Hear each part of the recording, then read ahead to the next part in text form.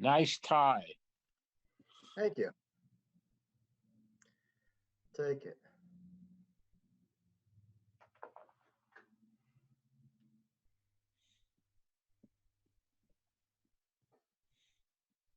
Oh, you're there. There she is. Beautiful. Hello, everyone. Hello. Hello, Perfect. Deborah. Perfect. All right. Well, welcome to the May 5th City Council meeting. We are going to start off with the City Council study session. And do we take, I think we're going to start off with a roll call first. Yeah, we can do that. Councilmember Rohrbeck, Here? Councilmember Penrose,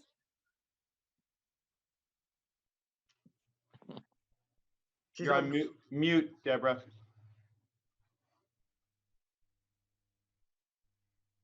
See if I can unmute her. Yep. Councilmember Penrose,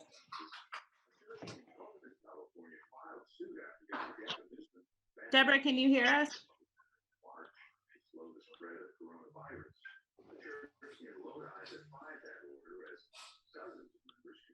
Okay, Councilmember Penrose is here. Bob, do you want to text her and make sure she has her volume turned up? I'm sorry, I'm here. There we go. I Okay. had my volume turned down. Sorry. Okay. Councilmember Reddick, Here. Vice Mayor Brownstone, Here. Mayor Eisen, Here. you have a quorum. Beautiful. All right. Start off on the COVID-19 study session. And do we have to convene a special meeting first? Or is this, or can we just start right in? Start right in. Here we go. So COVID-19 study session. So I'd like to start off the session. Do we want to start with public comment first? Sure. Okay. So I do have a few emailed comments, and then if any of our attendees would like to speak, please feel free to use the raise your hand feature. To give you all a second to do that, I will start off with the emailed comments. And just real quick, to raise your hand, you go to participants, and then you click, when you're on participants, in the bottom part of your screen, there's a spot to then raise your hand. Okay, so the first comment is from Leslie Meyer, and I have this in 3 separate emails, so give me a second to get through them all. I'd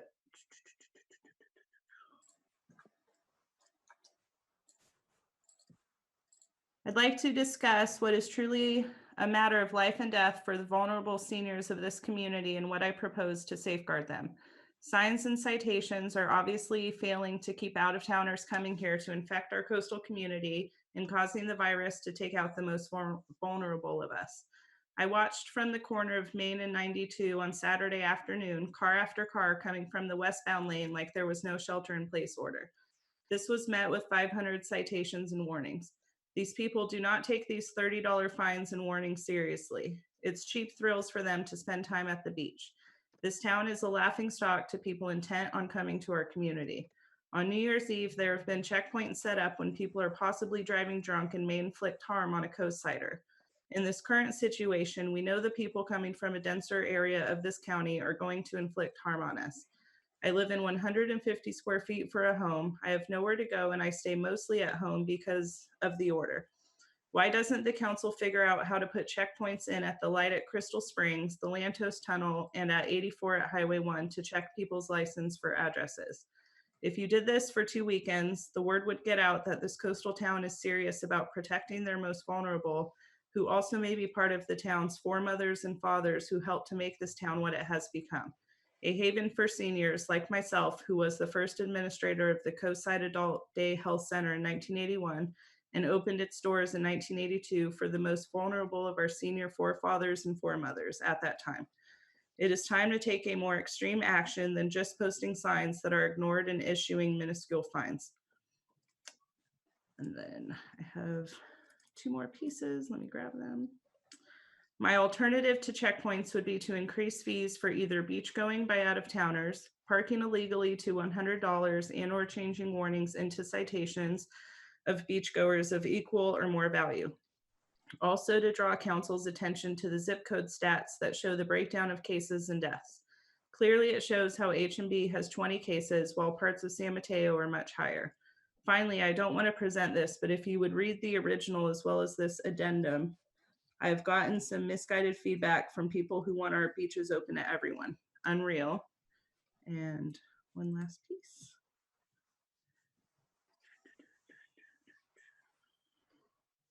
One can measure the quality of a society by seeing how it treats its most disadvantaged and vulnerable.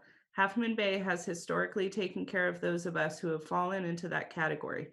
Please continue to do so by helping to mitigate this virus from spreading further into our community. Thank you, Leslie Meyer. The next comment is from Judy Weinbaum. I was walking down Miramontes and this young Asian man and his toddler daughter were also walking. She was being pulled in a wagon. The sheriff car abruptly pulled up and parked in the middle of the street. The policeman came out and was angrily yelling at the Asian man. "Where do you live? Don't lie to me." The man was terrified. "Where is your license?" The policeman was irate and I was scared. Are your patrols like the Gestapo, just stopping people who are walking in the street? It was obviously a case of racial profiling. Why not just advise the guy to go home in a civil manner? I get it, the draconian 5-mile rule that solely applies to the coast. But hey, let's be fair. Please advise that the 5-mile rule also applies to coastal people. Please do not go to Costco. It is more than 5 miles. Please do not ride your bike over 92. Please stop the Hells Angels on motorcycles in groups going more than 5 miles over 92 and down Route 1. The 5-mile rule has been enforced unfairly.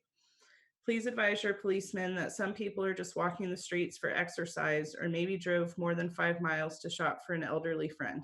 Kindness first. There is no need to racial profile or intimidate people walking down the street. I hope and pray it will all end soon. Tempers are flaring. The next comment is from Kathy Railsback. This may seem a low priority, but for myself, a senior citizen, it's important. I'm having a problem not being able to park close enough to walk and wait at the beach. I was able to park by Miramar Restaurant and go down the steps. Walking on the bluff at Kelly would require parking in the neighborhood. I used to park legally near Andretti's and get exercise while soaking in the view. Are there any plans for resident parking stickers? Some way for citizens to further enjoy our fantastic beaches? Thanks for taking the time to read my letter. The next is from Chris Foissard. Half Moon Bay has become virtually a police state, and that is not needed. Sheriffs parked on the side of the road at Cunha School and everywhere else in town is unnecessary and a waste of our resources, as well as adding to the oppressive environment we are already under because of the shutdown. Drones and ATVs at the beach are going overboard. Other cities in training and employing deputy sheriffs to do the vital contact tracing that would actually help our community know where the virus has been and isolate the people who have come in contact with someone who has been exposed. This seems a much better use of the sheriff's department. The next is from Paul Gerster. The last several weekends have seen a large number of non-residents visiting Poplar Beach. I assume this is because there is an active official presence and access enforcement at the state beaches to the north and south. The result is a large number of vehicles using Railroad Avenue and the adjacent streets to park. Many residents have used cones to deter this practice, which is said to have been verbally authorized. However, some of us would like to see an official alternative, such as the signs which have been posted along Kelly and those adjacent streets informing visitors of the parking restrictions. Not only would they deter illegal access to the beaches, those individuals coming from more than 10 miles away, it would make the street safer for the children and pets who reside in the area. I would like to add that the Sheriff's Department has been very responsive. However, it seems as soon as they leave the area, the influx begins anew. Their time should be spent on more urgent matters. Thank you for your time and understanding. And that is it for emailed, and I do have one public member with their hand raised. Elias, go ahead. I'm gonna rape every one of you guys. I'm gonna bomb your Nigga! you're a motherfucking Nigga! nigger. Yeah, I'm gonna fuck you. We've been That's it Zoom for public bombed. comments. Thanks, Jessica. Well done. Okay, good. Are there any of those topics that we need that we should take up right now in terms of discussion? I have some other things to discuss on all these different things, but just any of those public comments anybody wants to talk to right away. Go ahead, Debbie Ruddick, please. Councilwoman Ruddick. So first of all, everybody needs to recognize that the order is now for 10 miles. You can travel within 10 miles. That covers a lot of territory on the peninsula. So, you know, we're actually going to be getting more traffic rather than less. So the only way I can think of, at least for the neighborhoods, and I think we would have to frame this as an emergency action, is to establish a broader permit parking program. That's something that we would be in an adversarial relationship with the Coastal Commission about, but given where we are with the COVID crisis, I think if we framed it as an emergency action, that would give us some traction, and I would like to see us just proceed with that. We had one years ago. There still is something like that in one neighborhood, although I don't think we actually issue permits and collect. But I'd like to see us expand it in the West Side neighborhoods so that it's easy to identify who the residents and the non-residents are. Ultimately, I think, you know, we're going to probably want to expand parking at Poplar. And there are issues around where that should go and all that. I understand that. But I think that, you know, short of having checkpoints, I think the next move is, and the fact that we don't have any more A-frame signs because nobody has any more A-frame signs. But I think we have to look at a resident permit parking program, resident sticker parking program. Yeah, I like it. I've heard this oh, go ahead. I'm sorry, somebody else? I'll chime in if nobody else.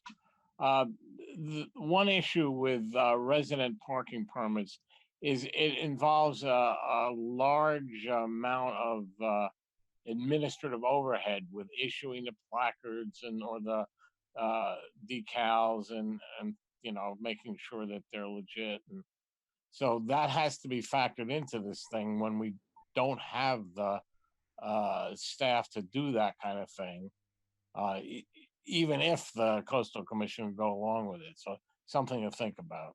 Well, I mean, just out of curiosity, I'd love to hear from Bob and Saul on that concept, because I've heard this concept floated many times now with many different people.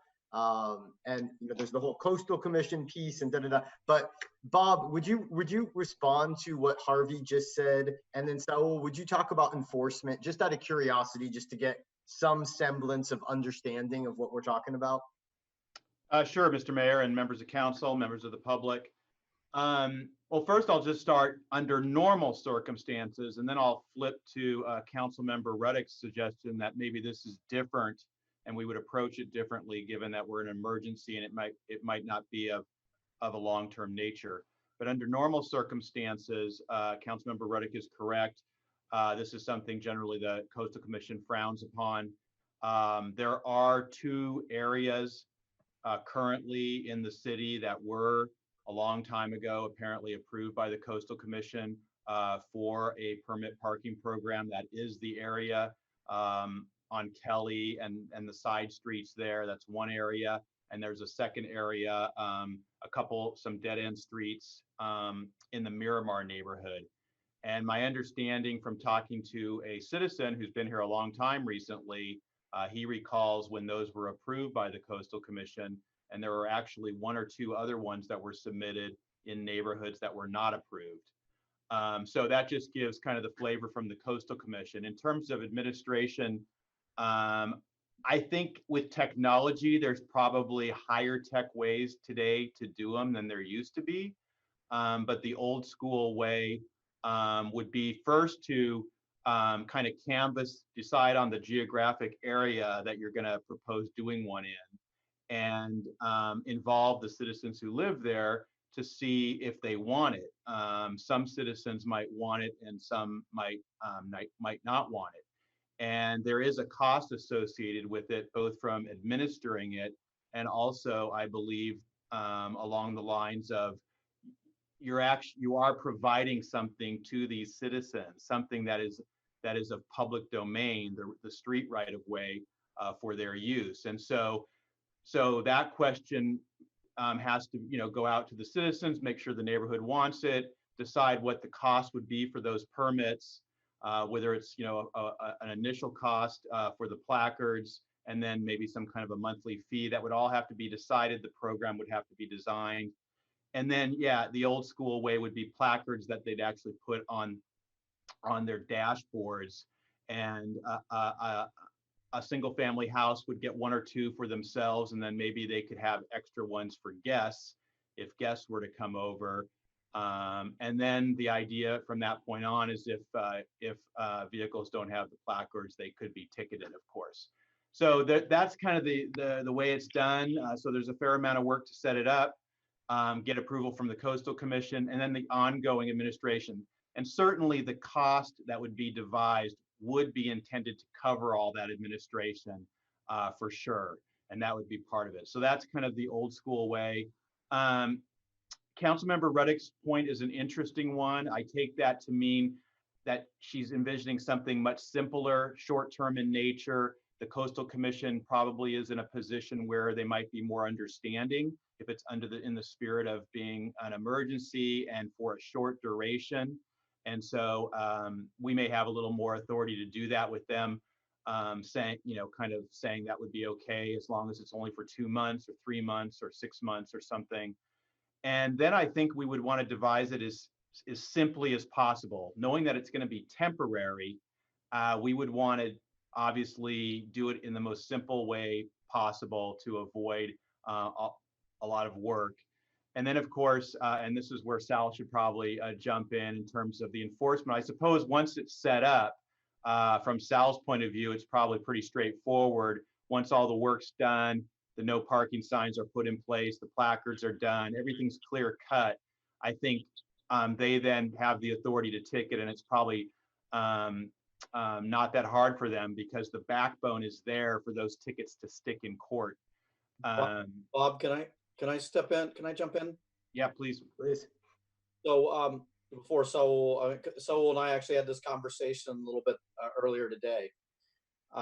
And so I think it's important to recognize that the current resident-only parking was to limit folks from camping or parking overnight. So the only limitations and restrictions are based on an overnight parking. So that entirety of that program would have to be completely revamped if we're talking about actually concerned about daylight parking. So that's not, that doesn't even get us very far down the road. The other thing that we were discussing is, here's the reality. In order to be enforceable, there have to be signs posted everywhere that's in effect. And I believe it's every 100 linear feet or so, and they have to be posted in a way that's visible 7 feet up in the air, all of those things. We're talking about thousands and thousands of dollars in signage that would take months to produce and deal with it, to move forward with. So we could do an emergency or an urgency ordinance. We could basically make a statement about it.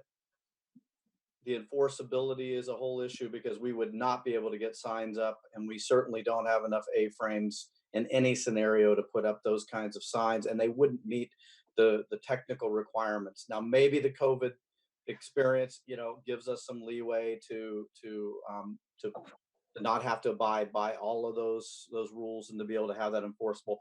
But those are the challenges and issues moving forward, either in the post-COVID or the current COVID situation. And that's part of that is a policy issue. Are we still worried about the late night parking with folks going to the beach late and having campfires and doing that stuff? Are we talking about 24 hours a day, which I think is problematic? Or are we talking about daytime? And that obviously is the issue. So thanks. Just didn't want to leave that be. No, that's That's all Thanks, John. very, go ahead, keep going, I'm sorry. Well, those are 2 points that I did not know, that those were designed specifically for overnight camping. And I was aware of the signage that's required. So yeah, that would be something we would have to think about if we were trying to do this quickly. We'd have to be nimble about that somehow and really think about how to do that in a way to make it still enforceable. I love the general concept behind it. It is good to hear all the different aspects of it, because I think in some ways it's such a great idea. In other ways, it's kind of like all that implementation. So do you guys want to continue discussing this topic? Yeah, Robert, please. Yeah, just two thoughts or questions in terms of process of it all. So one question is, so let's say I live in a neighborhood and the permit parking becomes available, but I don't want to have to pay for a permit. So that would mean I couldn't park in my own neighborhood. And, you know, depending on how mobile I am, that could be an interesting issue. Secondly, it's hard for me to imagine, based on all the issues that were just suggested in the comments and emails, when we have one neighborhood right now that has signs up, right? Or we have the sawhorses set up, no parking, then everyone simply moves to the adjoining neighborhoods and parks. So it's sort of like we keep moving the issue around. So unless it was like incredibly comprehensive, every adjoining neighborhood has this permit system, it's hard to imagine how it just, you know, how it would work, because it would just simply create problems in the next neighborhood, which seems, yeah, like a huge permitting program, and maybe it could be temporary. But so yeah, those are just two thoughts about how this would really look in terms of trying to implement it. I was going to answer his first question. So the first question on how to go about deciding whether or not to implement it in a designated neighborhood.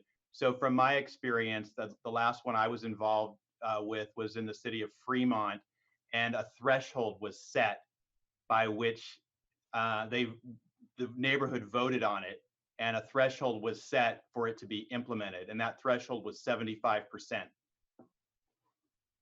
Okay, good. Councilwoman Penrose?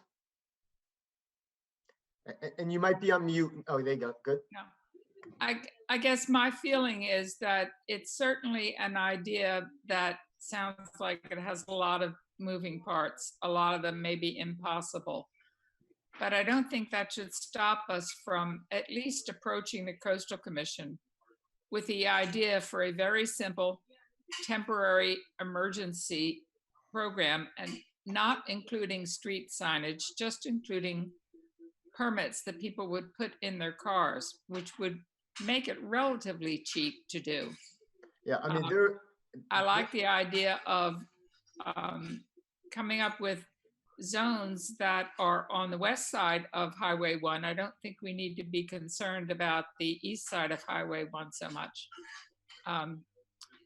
So I'd like to see us at least ask that question of the Coastal Commission.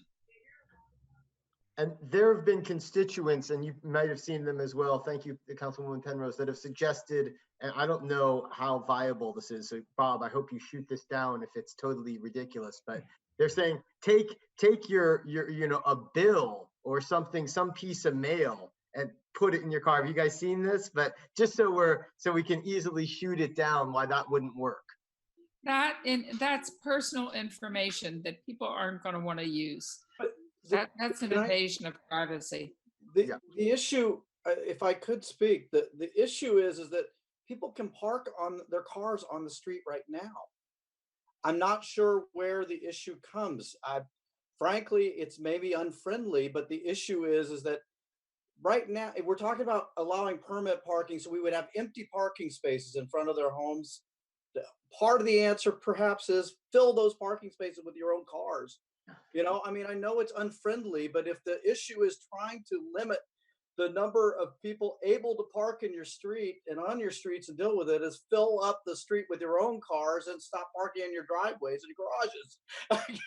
I mean, it really is. I mean, I understand that sounds horrible in many respects, but frankly, rather than going to the efforts of putting in a permit system, is most people have at least one car sitting in their lot there and dealing with that can park in front of their home. And that's the best permit system I've ever seen. You claim your spot and you keep it, because you're not driving around, right? You're not going off doing things because you're supposed to be staying at home. So I mean, I don't know. We keep kind of going around. Bob and I are, we're all getting all of these emails, and it's really tough. And in the end, there may be a very simple answer to this if people kind of take back their street, I guess, for the time being. So can I speak for you possibly, and you can back me up on this, but it doesn't sound like staff thinks that this permit thing would be such a great idea per se. Is that generally true? I'll share just on the enforcement aspect of it. First of all, Bob and John and myself have talked about this. I think that first of all, the program would have to come out of City Hall, and I think we've all agreed on that. And on the enforcement part of it, we only have 2 deputies working per shift. I have extra staffing now because of the COVID response, and the 1 community service officer who's probably spread the thinnest out of the entire staff, because that individual is all over the city. I agree with John's points, also with Bob's, that it would be very difficult to do the enforcement. I would have my staff respond on a complaint basis. So if a neighbor calls in a car they suspect that's not from the neighborhood, we'd go and verify if in fact that parking permit program was in place. But to proactively zigzag through the neighborhoods, that would be very difficult, similar to what San Francisco does, where they have colored zones for different neighborhoods and different permit access. Basically, you are leasing street parking to the individual resident who's applying for that program. So that would be very difficult just on the staffing issues that we have within the city contract. Very good. Lots of good input. And I appreciate the brainstorm. It's great to have this conversation. Anything else on this topic before we move on to a different one?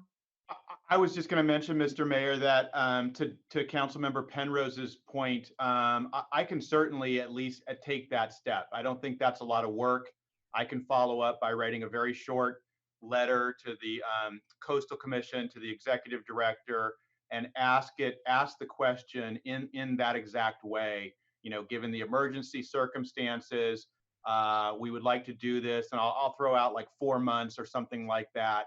And I'll just see what kind of a response I get. That's not a lot of time. We can do that. I'll follow it up with a phone call, and we can at least know where the Coastal Commission would stand on this, in spite of all the other things we talked about. Yeah, and I appreciate that very much, Bob. Thank you.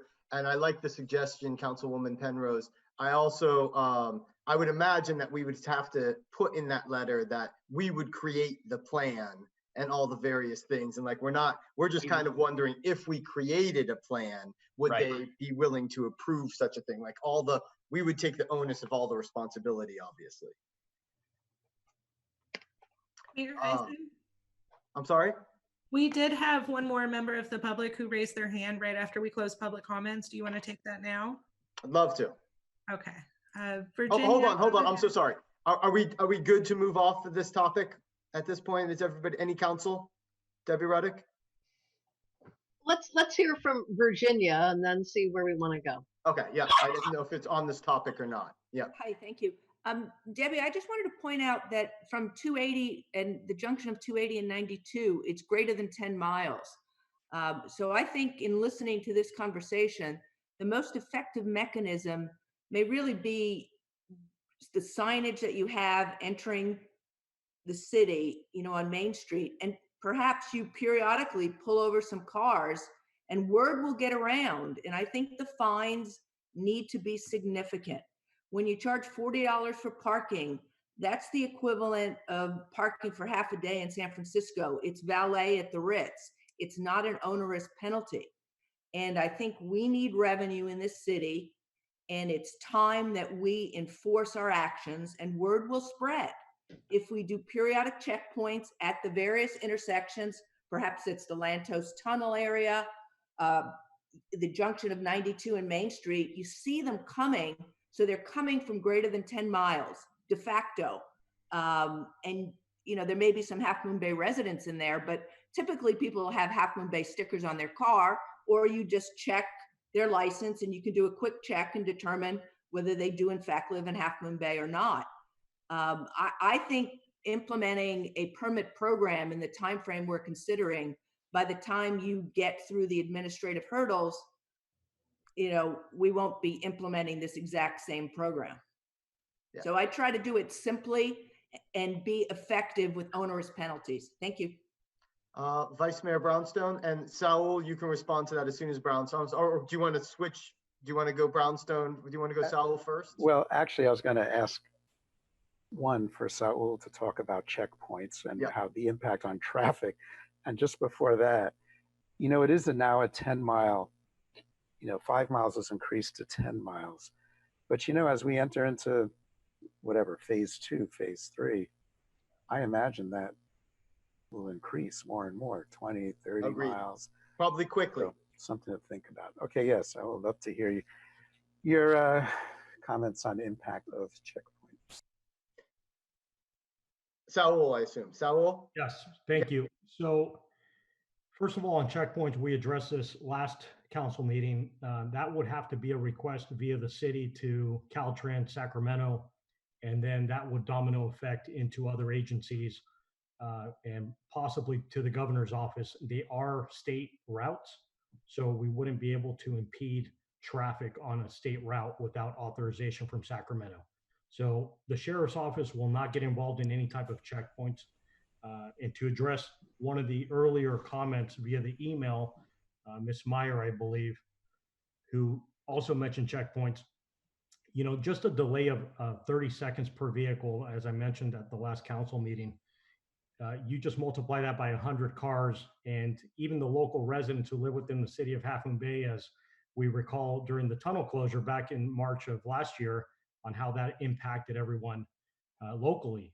That would just cause a traffic nightmare for all, and I think we would really be impacted if we did checkpoints on a state highway to that effect. When it comes to parking citations, I don't have the actual fine right now, but most are between $30 and $45. With that said, I just want to brief the council with a real quick update.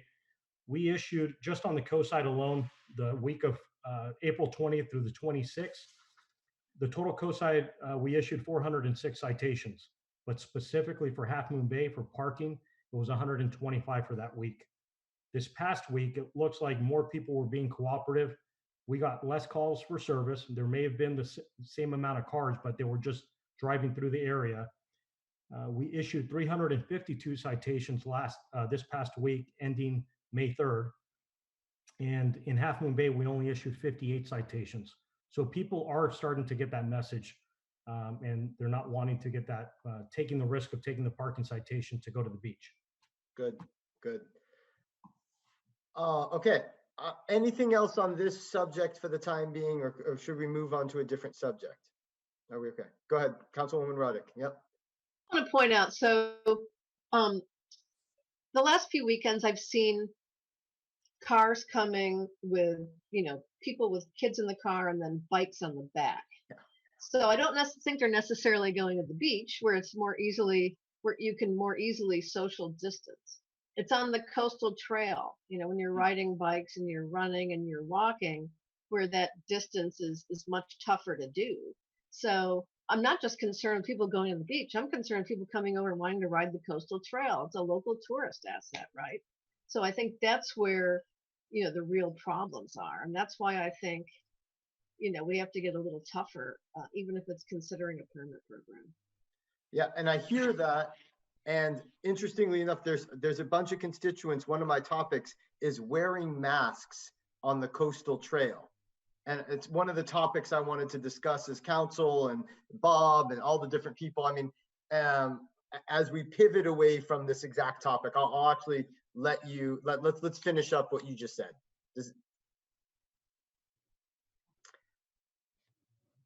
I get, is that, who should we get to respond to what you just said, Debbie? Whoever. Yeah. Is that a Saul, a Bob? I can go ahead and respond to that. As Yeah. I mentioned last council meeting, we deployed the Polaris and it's out on the beach, and we have a couple of motors, as some of you may have seen, driving around town. We are transitioning from not only the COVID enforcement or the contacts, but also implementing some traffic enforcement to have that regular patrol enforcement as we do in the summertime. To the coastal trail, I can deploy some bike patrols, and the issue of face masks, that is going to be, again, another verbal warning and strong recommendation. I don't see us, issuing citations or criminal citations and forwarding them to the district attorney for not wearing a face mask, because as many of you know, there are some legal challenges going on throughout the state and throughout the country in regards to that subject as well. So we're still trying to take that balanced approach and try to get compliance, which we have been. Good. And I believe, and I want correction if I'm wrong on this topic, I believe if you are exercising, it is voluntary whether or not you wear a face mask. Is that not the case? That's my understanding as well. Yeah. And I actually took a big bike ride the other day. I did a 25 miles up in the hills, and I saw people, I couldn't wear a face mask doing that bike ride. And I saw nobody else wearing a face mask. I mean, nobody was close to each other. We're all passing each other. But the coastal trail is a different element, and I'm not sure what the overall general sense from council would be on the trail itself of what we're going to do. I agree with Saul. I don't think we can talk about, I wasn't suggesting that we have any enforcement on that per se, but is it, when, again, we're back to the interpretation of the SIP, the shelter in place. My interpretation, at least, was as long as you're exercising, which would entail walking, biking, any of those things on the coastal trail, that you didn't need to wear a mask. I have a lot of constituents that seem to believe otherwise, and I'm not sure what we should do about it. Period. So just throwing that out there. Yep, Councilwoman Ruddick, please. Yeah. So, do we have the authority ourselves outside, of the state or the county to say we're going to require within the city limits that if you're using the coastal trail that you must wear a mask? Is that something that the city can legislate, by resolution or ordinance?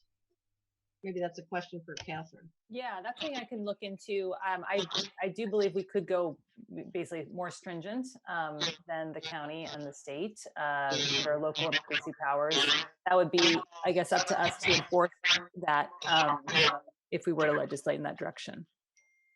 The other thing I was thinking we might do is, maybe we combine that with, if we could get our hands on some, homemade masks and pass them out and say, the city wants you to wear a mask when you're riding the coastal trail. The trail's only, I forget how wide it is, 6 to 10 feet. But, maybe we hand out, masks or something like that. Put it out in our e-news. But I think, to me, I've gone out there in the coastal trail weekdays, weekends, and on the weekends, it's definitely a problem. So if there's something we can do, that's not too onerous, I think we should think about that. Vice Mayor Brownstone?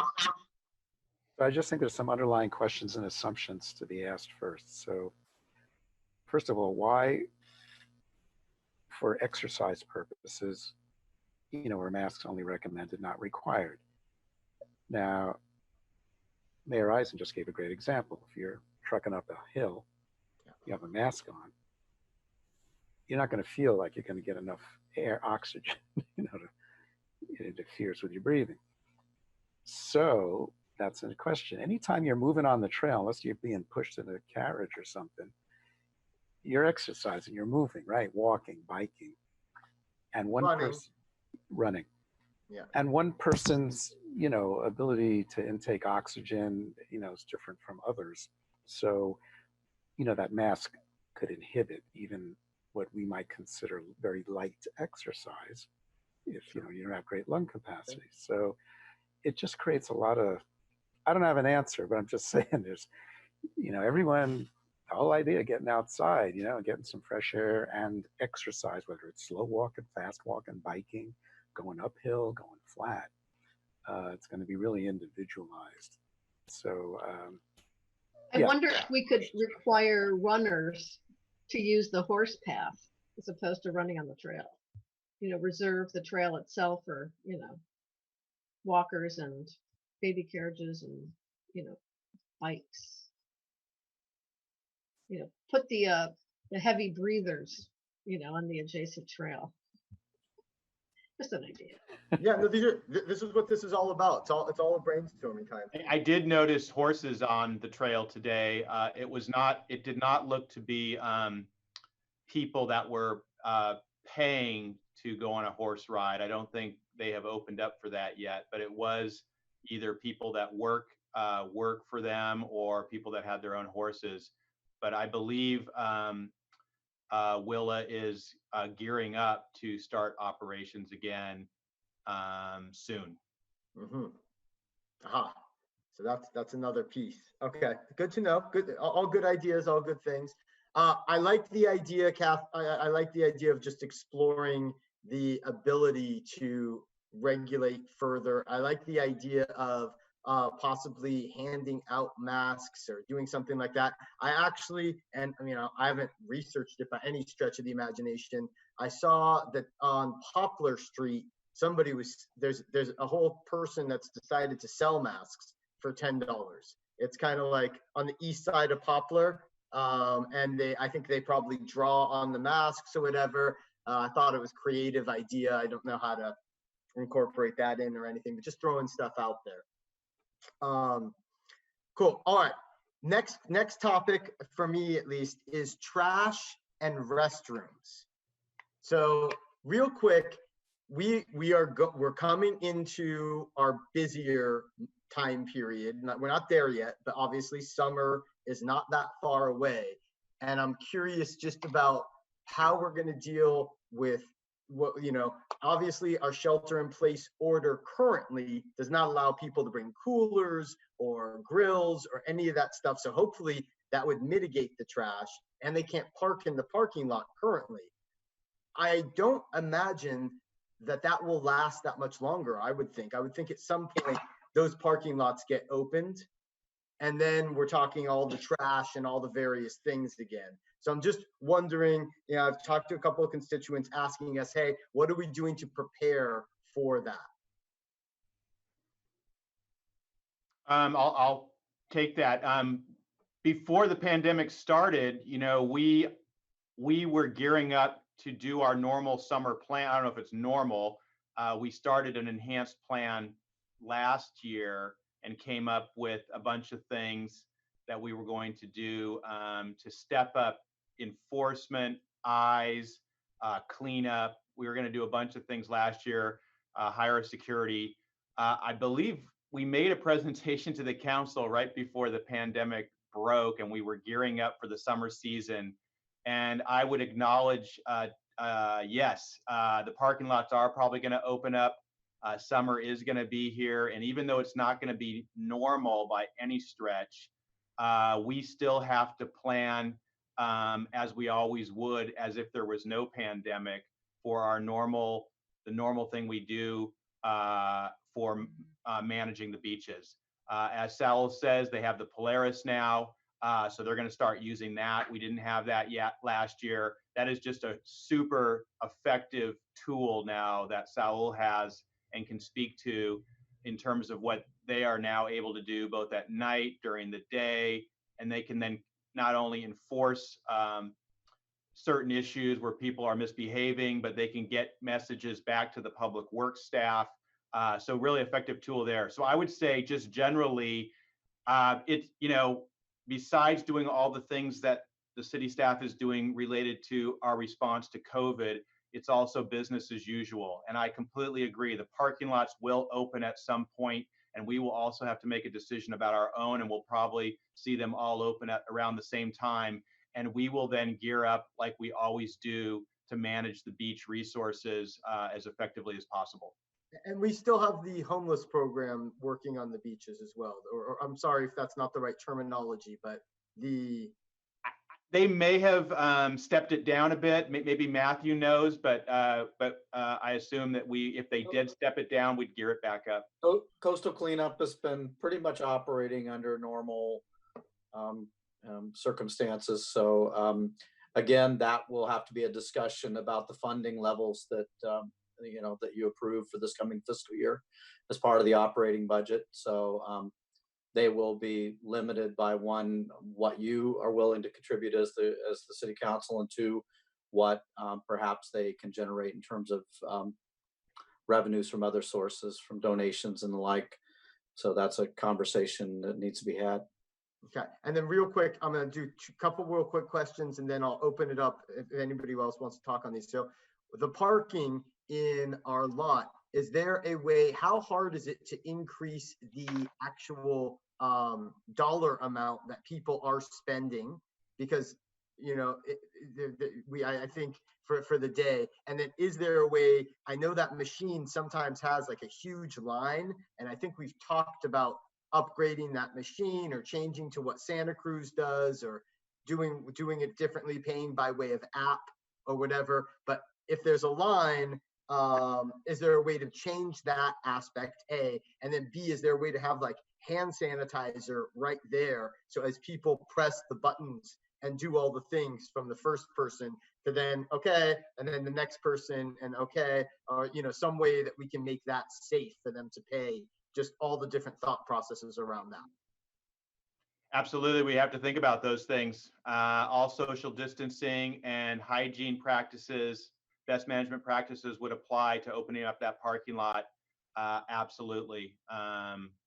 Yeah, because like I'm picturing also, if it's the way it currently is, that it would be like we need to put circles out there, kind of like 6 feet, 6 feet, type of thing, so people understand how to progress through that line.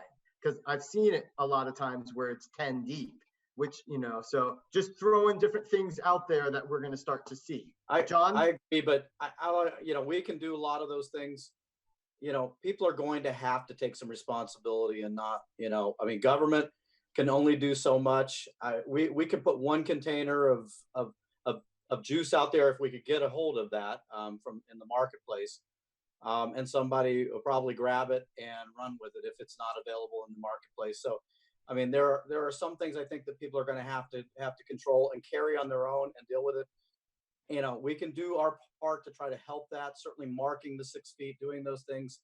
But I think to some extent, we're going to have to ask people to be prepared when they're coming to basically understand and control themselves a little bit and take care of themselves, because we can't be doing everything, and we've lost staff. We're going to continue, we're looking at weekend coverage for the trash and the pickup there, but that means that's one less person during the week that we have on the crew, with two vacancies now, looking like that's going to happen. So we're all trying to work through this issue and figure out where it's going, but our response will not be as quick, and will not be as as what we've been able to do over the last few years.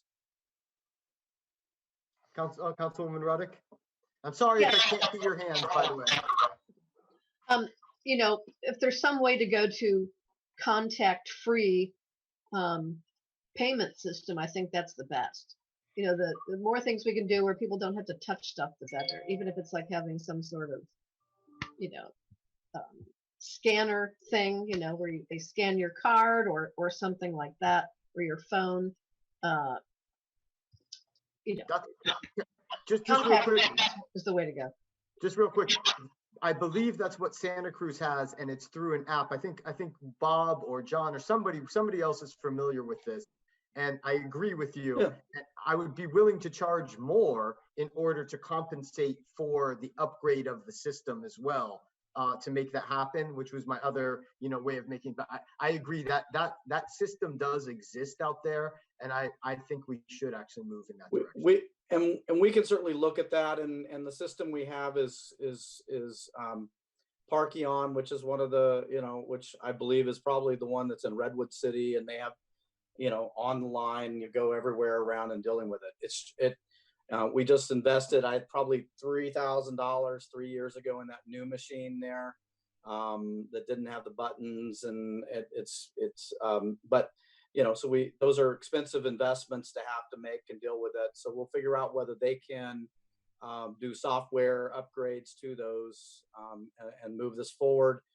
I remind folks, we are going to be past the COVID-19 at some point, and then we'll get back to normal, or what normal is, or whatever with that deal too. So I mean, at some point we have to pick and choose a little bit what we're going to do and try to deal with.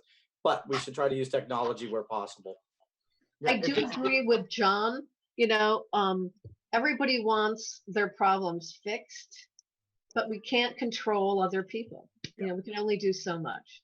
So people have to look out for themselves. And if that means you need to stay away from the beach because it's an uncontrolled situation, then you need to stay away from the beach. But we're all responsible for ourselves.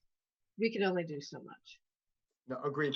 I would just appreciate if we look into the ability to use that system without having to actually go up to it. I mean, just if it's, again, if you guys come back and you're like, it's 10 grand and we won't be able to raise the price and it's too difficult and blah, blah, blah, we don't do it. But if you're like, it's pretty easy to administer, people just need to download this app and blah, blah, blah, blah, blah, something, I'm just exploring options. I hear you guys. And then so my last piece, and then I'll move on, is so I wanted Bob, I talked to Bob about this and Robert heard this, but in terms of our 2021 budget, I've asked him, and we're hoping to see if there's council support on this, to research whether or not we can ask the county to maybe allow us to not pay our 0% interest library loan, $600,000 for the 2021 budget, in order to try to give us the ability to use that money towards 2021. So it's a zero interest loan as is, and I would hope that they would be amenable to allowing us to not pay it for that year. But I think we needed council support in order to explore that option. Yeah, I thought we would bring that up in the budget segment of tonight during the regular council meeting. We can bring it up. We can bring it up there as well. I think Bob had asked us to bring it up. I can't remember, but I thought it was during this time period. Was it? Okay, I wasn't sure. That would work. Either way. Yeah, either way, that's fine. I would just like to hear, consensus from the council if that's something you'd like us to look into. What is the amount of the payment monthly? It's around payment? 600,000 for the year. Yes. For the year. Yeah, I'd be in favor of asking. Me too. I'm just exploring ways that we can try to figure out ways to make our money go as far as possible next year. So this was one of my ideas. Yeah. Okay. Yeah, I thought a super polite, nice ask would be appropriate. Like, not like we're entitled to it, but they'd be doing this. Would they even consider it? Would they consider it? That's the thing. I mean, it's skin off their back still as well. So we're just hoping it's not that much skin, because that $600,000 goes a long way for us. Right. And it was nice of them to give us an interest, basically free loan. So yeah, we just don't want to push it too hard. Yeah, great. Okay. I agree. Good idea. Anything else?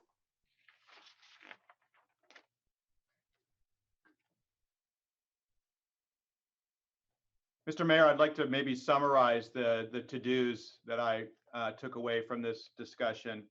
So first one is to draft a letter or follow it up with a phone call to the Coastal Commission to see if they would even be open to the idea of a parking permit program based on the unique circumstances of being in this emergency.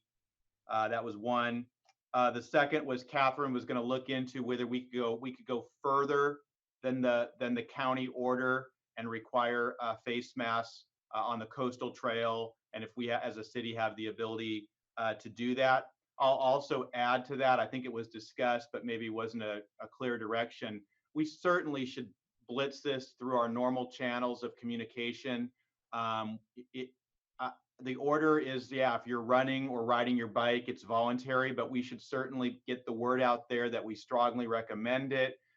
We should get the word out about how to social distance on the coastal trail. I'm a big user of the trail, and I see the behaviors, and people just need to be aware. They need to see people around them. They need to know when to get out of the way, and bikers are guilty, and walkers. I mean, everyone is, you can social distance if you pay attention to what you're doing, I think, on the trail. And so maybe we just need to spend, we have a lot of communication tools, so we should use that to try to get the word out, because I agree with the comment that Councilmember Reddick made. There's heavy use on it now, and it's probably going to get heavier. We've closed the access to Poplar Beach. So a lot of, I see more use of the coastal trail coming for a while. So that was a to-do that we'll do. We're going to gear up for summer as we normally would, assuming the parking lots are going to be open soon, do all the normal things we would normally do. But in Bob, addition, yeah. Let me jump in there real quick. So, and do you just want to, I know you and I have gone back and forth, and I'm not sure if all of council knows yet, but do you want to just really quickly talk to the bathroom, Sure. what's been open recently? Sure, I will. I just actually was out there today and checked it out. I'll finish my comment, circle back to that. So we're going to do all the things we normally do, but in addition to our normal management plan, we are going to obviously take certain measures at the parking lot and look into whether or not the software for the system we currently have can be upgraded so you have a contact-free payment system. That was the term I heard. And then on the restrooms, we have 3 porta potties out there. They're open. And my understanding is that State Parks is also moving to slowly open theirs. And so they did indicate to me this week that they opened up a couple in the campground area. And it's not well marked, and it's not intuitive.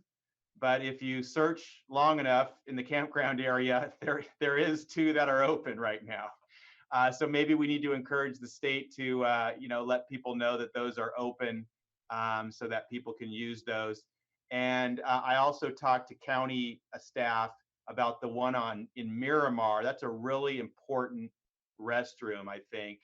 It's on the coastal trail there as you leave Miramar going north, and it's just heavily used. They don't intend to open that for a while, is my understanding. So that's maybe something that we can bring up with them as they start to slowly open things up. It looks like they're doing maintenance on it right now, so they're using this time to fix it. But that would be an important one, I think. So I'll keep the communication going with the state to see if they can start opening up a few restrooms, because I agree with that. And then the last to do was to approach the county about seeing if they would give some relief on next fiscal year's debt payment for the library. Just one comment on that. I remember a while back, Mayor Eisen brought up that example about Charisma, how the state had to specifically put someone there to make sure they're using restrooms, because if it was closed, right, people were just doing their thing, on the trail, right? And so if the state needs to know that if they were going to open up and have somebody, stationed there, a ranger, that if they don't take care of bathrooms and facilities on the trail, they're creating that same issue, especially when it gets crowded and there's kids and all that. So we've already gotten I've gotten letters, right? I think maybe the rest of you got it. Yeah, someone's complaining about I agree, and they know that. Okay. The state park staff is well aware of the challenges that they have faced themselves with having restrooms closed and the downside. Are we at 7 o'clock? We are. Well, that I think was fantastic timing. Well done, council. And I think we might need to just finish off, and maybe we can have individual conversations about whether we want to continue to start at 6 and do this, or whether maybe 6:30 if we think we can get it down to 30 minutes, or whether we should do it at all any longer. as we continue forward. I'm open to all different perspectives, and maybe you guys can let Bob know what you think and how you'd like to move forward, and we can adjust and change and do whatever you guys want to do. All right, and with that being said, since it is now 7 o'clock, can we open up the city council meeting? So let us open up, hold on, let me get back in here. The 5/5/2020 city council meeting. Welcome to the meeting. May I have a roll call, please? Councilmember Rarback, Here. Councilmember Penrose, Here. Councilmember Reddick, Here. Vice Mayor Brownstone, Here. Mayor Eisen. Here. You have a quorum. All right, cool. And with that, I would like to open it up for roll call, I'm sorry, for public forum. I just read the same thing again, sorry. Thanks. So we did get almost 20 comments on the Dunes project. So Jill and I will be taking turns reading those into the record. So All right, pull that thank up. you. So I will start from Stephen Slomka. I'd like to add my voice against the proposed development at Dunes Beach. The beachfront location immediately disqualifies this proposal from consideration. The unspoiled view of the ocean from Highway 1 is part of the intrinsic value of life on the coastside. HMB citizens regularly walk, jog, bike, skateboard, and baby carriage the coastal trail at Dunes Beach, enjoying the multitude of plant, insect, and other wildlife found there. With the social distancing policies of the past 2 months, residents have come to love the undeveloped space even more than ever. My neighbors and I look forward to our daily dog walks to escape our shelter-in-place orders. With so many businesses closed and people out of work, the Dunes Beach corridor is a place we can all enjoy in our environment and feel alive. This is not trivial, it's fundamental. Everyone will mention the traffic, the access for safety vehicles, the population density, the inevitability of other commercial development, and the many other negative effects of the Dunes Beach plan. Dunes Beach is of such intrinsic value to our way of life in this community. I urge all public officials to reject the plan outright. There's no amount of design finagling, usage restrictions, or camouflage paint that can make this an acceptable plan. Jill, go ahead.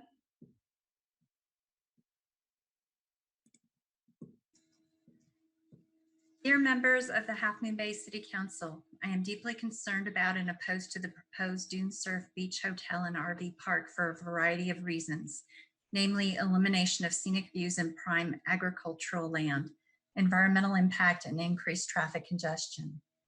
Scenic views. The proposed site is one of few remaining unobstructed ocean views west of Highway 1 in Half Moon Bay.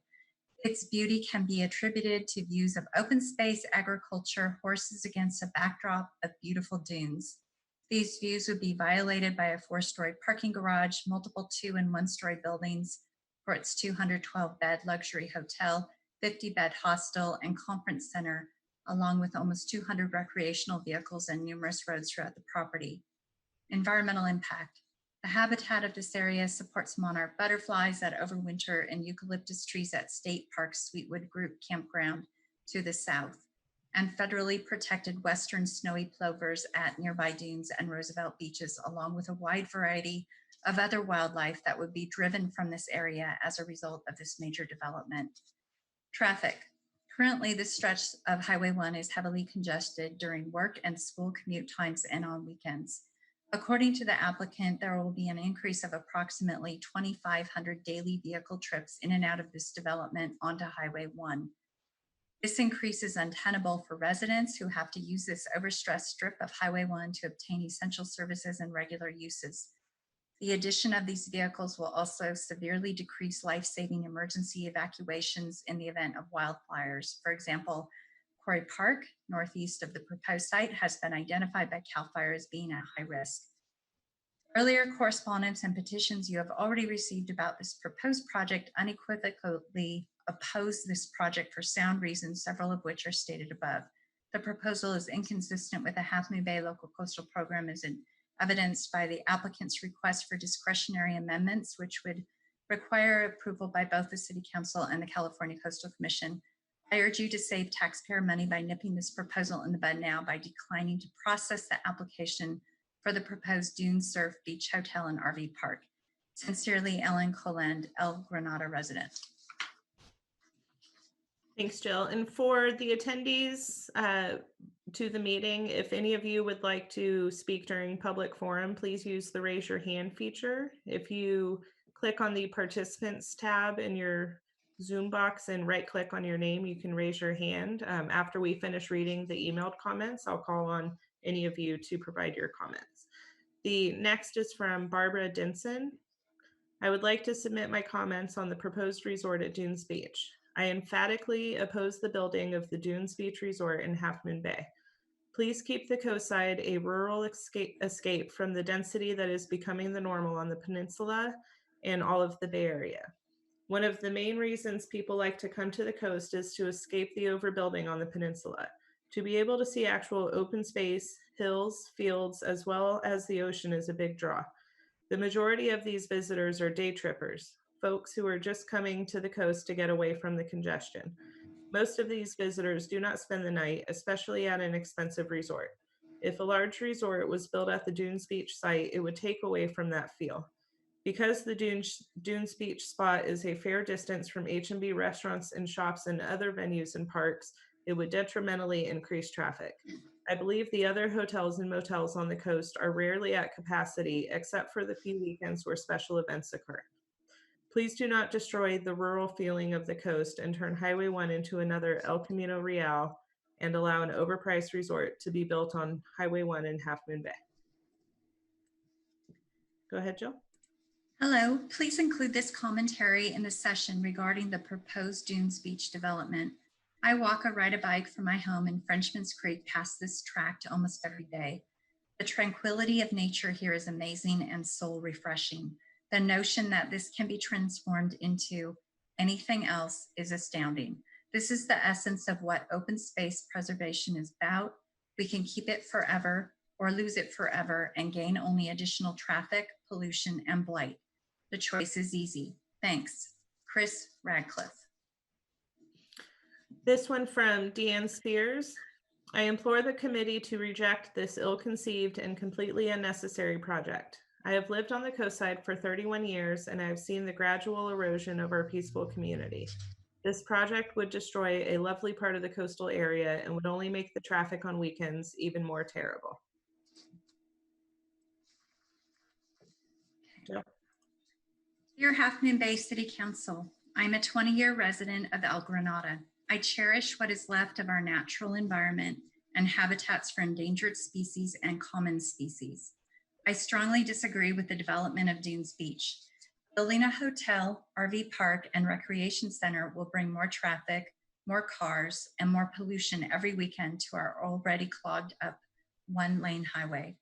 I also don't want to see the habitat in that area for our local species destroyed. Don't let this developer intimidate our council into selling out for his greedy profit motives. We already have enough hotels and traffic here during tourist season. The world has slowed down. We are starting to realize the devastation of our overdevelopment, and we see how it is taking a toll on the human race. We need to stop giving into never-ending development of our natural resources. Melinda McNaughton. This one from Don McIntyre. I suspect that most of us living here on the coast value the same things about being here. Our relative isolation affords us a quiet and healthy existence. Blessed with great views, clean air, and proximity to the beach and other local amenities, we enjoy relatively light traffic, except on weekends. We are the envy of those living in other nearby communities who flock here on the weekends to enjoy our bounty. Unfortunately, the developers who want to build the Dunes Beach project are poised to take this from us.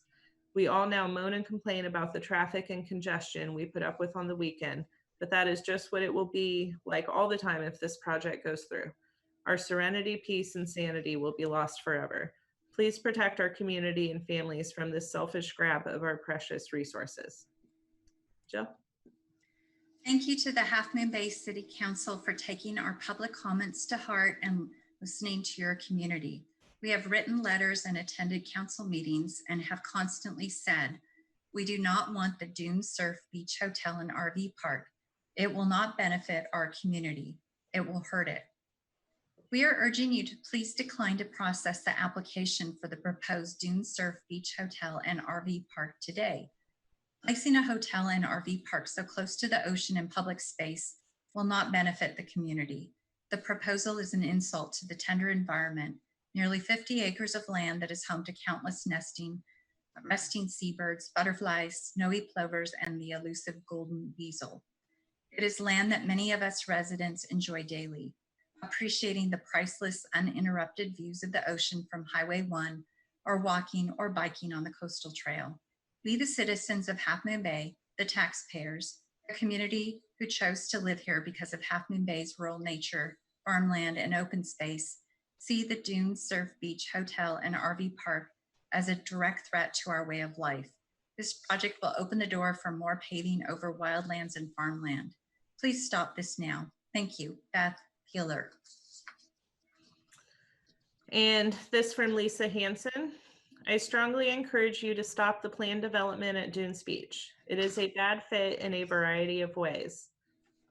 Our infrastructure is already overtaxed, especially on weekends.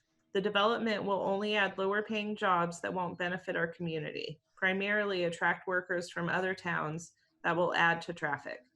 The final result cannot resemble the pretty pictures submitted by the developer. And to that picture, many RVs, visible traffic along Highway 1, 250 people, not full capacity, along the coast trail and jamming a narrow stretch of beach.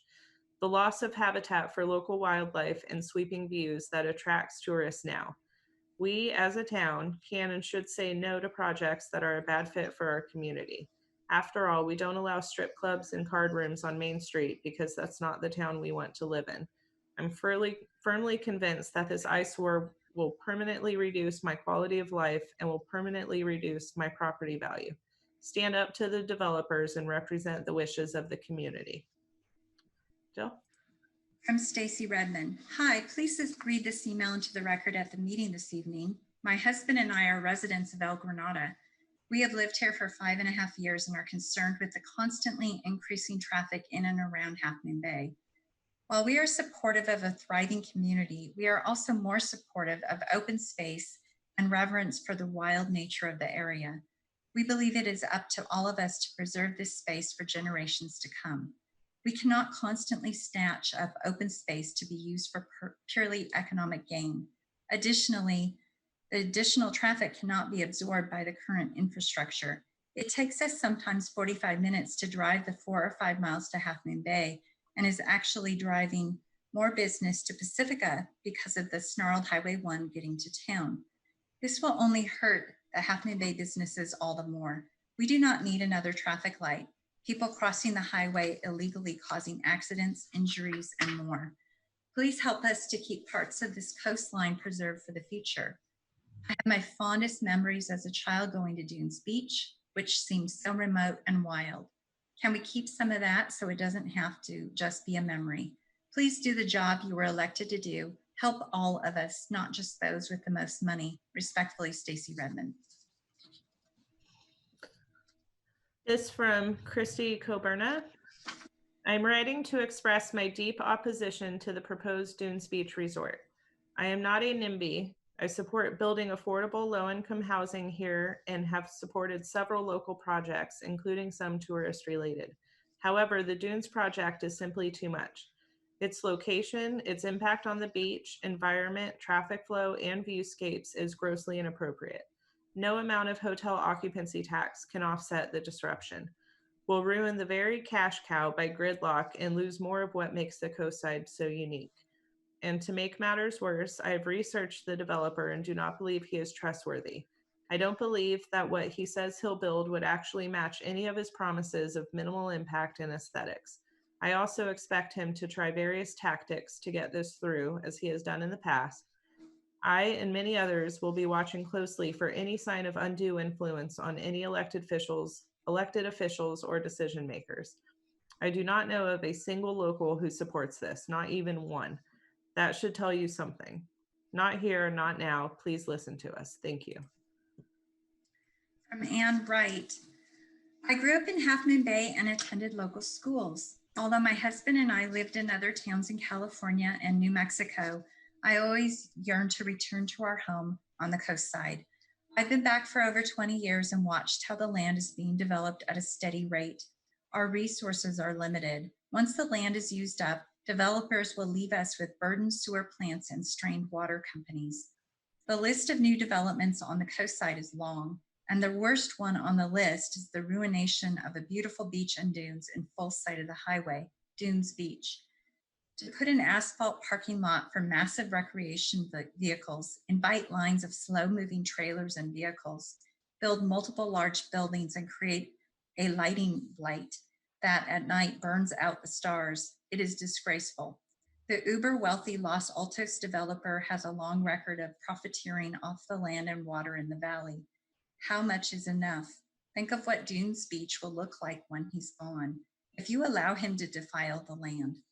He's used to getting his way and big money along with it, but here in Half Moon Bay, we are a community of people who love where we live and recognize that once the shovel is pushed into the ground, this place will be permanently fouled beyond our lifetimes.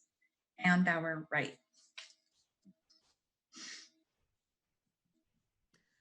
This one from Allison Grant. Please, please, please do not let Mr. Vidovich's deep pockets influence your position on the Dunes Beach development.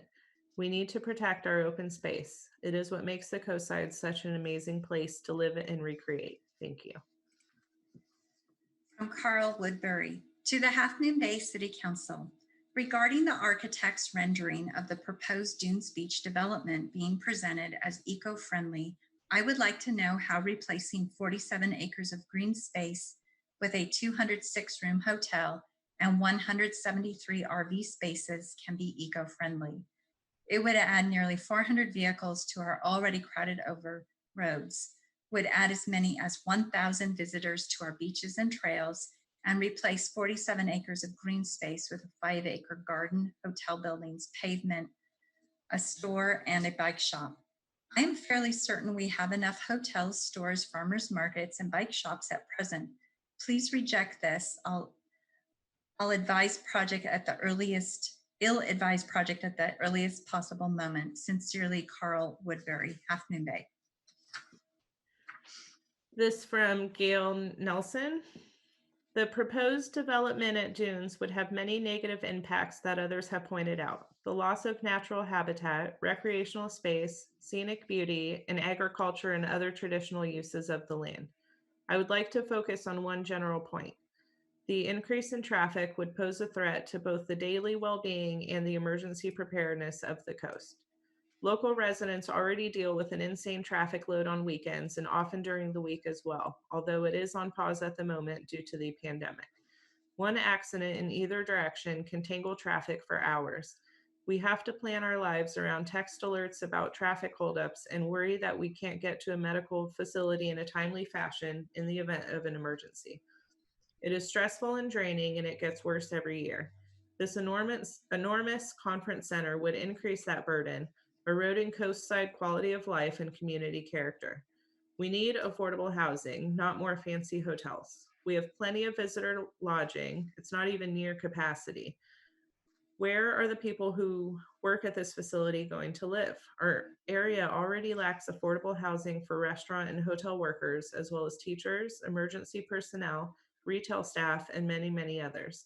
And if the added workers will have to commute over the hill so that they can find a rent within reach, we can expect traffic to get even worse.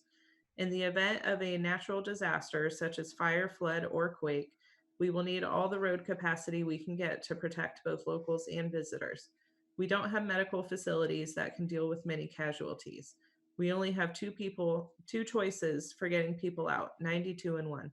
The position and scale of this facility would ensure that it has an impact on both options. Thank you. This one's from Edwin Ferran, Ed Ferran. Council members, I want to thank you for providing ways for the community to participate in your meetings during the shelter in place. There is a virus growing in our community.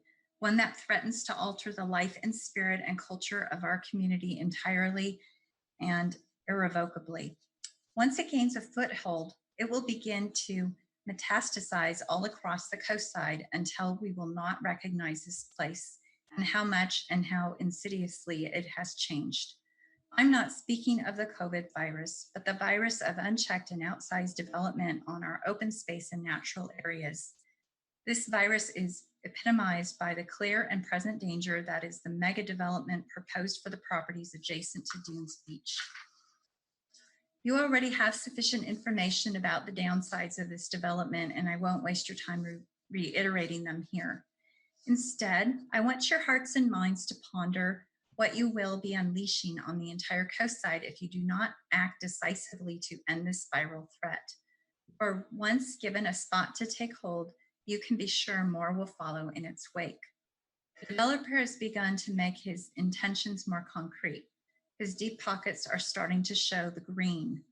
A flashy brochure extolling the community benefits of this huge development has been published by the developer's high-priced architectural firm, HKS Architects.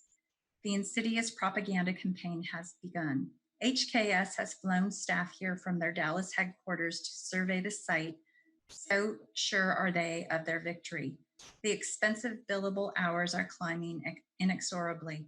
Who knows how else they will spend their wealth locally to attain their ends.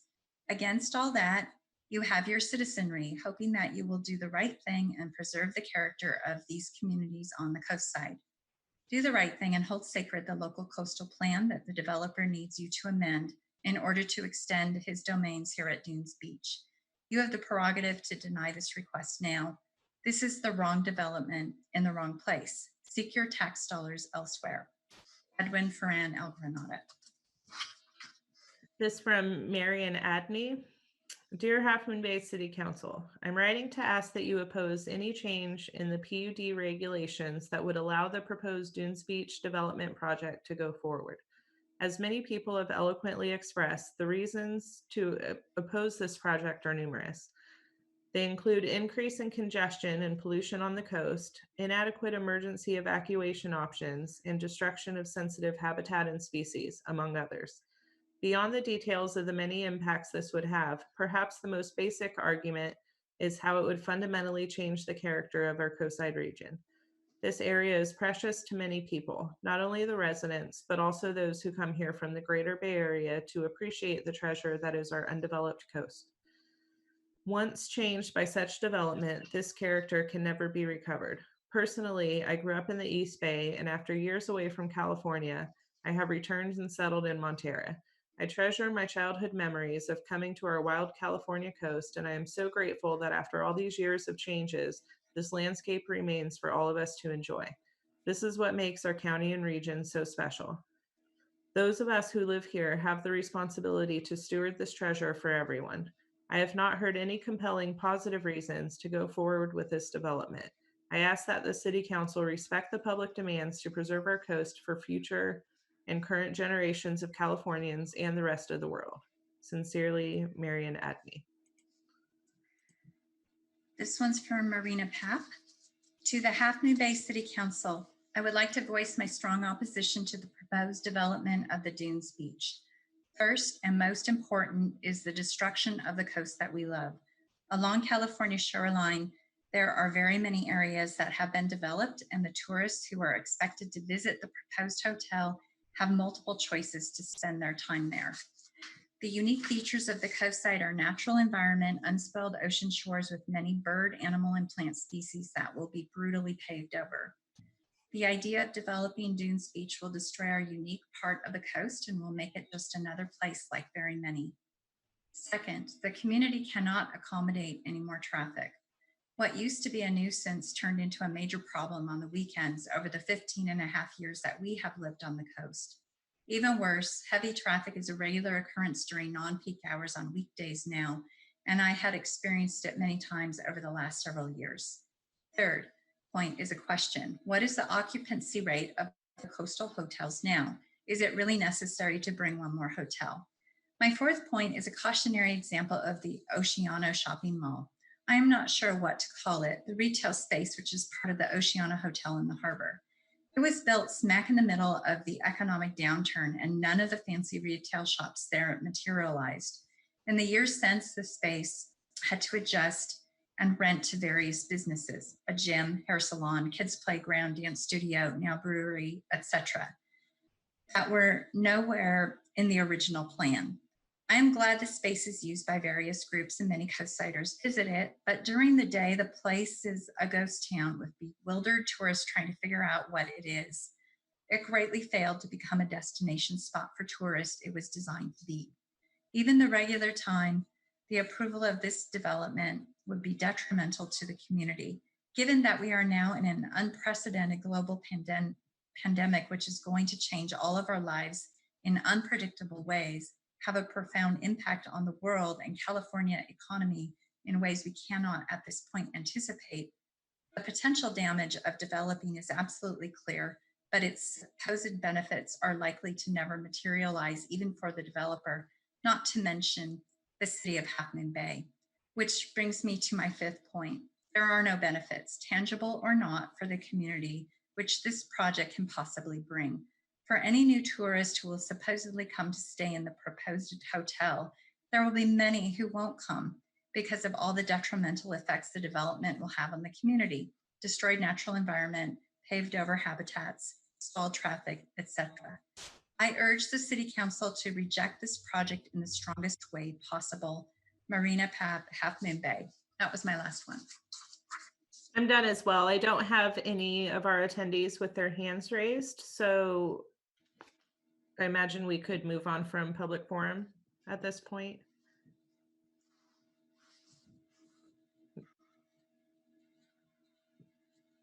All right, well, thank you. That very well done. Thank you guys for reading all that and putting that all into the record. Thank you for all the people who wrote in and letting your voices be heard. We've heard you and we appreciate the input. So thank you so much. All right, well, if that is done with public comment, and then just really quick, are there any more raised hands as we finish, or can I move forward? I know you said that already, but just double check. I don't have any, so go Good. ahead and move forward. All right, are there any proclamations and presentations this evening? There are none. All right, so mayor's announcements of community activities and community service. So the big thing that's coming up, and Jessica wrote me about this as well, is tomorrow let me pull this up. Tomorrow is the grant application for all nonprofits for the San Mateo Strong Fund. So again, tomorrow, the San Mateo Strong Fund is accepting grant applications for nonprofit organizations only tomorrow morning, May 6th at 8 a.m. And the reason that this is so important is because I'll read, applications will be accepted until receipt of 250 applications.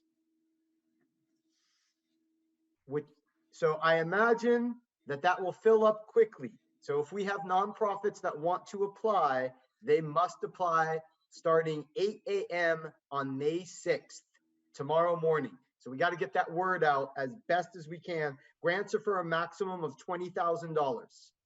So any council members that are listening in on that topic, please make sure to contact your local nonprofits that you care should know that information. All right, that's my mayor announcement. Report out from recent close. Adam, excuse me, I'm not a mayor, but just for the record, May 7th, Thursday, is Coastside Gives Day, a chance that you can contribute to your nonprofit. And KHMB is going to be interviewing all of us, I think. It's going to be a chance to give either online or even in person.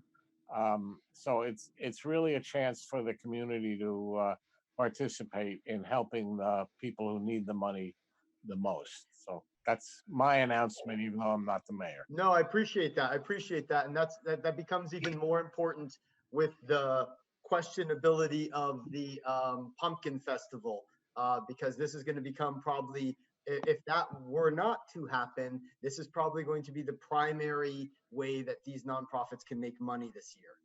So even more so. So thank you for bringing that up, Harvey. And I guess I'll just open it up real quick. Is there anything else I missed that anybody wants to throw out there real quick? Okay. Report out from recent closed session meetings. Yes, Mayor, I can take this one. So the council did not meet in closed session today, but I did want to note that the council met in closed session on April 23rd and May 1st, both times to discuss conference with labor negotiators with its agency designated representatives, who are Lisa Lopez, Administrative Services Director, and Bob Nisbet, City Manager. And the purpose of those closed sessions was to give direction with respect to the employee organizations, including Local 39, represented managers, unrepresented confidential employees, and unrepresented management. And while there are no reportable actions taken from those meetings, I did want to note that item 3C on tonight's agenda is a comprehensive update with respect to labor negotiations, as well as a meet and confer update coming out of those meetings. Excellent. Thank you, Catherine. And I'm so sorry. I need to go back to public forum because we did have so many speakers. So would Bob, will you quickly just answer where we are with the Dunes project currently and what we are doing to collect information from the public and how we are processing that, and if people want to be part of the listserv and all the different pieces, because I kind of forgot to do that part. Sure, Mr. Mayor, I'll do that first, and then I'll ask Jill if she needs to add anything.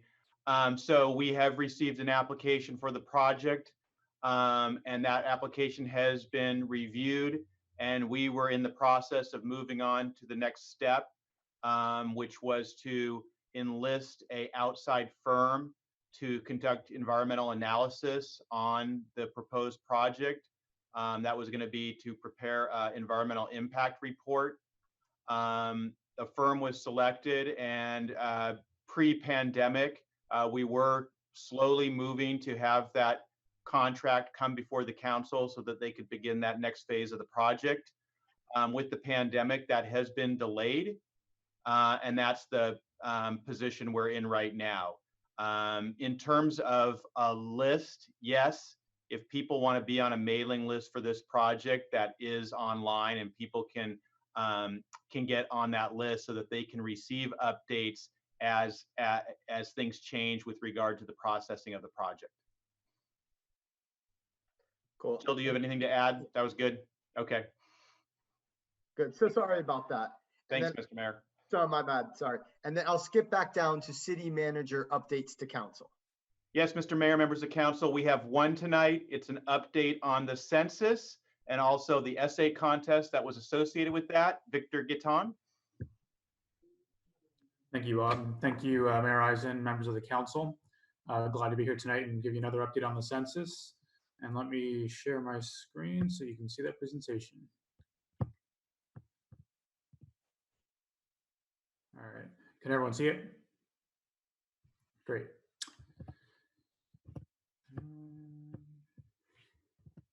Okay, so update on the census essay contest. As you all may know, we held an essay contest that was open to middle school and high school age students here in the city of Half Moon Bay. I'd like to thank Councilmember Penrose for bringing that to our attention. I think she noticed that several other cities, specifically the city of San Francisco, are hosting similar contests to try to engage their youth in the census. And so we opened it up to our students here. And we asked students to write a brief essay on why they think counting every member of their family matters to gain an accurate picture of people who live in the city. And to incentivize students to get involved, we offered a scholarship. So a first place scholarship of $300, second place scholarship of $200, and a third place scholarship of $100. And those were first, second, third for the middle school category and a first, second, third for the high school category. And we had a set of panelists review all the applications we received. We received 14 submissions total. Our panelists were Councilmember Penrose, Annie Molly from the HMB Library, and Belinda Arriaga, who's the director of ALAS. So after all of their reviews and their scoring, we have winners to announce. And after reading all of these essays, and I think that maybe Councilmember Penrose can agree, I really do feel like the intended purpose of this essay contest was to get students involved and learn more about the census. I really do feel like they really dug deep and did their research. They really learned a lot about the census, learned why it's so important to participate in the census, got their families engaged, and hopefully got their peers engaged. So our middle school winners, first place winner for $300 is Montserrat Pimentel. Second place winner is Chloe Wyman for $200. We only had 2 submissions for middle school, so they are kind of automatic winners. But it was a battle to see who took first. For high school, it really seemed like the juniors were really engaged. Mostly juniors that submitted and all juniors that won. So our first place winner for a $300 scholarship is Michelle Hernandez. Second place winner for $200 scholarship is Ryan Lopez. And third place is Esteban Maya for $100 scholarship. So we're gonna give a quick round of applause to all these winners. I think I'm the only one on camera with sound. But we'll be contacting them and getting those scholarship checks to those students soon. And before I finish up with this, just a very quick update on the response rates, because we've seen some numbers increase in the last 2 weeks since I last spoke to you. So the city of Half Moon Bay itself is at a 71.2% self-response rate, which is excellent. That's a 7.7% increase in 2 weeks from 63.5 on our last meeting on April 20th. San Mateo County is at 67.7% response rate, which is actually the highest response percentage of any county in the state. So we're doing well in the city, we're doing well in San Mateo County, and we are working on increasing numbers in some of our unincorporated areas that I mentioned last time. Those will take a little bit longer to get those numbers up, but we're working on those. And if you have any questions, happy to answer those now.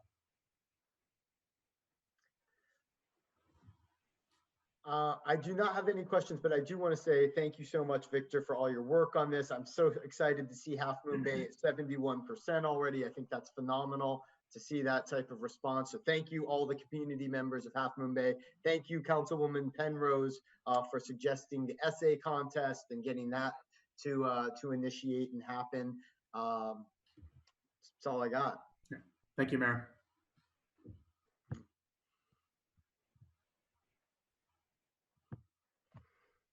Okay, well, with that, we will now move into the consent calendar. And there are 2 items on the consent calendar. Do we have a motion?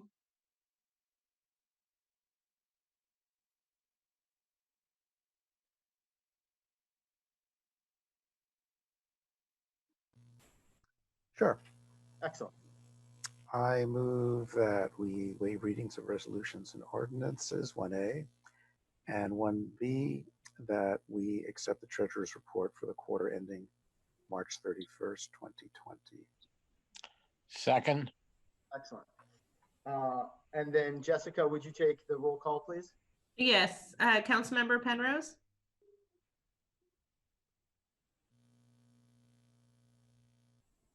And she might be muted. I can't see her yet, but Councilwoman, yeah, there she goes.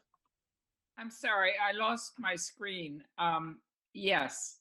Thank you. Councilmember Reddick? Yes. Councilmember Rohraback? Yes. Vice Mayor Brownstone? Yes. Mayor Eisen? Yes. Motion carries unanimously. Excellent. Thank you so much. All right, and then we'll move on to our ordinances and public hearings, and that is item 2A, which is the urgency ordinance establishing a temporary moratorium on commercial tenant evictions for non-payment of rent for tenants impacted by the COVID-19 pandemic in the city of Half Moon Bay.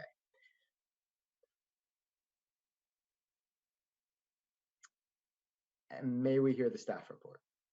Yeah, give me 1 second. I Okay. apologize. Sorry. No I've worries. done this before, but when I'm trying to share my slideshow, it's taking both of my screens and I can't then share my screen. Let's see here. Take your time. Let's try this. So while you're doing that, may I just say, happy Cinco de Mayo, everyone. Cinco de Mayo. Same to you, fella. Happy Cinco de Mayo, everybody. Okay, can you see just the slideshow? Yes. Great. Okay, thank you for bearing with me on that. I apologize. So I'm happy to be here. I'm Matthew Chittister, your Deputy City Manager, and I'll be sharing this presentation with Crystalline Geet from the Coastside Chamber of Commerce and Catherine Engberg from City Attorney, who developed the draft ordinance and has been working with us on this. So by way of background, we know that the shelter-in-place orders have been in place since mid-March, which means we're at 7+ weeks of sheltering in place. And one of the significant impacts to the community based upon the shelter-in-place is the fact that non-essential businesses have been closed during the entire time, and essential businesses have had to modify their operations.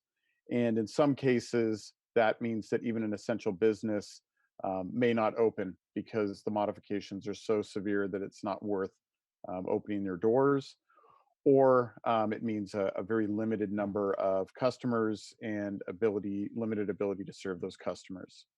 The other thing we know is that several of our businesses were experiencing the impacts of COVID-19 well before the shelter in place. We know that travel slowed down in early March, and tourism already started to slow in early March, and visits to our hotels had slowed down, which meant visits to our main street and other tourist serving businesses. So when we first adopted our emergency declaration, this council talked about potentially developing a commercial eviction ordinance to limit commercial evictions for businesses that were affected by COVID. And when the county adopted their initial shelter in place, they moved forward with a county-wide ordinance that impacted all cities and all unincorporated areas, preventing similar evictions in residential properties. So following those initial meetings, we paid attention to what the county was doing. They developed a commercial ordinance, but upon adoption, which was on April 7th, it was only for unincorporated areas. And so cities were left to decide on their own how they wanted to move forward. And on April 21st, you had a study session to talk about a potential commercial eviction ordinance. And we heard from the community, we heard from business leaders and from business tenants, as well as our Chamber of Commerce. And at that point, our discussion with businesses showed a mixed response, that landlords and businesses were working together and that an ordinance may not be necessary. Ultimately, your direction from that meeting was twofold. One was to develop an ordinance, which we knew wouldn't be difficult because the county's ordinance could be modified for the city's use, and other cities were already adopting their own ordinances. And you wanted us to bring that back to you for further discussion. The other thing you asked for was more data related to what's happening to the businesses in Half Moon Bay, and information on how this type of an ordinance might impact our landlords and our business tenants. And so that's what we have for you tonight to review and discuss. And I think, again, just the context of this is many of our businesses have really, really struggled during the COVID pandemic, and especially during the shelter-in-place orders. and are looking for relief in a variety of different places. So the ordinance that's been drafted and presented for your review tonight is modeled generally after the county's ordinance with a few tweaks. It protects small businesses that are impacted by COVID-19, and a small business is defined as a business that had gross receipts of $2.5 million or less over the last year, and a business that is unable to pay rent due to impacts from COVID-19, specifically documented impacts from COVID-19. One of the concerns we heard initially and over the last couple of weeks was that maybe tenants that were not good tenants to begin with might use this type of an ordinance to take advantage of a landlord and withhold rent even if they could pay it. And so that was something we wanted to address here. So there's two things in this ordinance that address that. The first is the applicability of this. I'm sorry, one moment.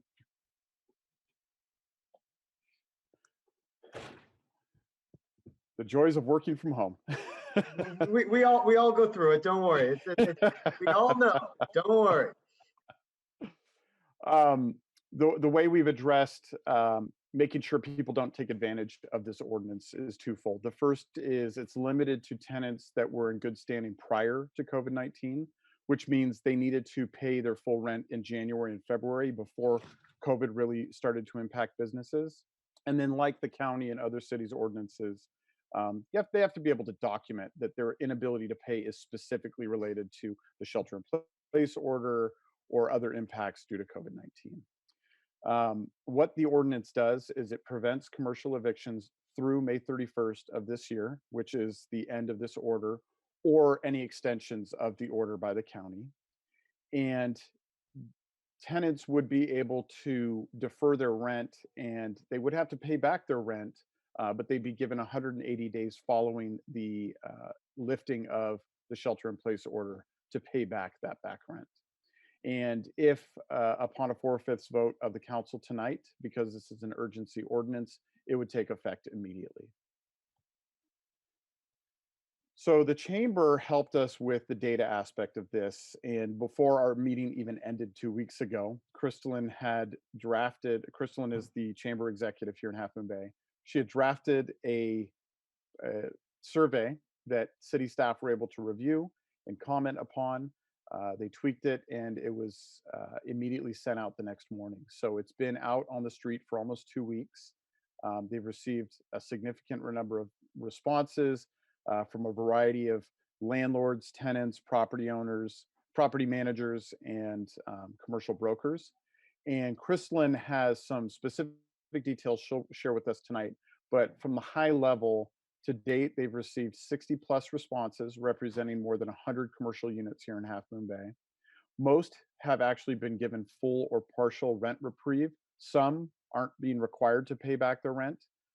Others will have to pay back their rent similar to what this ordinance is proposing. Additionally, most of the owners surveyed were not in favor of this ordinance, and most of the tenants were. And with that, Jessica, if there's a way to bring Crystalline into this, I think there's other details in the data that she can share, as well as a summary of kind of what the chamber's thinking at this point.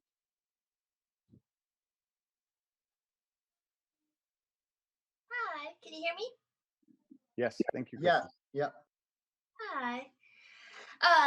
So Matthew hit the high levels. Thank you very much. I did send more of the details to council so you could have those in front of you.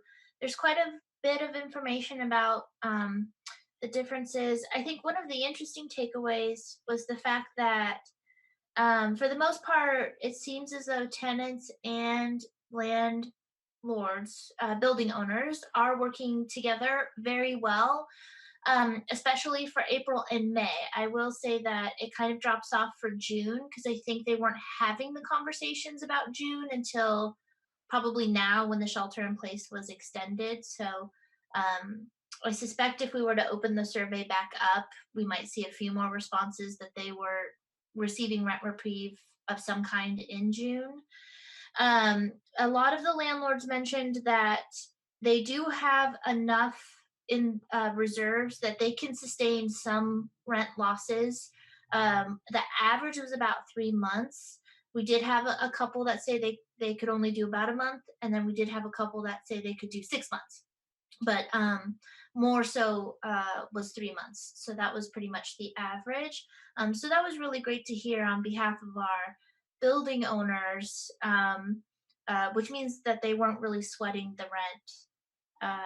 And that's why they could work so well with their tenants.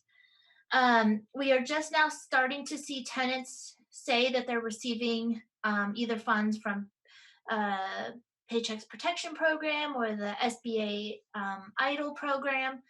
So I think that is providing some relief for some businesses. I'm hearing multiple accounts of people receiving those funds daily now, which is great. And so overall, I think everything is pretty good. I think a ordinance in regards to non-evictions will definitely give some tenants just that extra sigh of relief. But as I mentioned, I think everybody's working together very, very well. So if you have any specific questions about the data, let me know.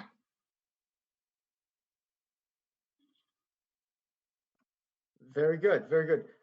First of all, let me say that I am so happy to see the chamber and the city staff working together on a presentation to council. It is as it should be. I think it's so fantastic that you guys, that we're working in such tight coordination with one another to help our businesses and make sure that we are keeping everybody safe.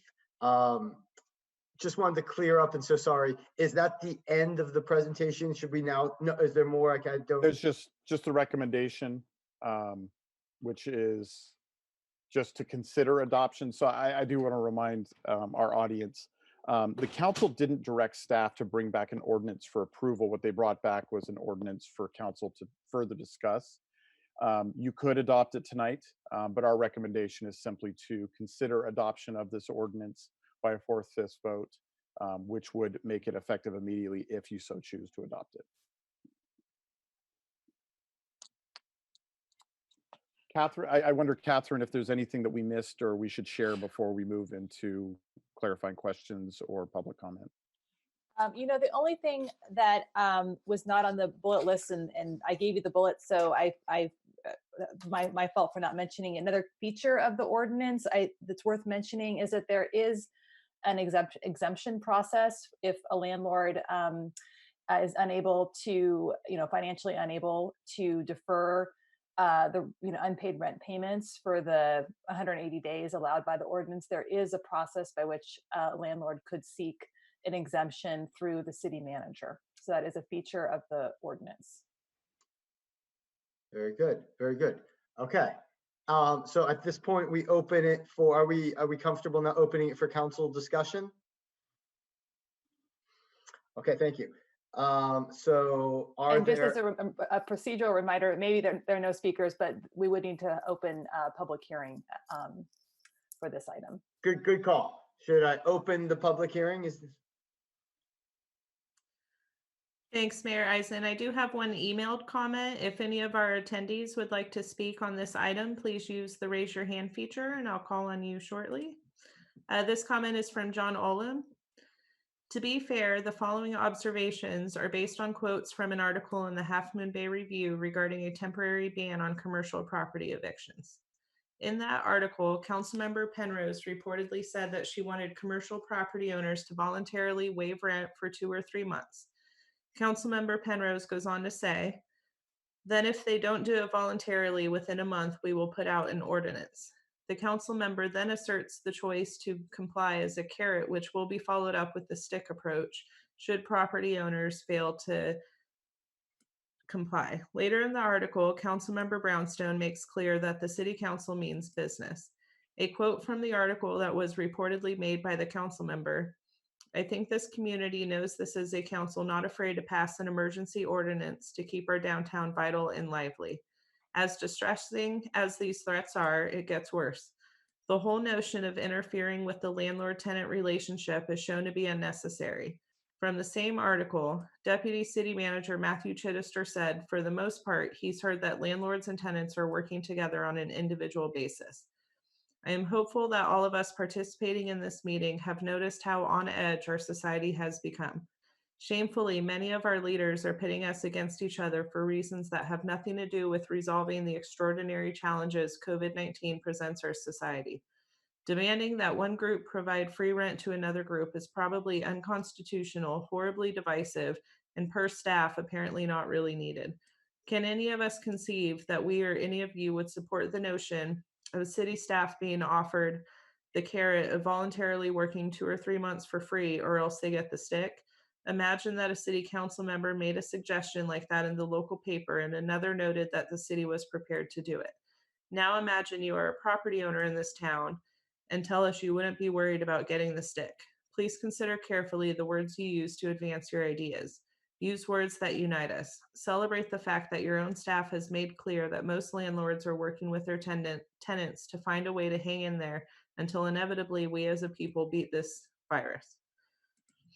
And I do have David Oblovi. Coming. David, go ahead.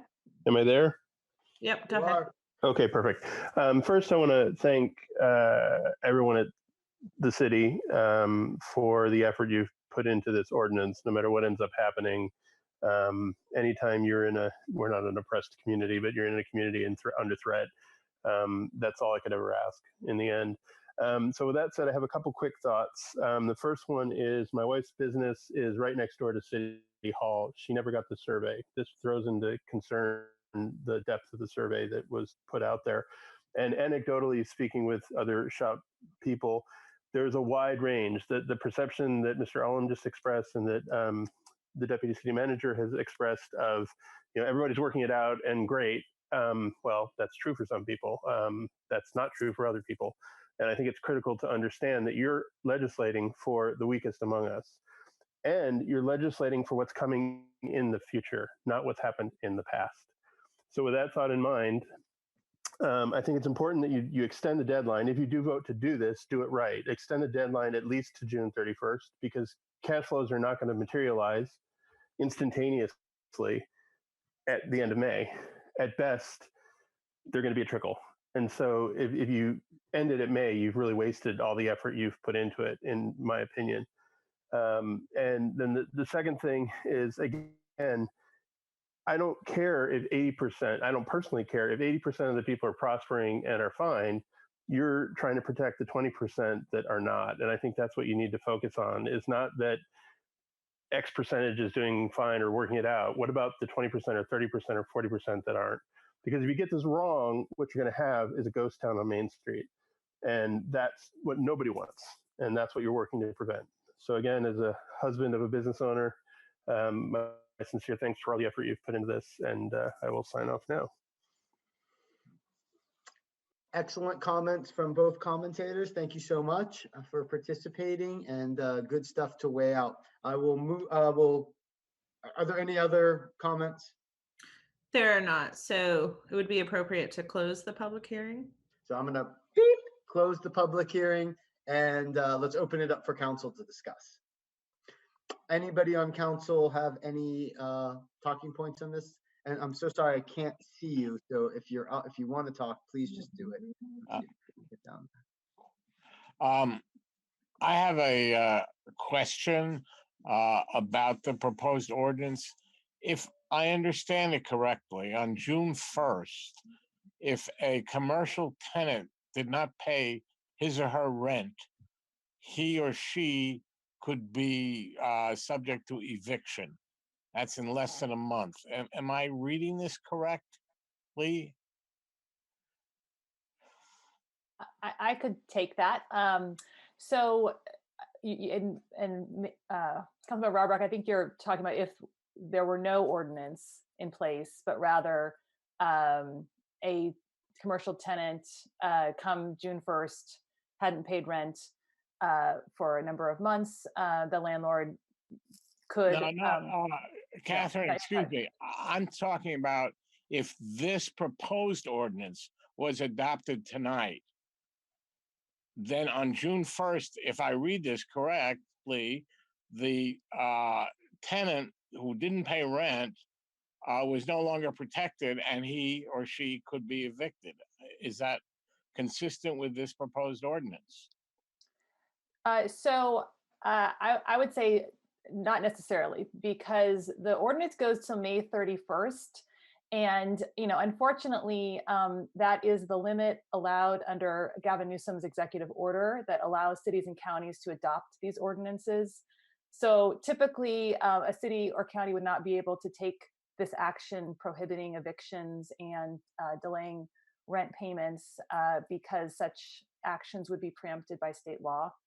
The governor has expressly waived any such preemption concerns. And so every jurisdiction that's gone forward has gone forward to May 31st. Unless the order is extended, then of course the city can take further action to extend its order. But that is the limit of our express authority. Now, there is still some opportunity, basically we are still giving a rent, would be allowing this delay in rent payments. So if someone hasn't paid for a number of months rent because of COVID, they can delay those payments. This ordinance does not give relief for, never paying rent again for those months. And then come June 1st, unless this ordinance is extended, the tenant would need to pay the June rent, but can defer those months of, probably would be 1 to 2 or 3 where the COVID findings were made. My comment now, not a question, is come June 1st, I don't think the commercial tenants are going to be able to suddenly pay. I don't think in many cases. And I don't know the mechanism for extending the moratorium, but if there was some way that we could protect our commercial tenants past May 31st, I would certainly urge that to happen. Understood. And, this ordinance goes about as far as we can go under the current, executive order, and I haven't tracked whether there's movement in Sacramento to extend that. Certainly I hear that, I understand what we're saying in terms of the challenges won't be over all of a sudden on June 1st. But this ordinance does give relief for rent payments that were, not made during the time of the of the shelter orders. Okay, thank you. Are there other council members that have questions or comments? And again, I'm so sorry, but I can't quite see you. So if you just don't mind speaking up. And if not, I'll start to ask some questions in a second.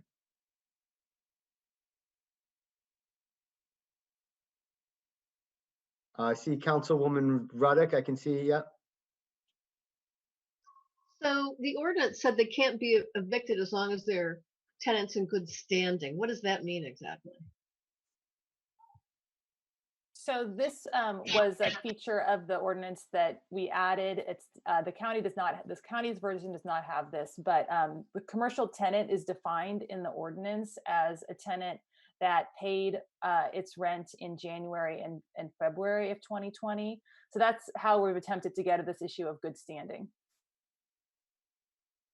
So it's somebody who's been paying their bills all along until the COVID situation. Exactly. Yeah. So I'm wondering if there's another way to assist here. And that would be possibly after June 1. For those at immediate risk, for those who are not working out arrangements with their landlords, if the city could make some financial contribution. limited. It would have to be limited. Possibly as part of our community grant program to help bridge, the situation. We'd have to worry about gifts of public funds. It would have to be a program, I suppose, that almost any business could apply for, but I'm just wondering if that might be another way to get at this if we didn't want to do an eviction ordinance. I agree with Harvey. I think it's going to go through the summer probably. I'd like to hear from other council members. Okay. And I like the idea of looking at other ways to do it too. So I appreciate the brainstorming. Other council members? Yeah, just a couple of things. In terms of the public grants program, at least as it exists now, that money is intended for nonprofits. So I'm not sure how I would feel about using that program specifically for granting relief. I'd rather leave it as nonprofits for now. Also, a question for Matthew. I wasn't sure how much that was covered in the slides, but what's your sense of what some of our sister cities are doing around here regarding this? I'm aware of the cities of Pacifica, San Mateo, South San Francisco, and Menlo Park having adopted similar ordinances already. And then obviously when we talk about sister areas, the unincorporated area around us, which has pretty limited commercial properties, but the county has their ordinance. So everything north of us from here to Daly City, and then San Mateo and Menlo Park. Got it. Thank you. The target population for the chamber survey, was that downtown businesses only, or did that include businesses along Highway 1? Thank you for that question. We tried to cast the widest net possible. Obviously, our ability to do outreach in the current environment is pretty limited. But the chamber obviously sent it out to all of their members. The BID group, which does focus on the downtown, I'm sorry, not the BID, the Downtown Business Association, shared it with their entire group. And then we obviously, through all of our social media channels and outreach, did what we could. We knew that it wouldn't necessarily reach everybody. We hoped through word of mouth. I reached out to several property owners, major property owners and commercial brokers to try to get them to use their networks as well. So it was really kind of a grassroots, just networking approach to it. But the intent was to hear from as many businesses throughout the entire city as possible. Okay. Very good. I couldn't quite catch Vice Mayor Brownstone. Were you finished? Yeah, I was. Thanks. Okay. Sorry, just making sure. Yeah, appreciate it. And Councilwoman Penrose, do you have any questions, or can I? Unmute Deborah. Thank you. I know that San Mateo County Strong Fund is refunding for a second round of small business loans. I'm not sure what the state is going to be doing or what the county is going to be doing in terms of increasing funding for small businesses, but I know it's on everyone's mind. If we get to the end of May and our next meeting is the 16th, 17th, right, yeah. we can always hold a special meeting before the end of May, should this ordinance get close to running out. We can then just extend the ordinance for as long as the state allows. Is it the state that's keeping us from going beyond May 31st? Yeah, it's the state. It's the governor's executive order on this topic. Okay. Well, at that point, I can see us sitting down, and if the state has not revamped the program and decided to extend it statewide, we could then look at things like special loans from the city. Maybe we could talk to some of our local banks and see if they might be willing to help out as well. We could do a brainstorming session toward the end of May. I would like to see us adopt it tonight with a 4/5 vote. That's immediate help, I think, is important. Good. Thank you for your comments. Okay. So I have a couple of questions. I'm sorry, were you done, Councilwoman Penrose? Sorry, just making sure. Yeah. So my first, I'm gonna go through a couple of different questions. What was the general, when we went out to the town, was there pushback at all? Was there, I mean, I know there was one in particular, but I mean, was there any other major pushback on this? You're saying, did any of the respondents to the survey, or as we reached out to people directly, did any of those folks push back on the city adopting an ordinance like this? Yeah. The survey, and I think we've lost Crystal in here, but in the survey responses, I believe 8 property owners were not in favor of the survey. I don't believe we received any public comment that was adamantly against this. But when, simply asked a yes or no question, are you for or against this? 8 of the property owners said they were against it. Okay, good. Good. But sorry, I am here. Oh, great. I do want to note though, so our survey was a little bit wider than just the city's non-eviction ordinance, because there's been rumblings at the state that they might come down later with a 25% rent reduction. So I just wanted to be prepared with some stats for that. So the question about if people wanted the city to get involved in any way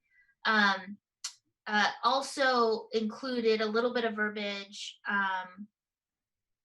in regards to rents. So some of the building owners that mentioned they were not in favor were potentially not in favor because of a difference in rent versus an eviction moratorium.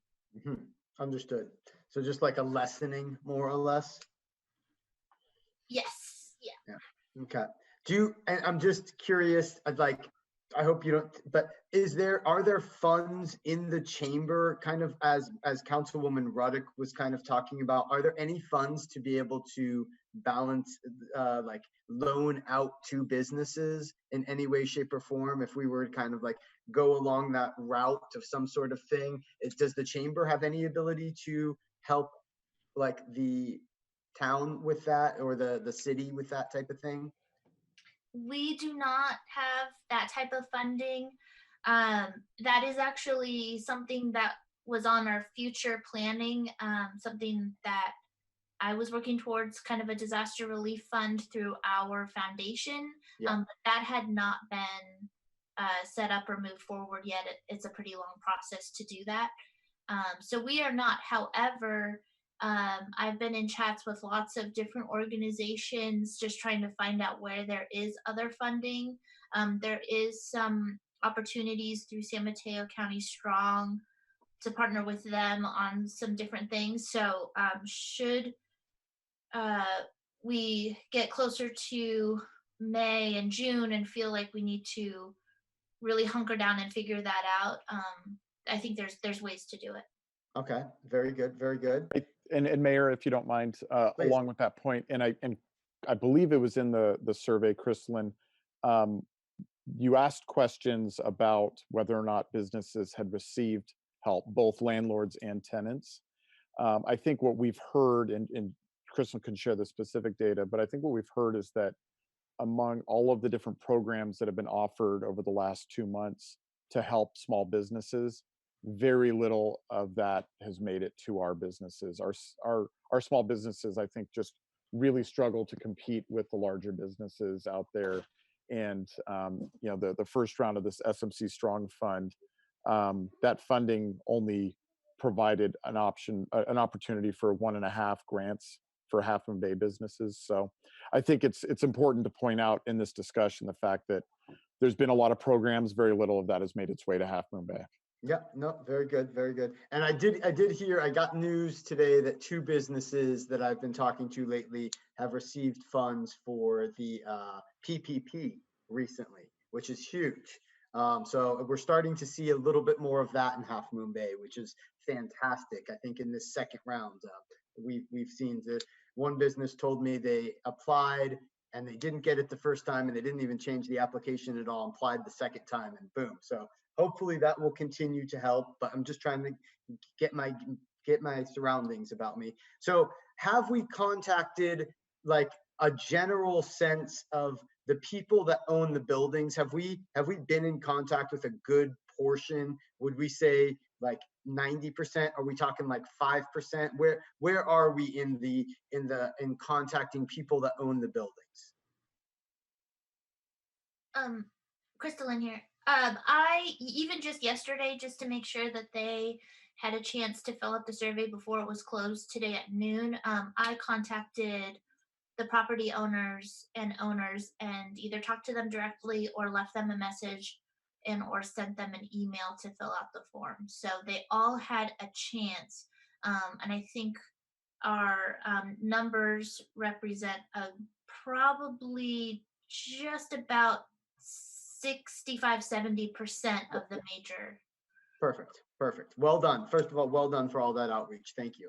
And then, so I'm kind of like obviously just getting my bearings, but is this ordinance something that you all deem to be necessary, or would it be counterproductive? From my perspective, it seems like a no-brainer that we want to help our small businesses, but I mean, I understand, there are ramifications to it. And at what expense to the owners is still the question, but I just need to hear your perspective on that part. Is this ordinance necessary, or would it be counterproductive? I think for the short term, it's fine, and I think it will give our smaller businesses and tenants, like I said, a little bit of a sigh of relief that that's just one thing they don't have to worry about. And I am prompted by the fact that so many of our building owners said that they could sustain it, because I definitely don't want to pit business owner business owner. So because the landlords at least kind of averaged about 3 months, then it feels comfortable the way the ordinance is now. I would get a little bit worried if we kind of were eking past June. Then I think we might be doing some real detriment to our business or our building owners. But I think for the sake of this particular ordinance, and considering the county has one anyway and all of that, it seems like it falls in line with what's going on now. Very good. You guys have done a great job answering my questions. I will open it back up to council for other questions, or else a motion, or however we want to move forward at this point.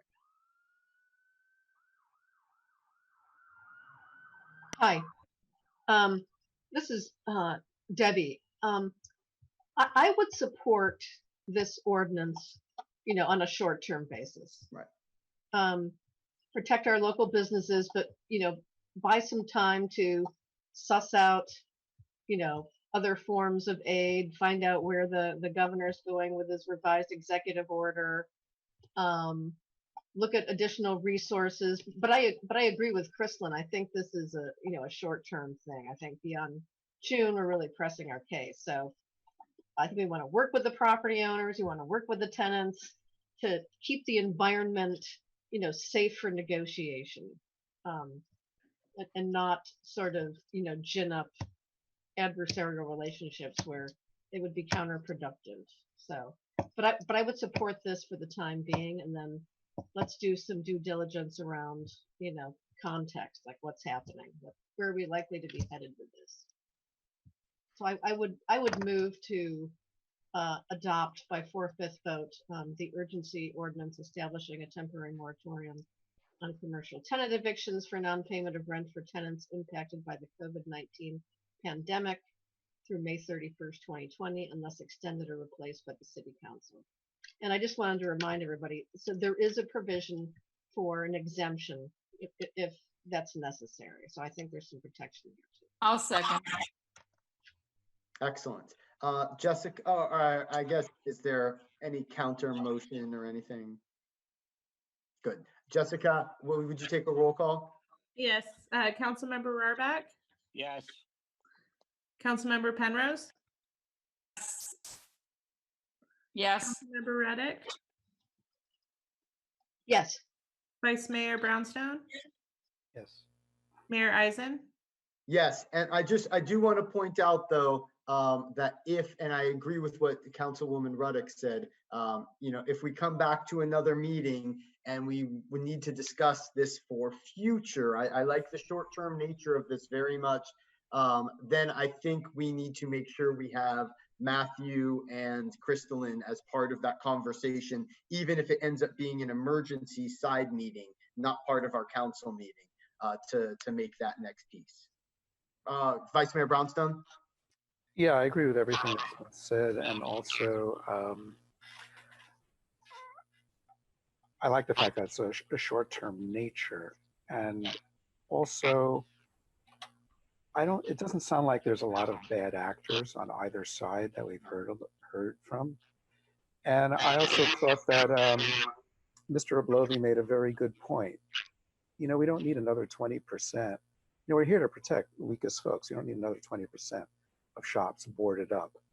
It's not like the existing building owners are going to get a lot of people to come in and start opening up businesses right away. So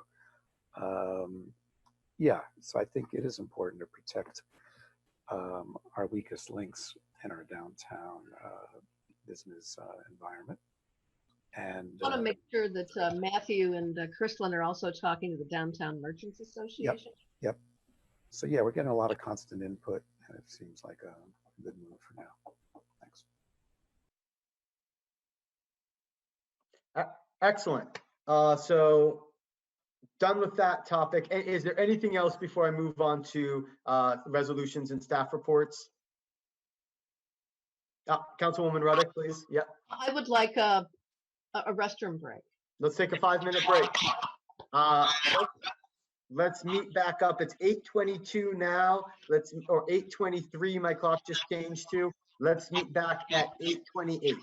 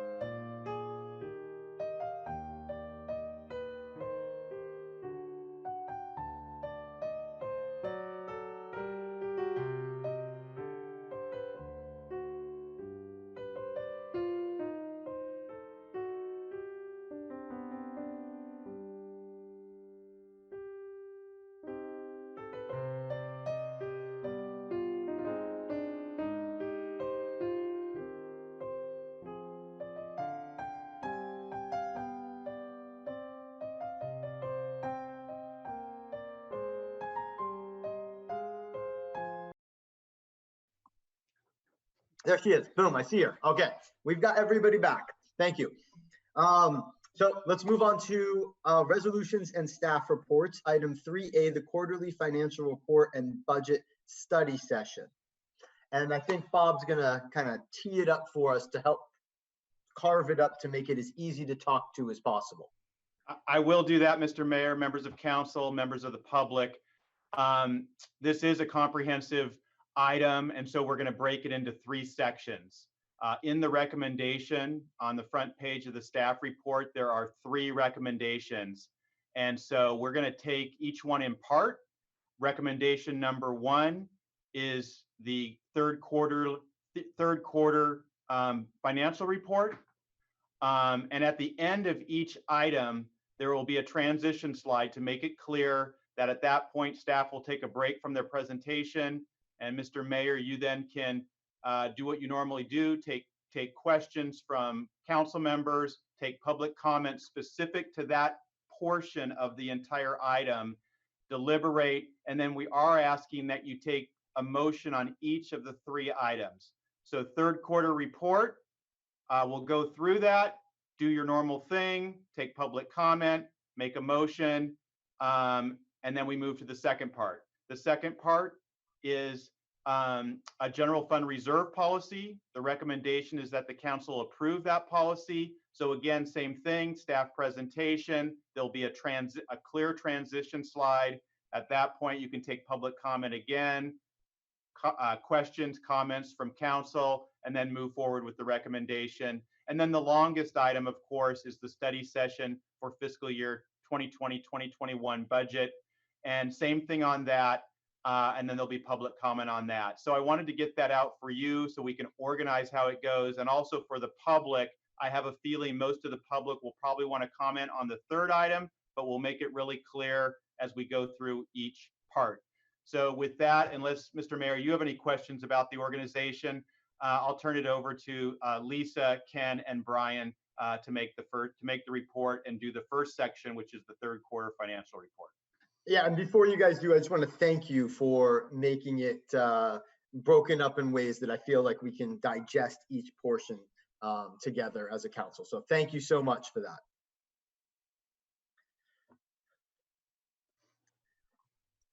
Hello, Mayor and Honorable Council. So as Mr. Nisbet explained, we'll be doing the third quarter report, the reserve policy, and the 2021 budget development. Starting with the third quarter report, these are the numbers through our third quarter. Our fiscal year ends on June 30th, so these numbers are through March 31st. We received about 67% of our budget. Generally, that would be okay if it weren't for COVID, but due to recent events, it's not so much. It should be noted that due to the timing of receipts, there are a bit of a delay of when things happen and when they actually show up in our books. So these numbers, especially for TOT and sales taxes, are about a 2-month delay.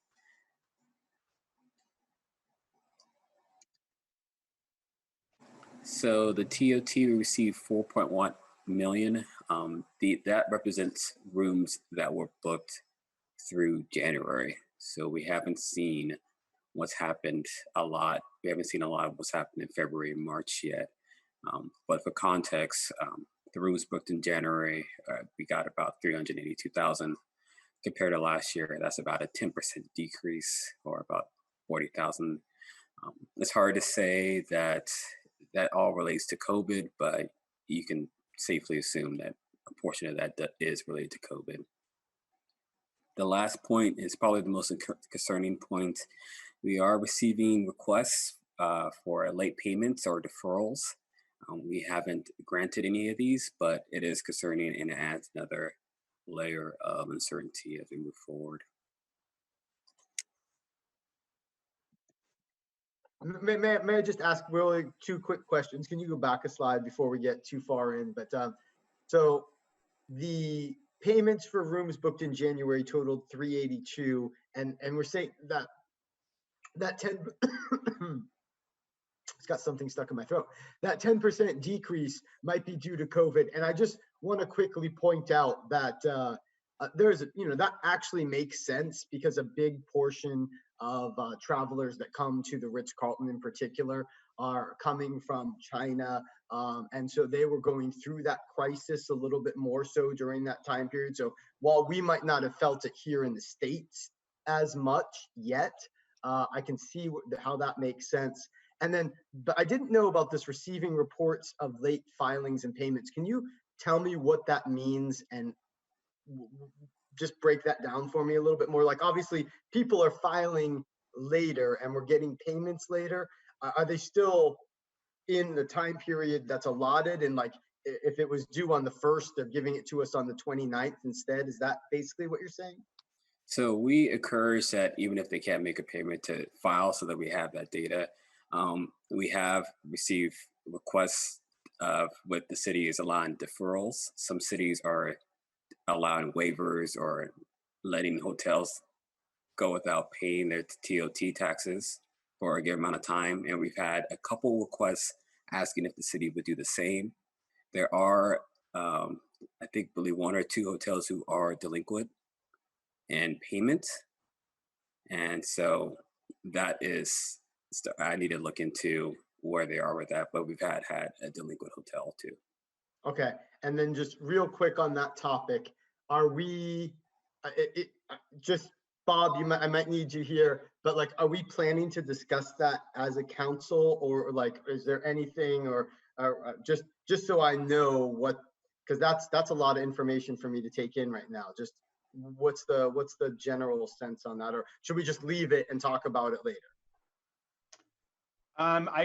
We can certainly take direction anytime from the council on ideas or approach that you might have in terms of monitoring and following potential delinquent accounts. We have processes in place right now in terms of how we handle all delinquent accounts and what we do, but we're certainly happy to take any direction from council on that.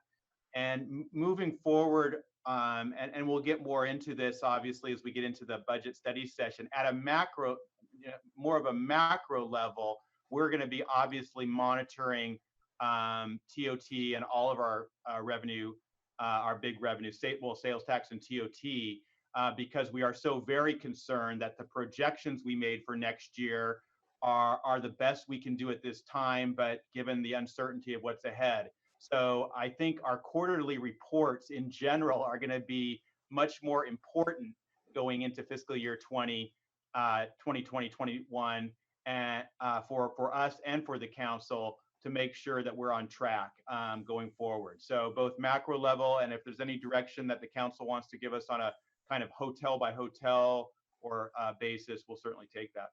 Okay. No, I just wanted to understand. Yeah, good. Thank you. Unless there are any other questions there.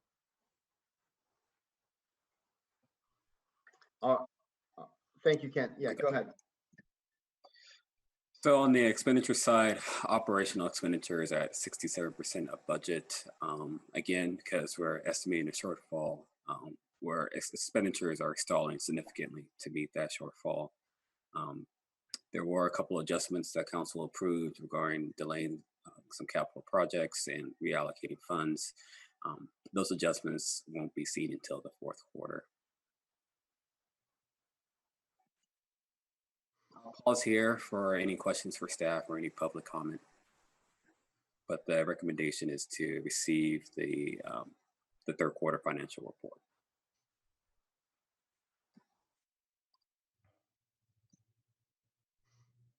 Okay, so are there any questions, clarifying questions from council?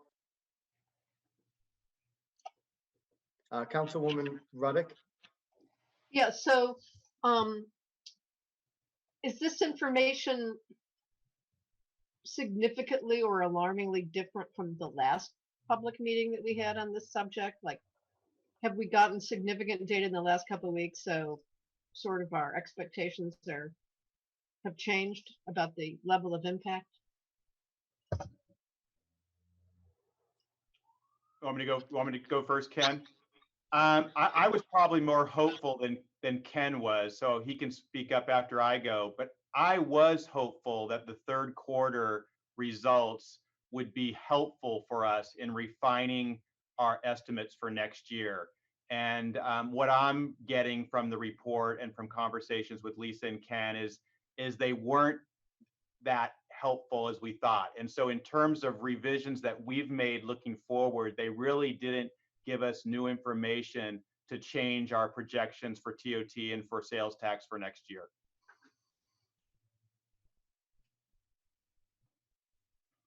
So a follow-on question. So what is our, I guess maybe this is a topic for discussion when we talk about the budget, but yeah, I think I'll save that question for the budget. Thanks. Okay, good. Are there other questions from any other council members? I'd like to move that we receive the third quarter financial report. Second. Okay. Before we call the roll for the motion, I do have two members of the public with their hands raised. Yeah, I think we should go through and make sure that we take care of the public first, and then I actually have some questions too that I'd like to ask before we go into it. But I'm okay to entertain that motion again as soon as we're right back. So. And to clarify for the public, this public comment portion is on the third quarter financial report. So we will start with Paul Grigoriev. Paul, go ahead.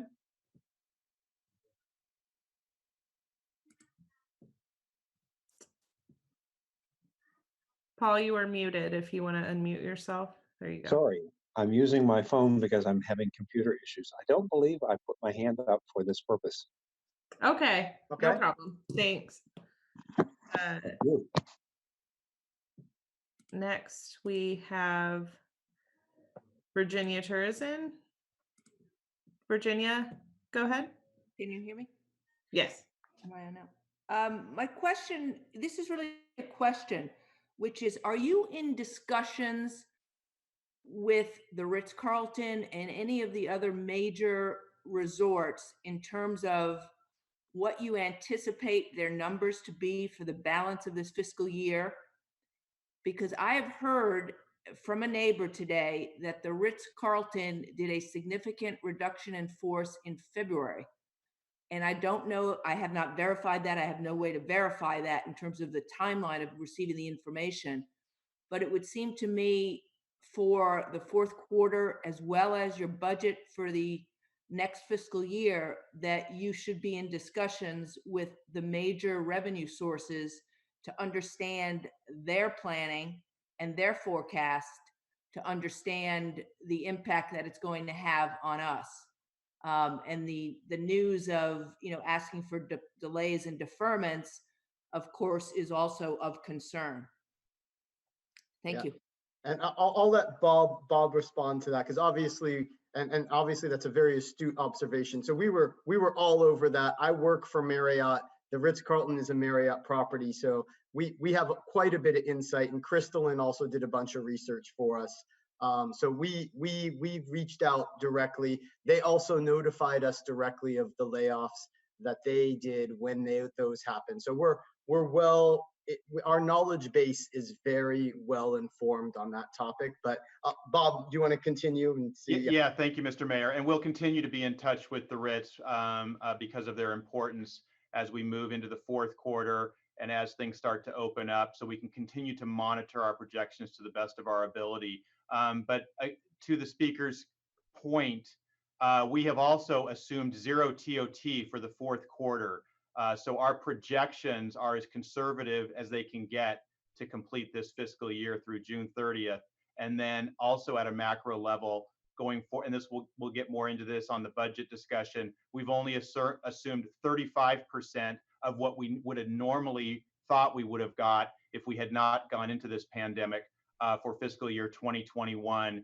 But again, we'll continue to monitor that month by month, quarter by quarter, and we'll be having conversations with the Ritz-Carlton. Yeah, and thank you for that comment, because it's very astute, and we are on it. So that's good. I have a couple of questions here. We do have one more public comment. Oh, we do. I'm so sorry. Yeah, David Oblovi, go ahead. Geez, thanks for running me over, Adam. I'm going to ask everyone to take a deep breath and go backwards a little bit for a second. And I need to get under the 3 minutes, so I'm going to go quicker than I normally would and hope everyone can catch up. On the handout that is part of the agenda report, on page 1 of 2 of the third quarter financial report, you state clearly, and this is what I went into tonight's meeting thinking, revenues are being received as anticipated. That's a hell of a lot different from people are asking for waivers, deferments, we're behind, and everything else. And the reason this is huge is because if you're going to face a cash shortfall coming out of Q3, going into a Q4 when you've got God only knows what coming in, that's huge. And I think it's important that before we accept, well, you may have a statutory requirement to accept this, in which case, I guess you do it. But if I were the city council, I would want a real world projection. I would want to know what we've received so far, how many have been deferred in dollar figures. I would want a clear picture of how far we're already in the hole. The hole has not started in March like we're thinking. It started earlier because all the businesses that rented rooms in January and February haven't been able to pay because they had no revenue in March. So that's really all I wanted to say, but I wanted to make sure it's really clear to everybody that this is depending on how big the number is, and I have no idea because we don't know how big the number is. So I would ask you guys to make that available as soon as you can. I'm done. That's good. I mean, yeah, and thank you for that question. It's a very interesting point that seeing how February already came in below, I would then assume that March would come in below, or that January came in below. I would assume that February would come in below our expectations as well. Obviously, March will, because then we started to feel the major impact by the 15th and then onward, and obviously then for April and all that. It's a good point. I appreciate the comment. Bob, do you want to make a comment on that, or? Mr. Mayor and members of council, Mr. Oblovi, I agree, and we're monitoring everything to the best of our ability and paying attention to the data, the statistics, and doing all those things. Obviously assuming zero for the fourth quarter is very conservative, and we know there are some people staying at hotels. And so if we miss something in the third quarter, hopefully that makes up a little bit. But we'll continue to monitor it as all the way through until we close the books. But we do have to approve the third quarterly report, and we do have to have an estimate for what we believe we're going to do to complete the fourth quarter. We have to start with something, and that's where we're at this time. No, and I do agree with what you just said, Bob, that the upside of there are some hotel people, there are people staying in some hotels, even if there's only 20 rooms. So what we might have been missing in February, we might make up since we have zero going forward in these upcoming months. So hopefully that'll balance out, but it is a good point, and I appreciate the David bringing that up. So thank you. My question is, so we took 1.8 million out of the CIP, and I got that.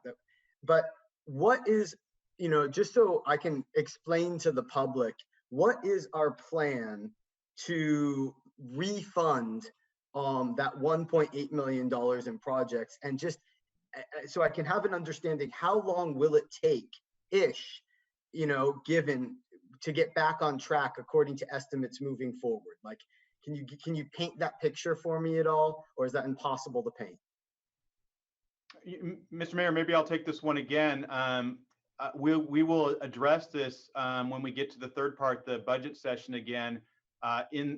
We are recommending a contribution back to the capital fund for next fiscal year, and there is an option for the council to discuss that, look at the list of capital projects, and even make a choice maybe to refund some of those projects even more than what staff is recommending. So we are recommending $750,000 for next year. There is the ability for the council to do more than that, but that is the first step of refunding, as you say, the projects that as of this moment, based on the decision the council made to defund those projects just for this fiscal year so we could close the books. I know, because obviously a lot of those aren't going to be on the list moving forward. And so I guess what my question is how long does it take, or do we just reprioritize from now on moving forward based on what we need? And some of those things might just be years in the making at this point. I would agree. I would agree with that. The priority that John and his staff have most recently done as we went through this exercising of deciding how much we could pull back and then going forward, it is will become the new CIP and will be the new priority list. And as we start to refund new projects and come up with them, I think whether or not one was on the list for this year may be irrelevant if the council has now agreed with staff's priority and that one maybe fell off to a lower priority. So when the CIP is approved, you are then basically for the next year approving a new 5-year CIP with new priorities, and we'll fund whatever are on the list to the best of our ability. And then just so I understand, because even if they were on the list before, it doesn't necessarily mean that they were obviously high priority. I would assume that is correct, and John can certainly chime in when we get to the third portion of this presentation on that. Yeah, that's correct. Got it. Fair enough. Very good. I like the answers. All right. Good. Now, are there any other questions or any other public before we go with Councilwoman Penrose's recommendation? There are not. So we do have the motion on the floor to accept the third quarter report, moved by Councilmember Penrose and seconded by Vice Mayor Brownstone. So I will take the roll call vote now. Councilmember Rohrabaugh? Yes. Councilmember Reddick? Yes. Councilmember Penrose? Yes. Vice Mayor Brownstone? Yes. Mayor Eisen? First of all, I'd like to say yes. And second of all, before we finish that though, I would just like to thank Bob. Bob sat on a call with me on this topic for many hours, and we tried to flesh out as many of the questions I had, which were extremely numerous, and we got really into the details and far into this budget. And I'm glad we are not asking all those questions right now, because that meeting was over 4 hours. And so it was just on this topic. So thank you so much, Bob, for taking care of that, so we don't all have to sit here for another 4 hours as we continue through this process. So appreciate you answering all those questions. I second that, Adam, as a member of that meeting. Okay, so that is, let's call that the first topic of this agenda item. And now we will move on to the second topic of this agenda item. Is that fair to say, or?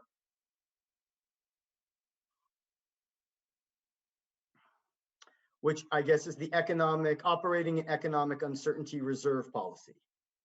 Yes, hi. Thank you, council members, mayor. Yeah, I'm here to introduce the operating economic uncertainty reserve policy. Last year, the city created a new economic uncertainty reserve for future economic downturns, such as what's happening right now. And at that time, staff was directed to go ahead and create a policy. And we, through this process, determined that it was necessary to update both policies to better fit with the city's needs. And so I'll go over that. And basically, we've broken it down into 3 different sections. Our definitions, basically what is the policy? What is the reserve? And funding levels, and then authority and acceptable use. And so we can go ahead and move on to the next slide. So before I go into this, this definitely took a lot of research. Staff basically looked at different cities. We compared, cities similar to us as well as larger cities. We worked with the GFOA to go ahead and get guidance and get best practices. And so all of that came together to really develop this policy here. So as far as definitions, we have 2 funds. We have the operating reserve fund. That's effectively the general fund, general reserve. and it covers really any sort of cash flow need that would come up that would be unexpected, typically an emergency situation, maybe an earthquake, maybe some other situation where there's a shortfall of funds. Economic Uncertainty Reserve Fund, and that one is the one that was created last year. And that one really is to offset our highly volatile taxes. And since it represents such a huge portion of Half Moon Bay's income, or revenues, I should say, it was something that we, or that council prudently created to go ahead and offset that and help reduce any potential service cuts or staff reductions as well. Next slide. So the difference between the two funds when it comes to funding levels is that the operating reserve fund is supposed to be funded at 30%. And of course, that is going to fluctuate depending on overall revenue, or I'm sorry, expenditures.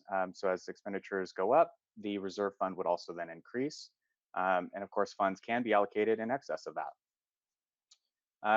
The Economic Uncertainty Reserve Fund was established to be funded at a 20% level. It currently has not yet met that 20% level, but was something that we were in process to go ahead and meet. And much like the Operating Reserve Fund, it also would fluctuate based on our total expenditures and could also exceed that 20%. Next slide. All right, so as far as uses, generally, again, like I mentioned earlier in the first slide, it's really for any unanticipated, non-recurring need, any sort of emergency, any of that. And so that really is going to be for both of those. The way the policy is written, the city manager is authorized to spend up to 10% of those reserves, but for no more than 6 months concurrently. And so any more than that, of course, we would definitely need to seek counsel and get that approval there. Now, the difference between the two reserves is that, again, the operating reserve is going to go ahead and take care of any sort of emergency need that can't be funded by any other alternative source. And the Economic Uncertainty Reserve is specifically limited to reductions in taxes, such as the transient occupancy tax and other sales taxes. All right, and next slide. So at this point, I'm happy to take any questions and then, of course, receive public comment. And of course, our recommendation is that we would move forward with approving this reserve policy if the council so deems. All right, and I will open it up now for public comment on the reserve policy. Are there any public comments out there? I don't have any at the moment. Give it a second to see if any hands are raised. Yes, we do have one. Virginia, go ahead. I have the most basic question. Can you tell us what the reserves available in each fund are as of today? Thank you. Question, yeah. I would have to defer to Ken on that one. I don't actually have that in front of me at the moment. But just for the record, we may have to get back. We know that information. We've talked about it quite a bit. Ken will be able to grab that information for you. And we'll be covering that in the next section too, right? Yeah. And then I do have one more.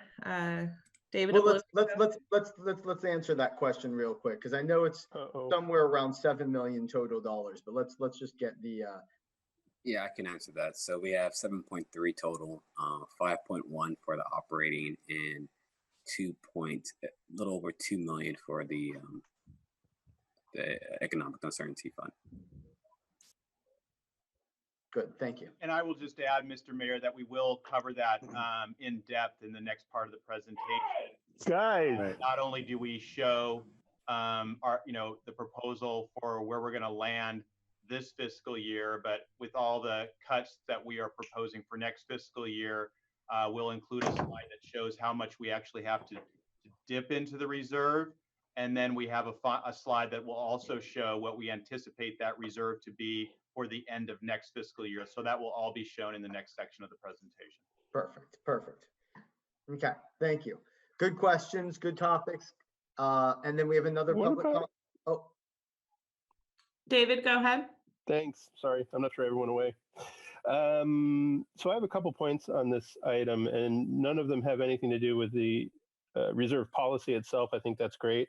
However, what you're talking about doing with this document that I'm holding in my hand is handing, and Bob, don't take this the wrong way, this has nothing to do with you, is handing the city manager a spending increase, a discretionary spending increase of 2,300% from $30,000, that's what it still is. I haven't checked lately, but I'm pretty sure that's what it still is, to $700 plus or minus $1,000. And he doesn't have to tell you about it for 6 months. We have a city manager I'm fond of right now. That's good.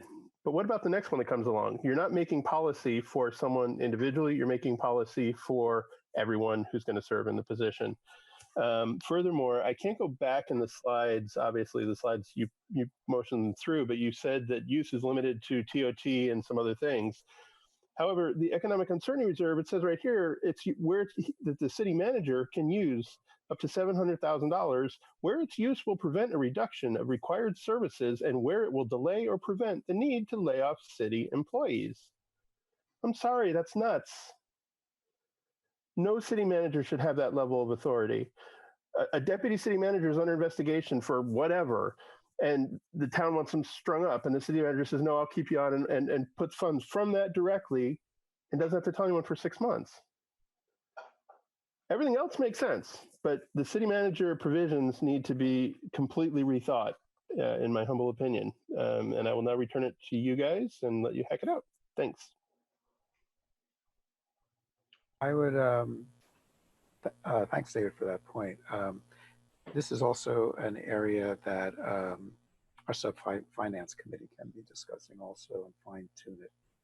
I know that we've used some other cities' reserve fund policies, and yeah, we can fine tune this. Some of these questions have already come up, and yeah, I appreciated that question. So yeah, I think the sub-finance committee can work on this as well. I like that idea. Let's see what the rest of council has to say. It seems to make sense to me to bring it there, but go ahead.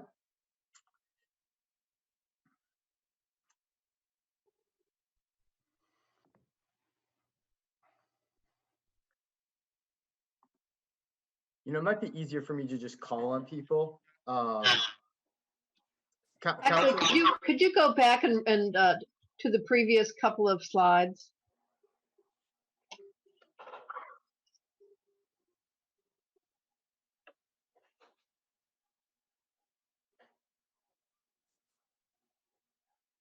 Is that where you want to be, Debbie? Yeah. Okay.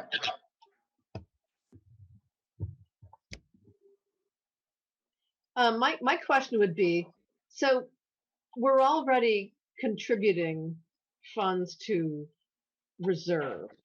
So is this being presented to sort of memorialize current practice? What's the point of bringing forward the reserve policy? Sure. Yes, Mr. Mayor sorry, and Bob.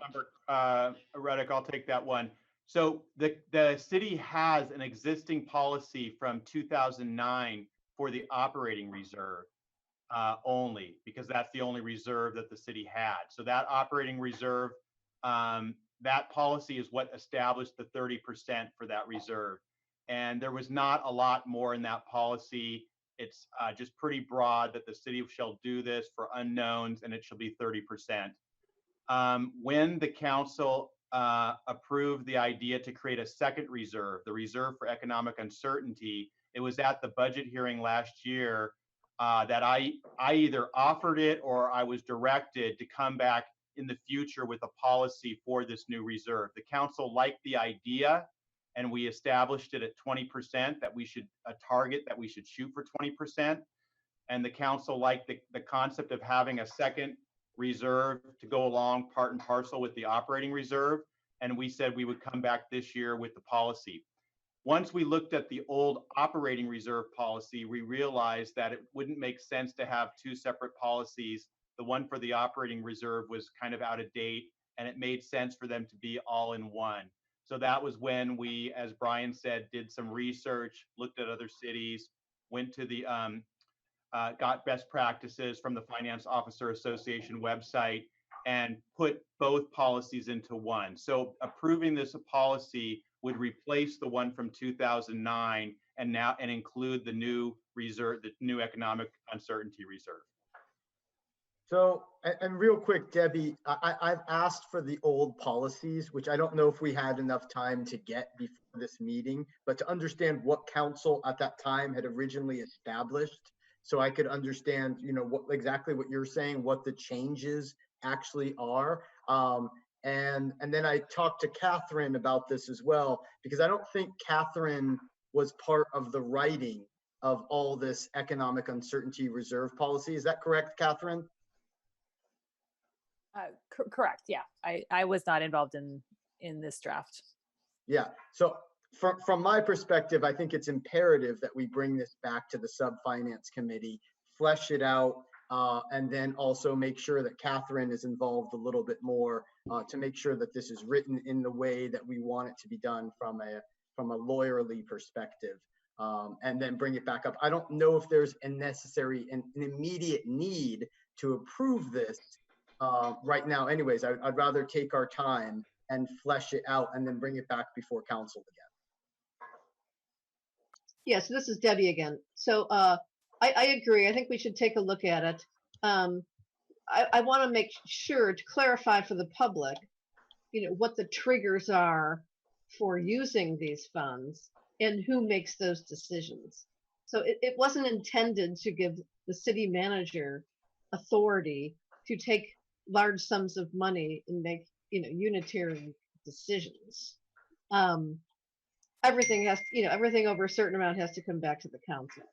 So, you know, I'd like us to have that discussion, and when we present it again, you know, I'd like to have, you know, all that information. So not just, you know, what it is, but how it's to be used, who's authorized to make decisions, so that, you know, we sort of have a clear process that's transparent to the public how these decisions are made.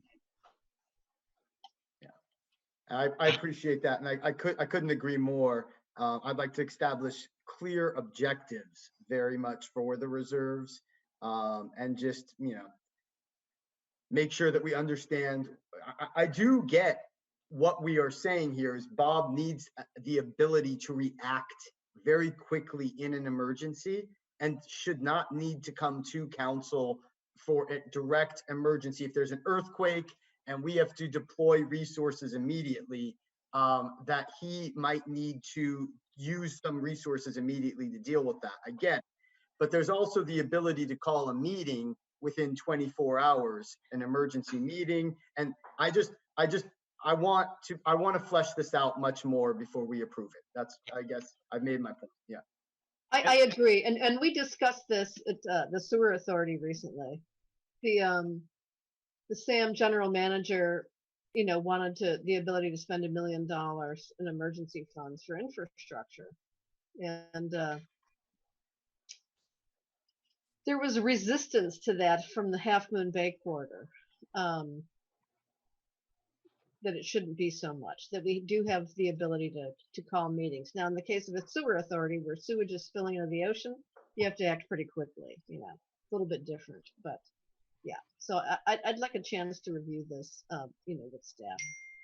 And I've asked Catherine to weigh in on a couple of possibilities of ways to allow Bob to have the authority to move quickly should he need to, but also protect us and make sure that we look at this in a couple of different ways. So hopefully we'll bring that forward when we, if council's amenable to it, when we meet in the sub-finance committee to flesh this out. And Mr. Mayor, if I could also... I appreciate all the work that staff has done on it. And I think we have a great finance staff, so I'm not questioning their logic or anything like that. I know that there's a lot of cities who do this and there's standard, you know, operating procedures for it. But I would like to, you know, sit down and have a more extended conversation and discussing a process to lay this out for the public. Just one comment. It also takes into the account that, there's just so many emergencies that can go on at once. And unfortunately, out here on the coast side, if there's a storm or a truck hits a pole, I mean, we barely have internet here and sometimes not even phone. So, our ability to communicate in emergencies is tenuous. So, it helps to have some guidelines, to accommodate all those possibilities. Yes, I agree.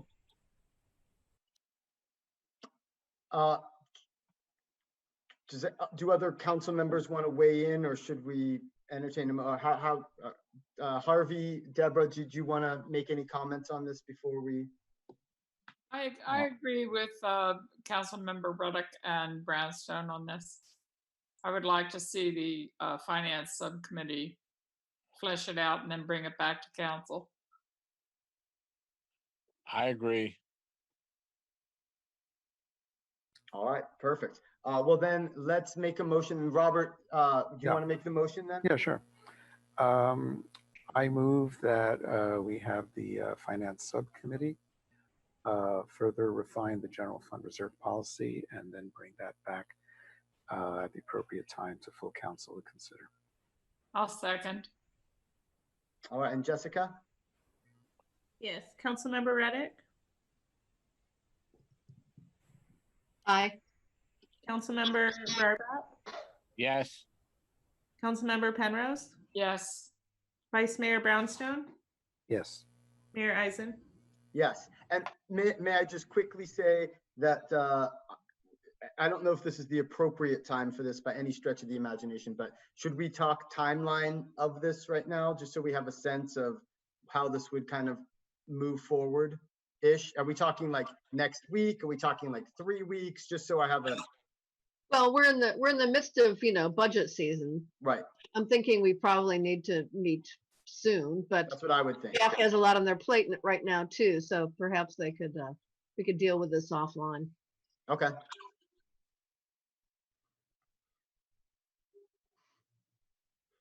Okay, so I think then we are good with recommendation number 2. Are we okay with that? Yep. Staff? Yep. And then, so can we move on to then recommendation number 3 or study session 3 or whatever we're calling it? When you go to the next slide, I'll be able to tell you what it is, or maybe not. Well, study session. So I believe this is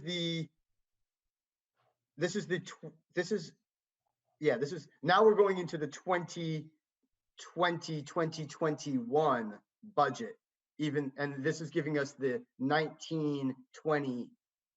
Well, I'll just let you guys do it. Is this the right? Is this? Yes, Mr. Mayor, we're going into the study session. This is a current year estimate of where we're going to land, and it leads into the 2021 budget study. All right. So what you're looking at here is roughly the same information that we presented at council at April 21st, where we think we're going to land. Again, our biggest hit, we're estimating $2 million hit to TOT. We think we're going to end up at 4.6 million. That's assuming close to zero in these last few months that we have.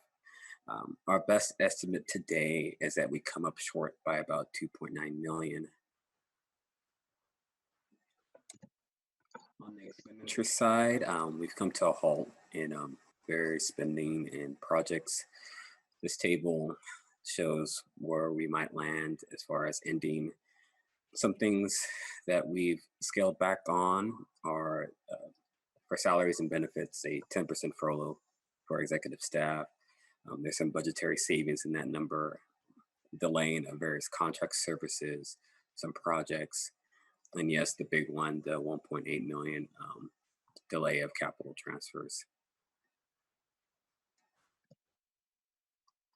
Overall, we pulled back about 2.9 million to meet the shortfall, but again, so uncertain.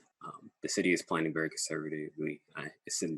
We're doing this in order to maintain general fund reserves. And I guess we're discussing this to lead into the future year budget, or why wasn't this brought up? This is all the stuff that was 20 This was like the earlier stuff, no? Yeah, this is just a lead into where we land into what we're going into the next year with. Okay. Looking forward, the next year is highly variable and uncertain due to TOT. TOT is the driver in our revenues. We estimated our revenues would be about 12.8 million. This is about a 25% decrease. The biggest difference, TOT and sales tax. TOT alone, we estimate that we're going to come up about $4 million short, and in sales tax, about 600,000. On the right is just a comparison of our revenues between what we have budgeted for this year and what's going into the next. Quite a bit of a dip there. On the operating expenditure side, we are estimating that our operating expenditures would be about 14 million. We've managed to decrease this amount by about 2.7 million. And this decrease is a multitude of everything. Everything was on the table. This includes some workforce reductions, decreased use of consultants, removal of one-time budgetary items. To the left is a pie chart of how that dollar breaks down. Public safety is still our number one expenditure, and then public works. They maintain our buildings and our roads. Again, we've cut a lot, so service levels are expected to be impacted, very much impacted, and I'll turn it over to Lisa Lopez, who has more information regarding that. So we thought it would be prudent to discuss what accompanies these cuts in terms of impact to city services and programs. First and foremost, as you all know, and we will be discussing later in the agenda, we are asking for a 10% furlough from all our staff. Currently, the executive team has done the 10% furlough effective May 1st. So in the 2019 or the 1920 budget, that was in addition to the salary savings. We will also be looking at laying off 5 positions within the city. One position, it's a total of 6 positions that are going to be impacted, but 1 is vacant. So to look at each individual department, I included in the staff report a larger overview of how this is going to impact city services. And we highlighted some of the main focal points that we think would be of most interest to people and to the council. So in public works, these cuts, these reductions in services would include your basic maintenance services. You know, that just means it may take longer to get to those trash cans or clean those bathrooms. We're going to be down 2 positions. There also is going to be a reduction to contract services. So if a sidewalk needs repair, or we need to also look at tree trimming or something as that, it still will happen.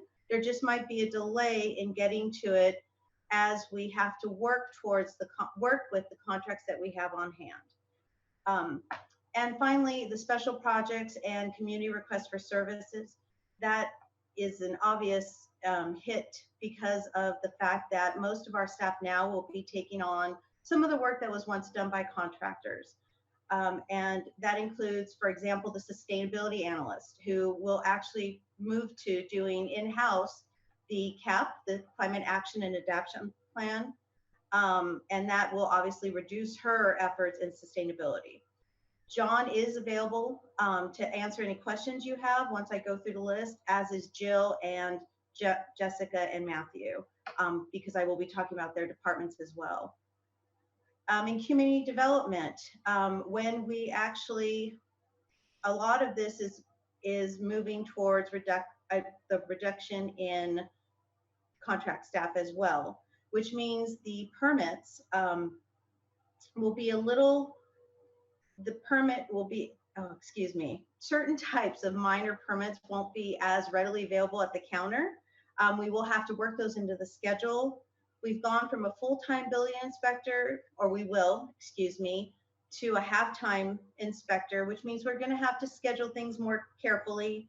There will be a lot more strategies in how the staff does their work. so that they can actually try to get it all in, but it just may take a little longer. And of course, in planning, what this means is mandatory processing timelines may just take a little longer. The planners will have to reprioritize their workload to make sure they're getting the high priority projects done. And the city-led code updates and various service improvements desired by the community and by council may be delayed, not obliterated, just delayed in process. Can you change it, please? Looking at more at how we communicate with the community, which of course is through our communications and city clerk's office. This next budget cycle, we will see the loss of some communication tools as we had to cut some of the budget, which includes some of the contracts she had, some of the services we use. And of course, for this next fiscal year, and we're hoping it is just 1 year, we will cancel the NET and FLCA programs. And in regards to community service and recreation, one of the positions that, as you will see later, that is being scheduled for layoff is a recreation leader. That means that there will be some cancellation of community activities and events as we struggle to find staff to host those events. And also currently we're using rec staff for ambassador program and community supports. With this layoff, that actually will leave us a very limited capacity for those particular events.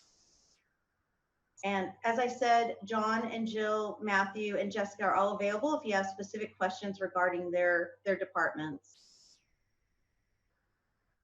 Yeah, let me just jump in real quick on one of these just before we go further. But the recreation services. So we still have 2 people on staff. I'm just curious, what is our mindset for these positions if we truly cannot offer the recreation services that our town used to be able to offer, for like a long time, like 7 months, 8 months, a year? What is our general thought process? And I guess that's probably Matthew, on what we would do with these positions or how to utilize them, or just educate me on that. Well, obviously, we would look for ways to redeploy the work that these staff do.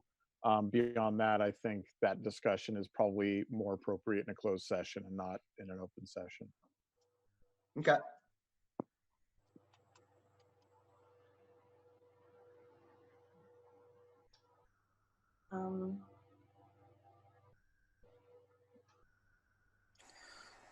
So again, revenues are about 12 million, expenditures about 15 million. Right now, the unadjusted deficit, the gap that we need to close is about 2.6 million. There are some staff recommendations later on in the presentation to facilitate some kind of direction from council as we move forward.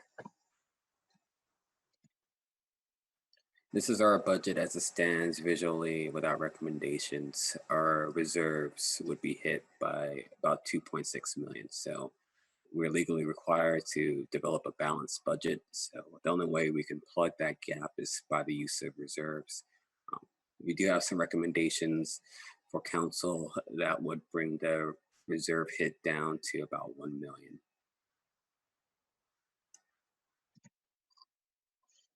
Same thing here, because the reserves are a percentage of total expenditures and not a fixed amount, they get recalculated every year. The operating reserve gets funded first, followed by the economic uncertainty. So the operating reserve gets a big hit, but the economic uncertainty reserve actually goes up. That's just the way how things are counted, but as a whole, they would decrease if taking the recommendations by about 1 million. And Ken and Mr. Mayor and council members, if I could just jump in here, because the question was raised by a speaker on the previously, and so I think this is a very important table, and I think if there's a bottom line that everyone is looking for, I think it's probably here. So it does, I think, require just a couple minutes of study So in the middle column, that is this fiscal year, and it's the line items are fairly straightforward. The beginning fund balance, almost 11 million, revenue, expenditures, as you'll recall from previous meetings, 3.1 million was devoted to capital. We since have pulled 1.8 of that back. And you can see the 7.3 million that Ken referenced earlier when the speaker asked the question. That was what we are estimating to be the reserves at the end of this fiscal year when the budget was approved last June. So again, operating reserve, 30%, that was the target by policy, and the new economic uncertainty reserve with the target of 20%, policy yet to be approved, was only last year was at 12%. That's as much as we could afford at that time. So you see those percentages down below, 30% for the operating reserve, 12.5% for the economic. Looking ahead to 2021, and as Ken made really clear, there's 3 areas we need direction on. Assuming the council goes with those recommendations, the reserves that are predicted after all of the various, you can see the revenue coming in is much lower, over $4 million lower. Expenditures have been cut. That's a combination of supplies, materials, contracts, labor, everything that Lisa and Ken just went through. We're recommending 750 be allocated to capital. That's a discussion point for the council. That could be higher, that could be lower. But here's the bottom line there. When you look at the reserves, we're predicting ending June 30th, 2021, the operating reserve would be at 30%, and the economic reserve would actually be almost 19%, or getting close to the target of 20%. So while the numbers are lower, as Ken pointed out, these are percentages. So they're a percentage of a lower number now because our expenses have gone down significantly for next year. So I think that's a very important point, and I just wanted to make sure that the council got that takeaway from this slide. And we can always come back to it when you start your deliberations. So just to be clear, I just want to summarize real quick. You're basically saying that those percents go up because our expenses overall are less. Correct. The reserve, that 30% is of operating expenditures. So that 30% is of 12.9 million, where last year that 30% was of 17.2 million. So we're a smaller organization. We have less expenses, less people, and so the reserves are always geared to the size of the organization.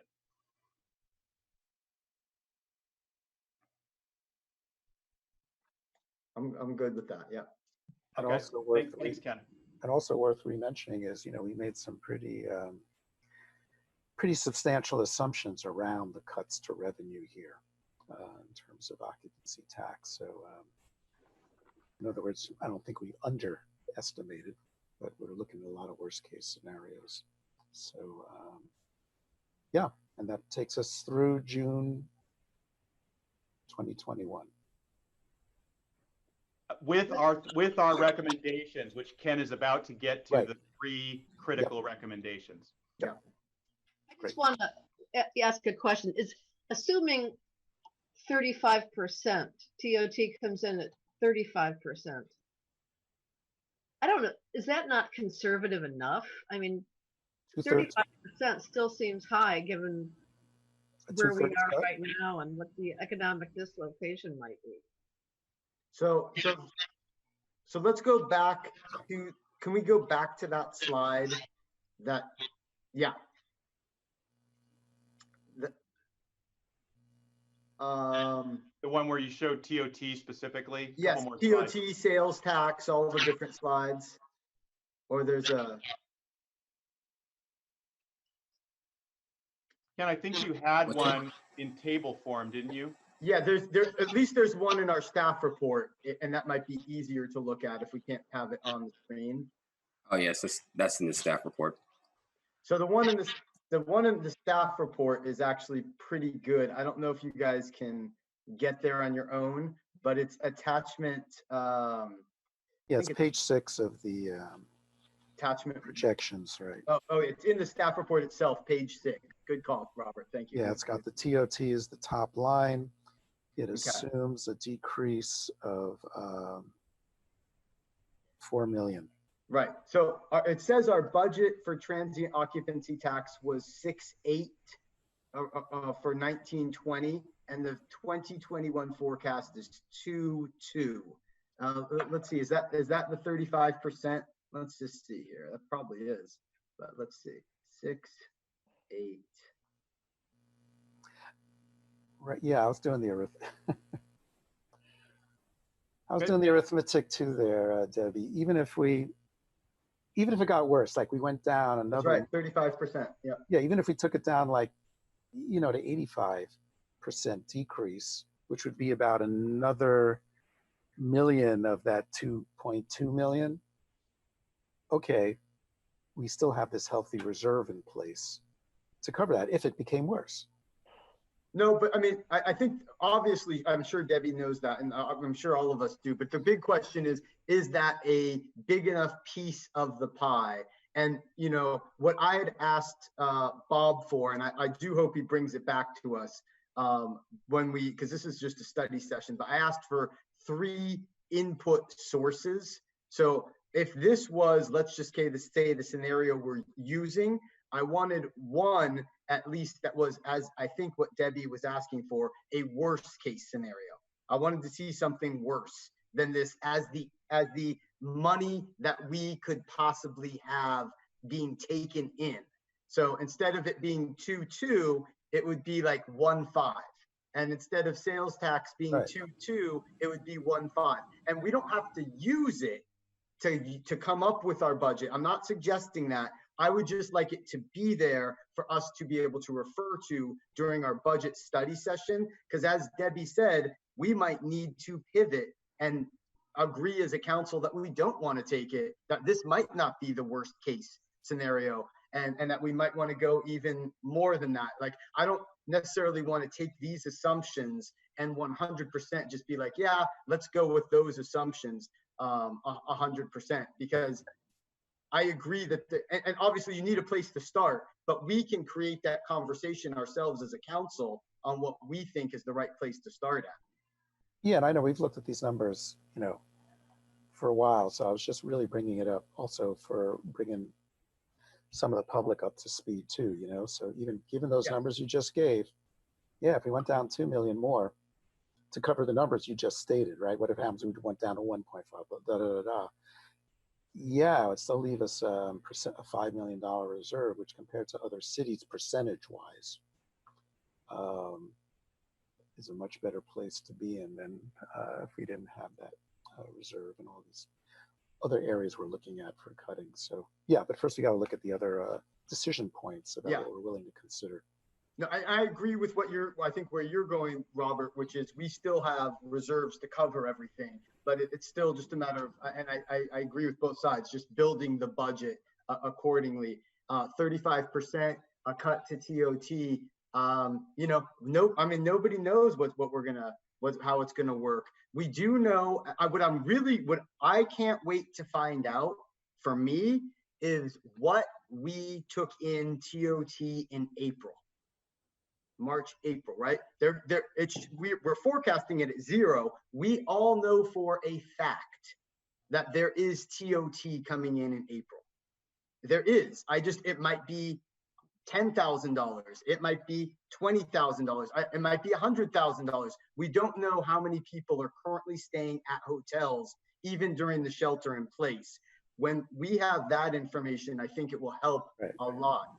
To then guesstimate, because it's not going to get really worse than this. So like at least we could have that for 12 months and then figure out the rest. But I agree with Councilwoman Ruddick that we should look at different possibilities for these numbers. And just to keep our numbers straight, I think you said 35. We were assuming a 35% cut in TOT. I think it's a 65% cut. So you're far. right. So you're far, right. Opposite, right? Yeah, right. Yeah, leaving that other 35% up for grabs, right? Yes, good call. So yeah, Okay, because cool. And then and Mr. Mayor, absolutely, we'll bring 3 scenarios when we bring the budget in June. As you have already said, it's our best estimate at this time. It's a starting point. It could be worse. It could be better. We're just using the best information we have available to us, and using that. And just to use this table again to kind of show how it works with when we actually get actuals and we close our books. So we don't close our books on this fiscal year until we do the CAFR in December. Well, when you look at the middle column here, that was actually 10 million, the beginning fund balance, when you approved the budget last June. And we closed the books and we actually went to the good, almost another $1 million. So Ken then modifies that as the starting point. And you can see we actually at mid-year had 640,000 that went into unassigned fund balance. It's like a balancing account once we close the books. Now, obviously, that was a good time, and we ended up better than we thought. And so the concern, of course, is that we might end up worse than we're expecting at the 35%, in which case we have to adjust as we go, because the first impact that would have when we close the books is that 7.3 starting point would be less because we missed our target. So absolutely, it's important to look at scenarios and be ready to adjust. And I have a question right now, and I mean, almost for Debbie Ruddock. I don't know if we can ask questions of our own council members, but I need to understand. Like, I don't really understand the general fund balance, the 10 million going down to 7.3 million. Like, I understand what that means. I very much get that. But what is like an ideal that we want to be at? Like, is it 5 million? Where do we, or does it even matter? I realize it's kind of like a savings. Like, if I have a bank account, I can draw from it at any given time. Like, I understand how that works. I'm just saying, what is where it hits a danger zone for a city, or like for our city in particular? And maybe Debbie, I mean, with your vast experience in this area, I don't know how low that can go. Well, the point of reserves is to be able to cover your expenses for a certain period of time in case of an emergency, right? So you have the economic uncertainty reserve, and sometimes you got to throw money at capital. But the point is you always want to have the reserve is important because that's what you want to keep on hand, right? You don't want to go below that. You don't want to become insolvent, right? You have to have operating reserves. You got to have operating money. So, you want as much of it as you can, right? I mean, 30% is good. It's fairly standard, but you got to be able to pay your bills for the standards like 3 months. Right. I'm not even concerned about the reserves right now. I'm talking the actual general fund, like that whole beginning fund balance. That's the 10 million on this page, and then it going to 7.3. Like, if you looked at last year's budget and you saw what it was doing going 5 years in the future, like, that was already going to be drawn down a lot. Our general fund balance kept going lower and lower and lower, and I don't know when it's at what low point does it trigger us to be in like a very dire, scary situation, just from the general fund, not even talking reserves. Well, you have to be able to meet your basic public health and safety obligations as a city. Otherwise, you might as well just turn yourself over to the county, right? So you got to be able to pay for public safety. You got to pay your police bill. You have to provide for basic maintenance of streets and highways and things like that. So you have to meet your basic obligations, and that's actually a policy. That's a policy decision. How far do we want to go? How far do we want to cut? And not just cut. We want to look at revenue generating activities as well to offset that. So what level of service do you want in your community? If you want a really low level of service, you don't care what anything looks like, you don't care what's unkempt, you don't care if it takes 20 minutes for the police to get to your house on a call, well then need so much. If you want, 10-minute response time, if you want clean streets, if you want to go to City Hall and have somebody who's actually interested in your project and can answer your questions, then you got to have more money. So, it's about, deciding what level of service is desirable and appropriate for your community. I don't know. And Does it if I answer? could, yeah, and if I could add to Councilmember Reddick's train of thought there. And I like when you said, hey, if we just run out of money, then we'll just give it all back to county. So I think people here appreciate that they don't need to go over the hill to county every time they have something that they would like to get some, customized advice about people who know our issues here and our situations, whether it's a permit, whether it's cleaning a street, trimming a tree. And we know that from our surveys that, a lot of people in this community feel that they have a city hall now that is much more responsive to some past city halls. We built up, a great staff.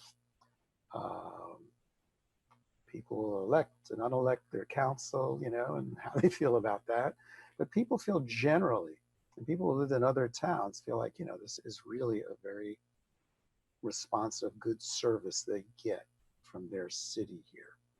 And that's what, as a city council, all of us have been trying to balance and consider when we look at all these cuts. How do you keep at least an expected level of service that the city has gotten used to?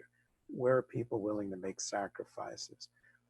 When do we dip into reserves and when don't we, to afford those emergencies that we can't even predict right now? What happens if things get a little bit better and we can take a breather, right? I mean, these are all the things that we're trying to, weigh and consider. And staff has done a lot of work. The numbers you see right there in front of you, I mean, that's taken a lot of refinement. And our work with staff and council say, hey, let's get these numbers in shape, in a place where we can explain it to the public and everyone could grasp it. And so I think it's been a great job, to get to this place. And it's been a lot of work over the last 6 weeks to get here. Now you can do a lot more work, right? I've been hoping that we're getting our organization to a place where, we could afford and have the staff capacity to actually do a more detailed look at levels of service, do more surveys and outreach to the public. What's an acceptable response time? What's an acceptable wait time on a permit? I mean, there are, cities and there are tools to help you figure that out so that you can do better, budgeting and longer range budget forecasting. So, but we've been in recovery mode for several years. For the last 2 or 3 years, we've been building staff capacity. So, I kind of thought we were getting to a place where we could refine, our strategic forecasting, if you will, and actually identify levels of service. And then what does it take to fund those? What do we need to fund those? And have that conversation with the community. So. Okay. Good. Where should we move, I guess, at this point? And do Harvey or Deborah want to have any questions or talking points on this topic? And where are we? Don't we have some recommendations to consider from You want to get Kenneth? straight there? Are we ready for that? The next three slides are the recommendations. Perfect. Thank you.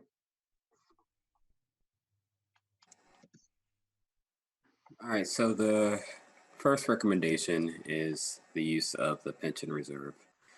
Pension is paid out in two parts.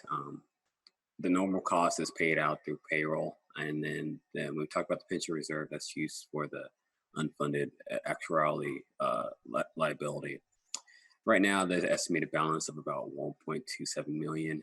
Historically, when we pay this is an annual payment. Historically, it's been paid out of the general fund, and we do that so that this reserve builds up interest, and we can use it to our. It provides a sense of liquidity for the city. We're recommending that we use the reserve to bank the ULA payment for the coming year. That would leave an estimated balance of about 300,000. Now, when this was first brought up, Councilwoman Ruddock in particular, and I feel like you probably have a very good understanding of this topic. You seem to have some sort of feelings about this one. Do you want to educate me, I guess, on this? Well, I'm trying to understand the recommendation here. Can you clarify using the pension reserve to pay down the liability? My concern was that we might use the pension reserve, take it back into the general fund for general expenses. I'm not No. sure what you're saying here. I need to clarify the recommendation. So I think, and I'm going to try, that we owe, let's say, $957,000 in 2020-21 towards, we have to put money in, and we are going to take from the pension reserve to put into that money. And that's my understanding, but correct me if I'm wrong. Yeah, that's right. That's right, Mr. Mayor. So this pension reserve was set up about 5 years ago, is my understanding. And it was set up for exactly this reason. Pension costs were increasing. And I think the theory or the thought of the council was we're in good times now. And if we can continue to fund our UAL pay as you go out of our general fund, we should do that.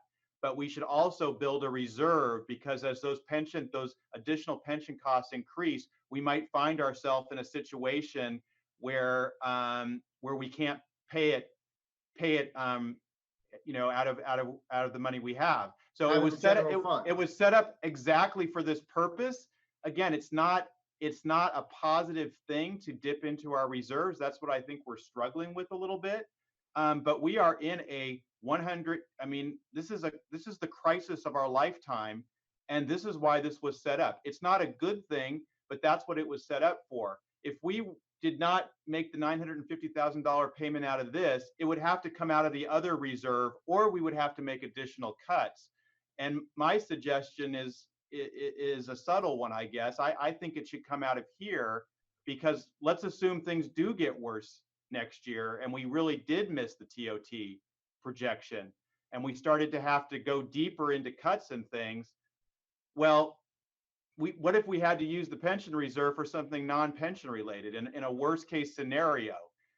You could do that. You as a council have the discretion to change your use of the reserves, but this was set up for this purpose. And so it just allows the general reserve to be there, the $6.4 million we just showed you, in case we really miss the boat next year and we go into a second wave, the hotels stay closed.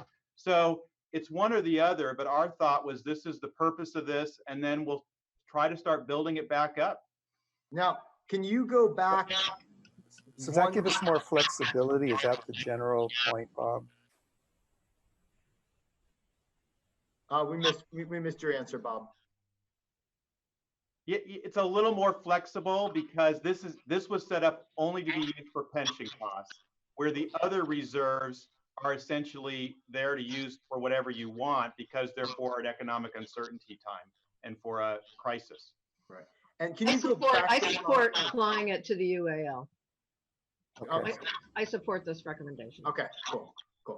And can you go back a slide, Bob, just real quick? So my understanding of this, is if is this the one where's the one that shows, we're only $900,000 or $1.2 million? Yes. So if we weren't to take out of this reserve, the additional use of general fund reserves again would go from 953 up to the more higher towards that 2.6. And so I'm just exactly. Making sure I'm correlating correctly. You're connecting the numbers exactly right. Okay. Cool. So good. Okay, so you're for it. So good. Does anybody else have questions then? Sorry.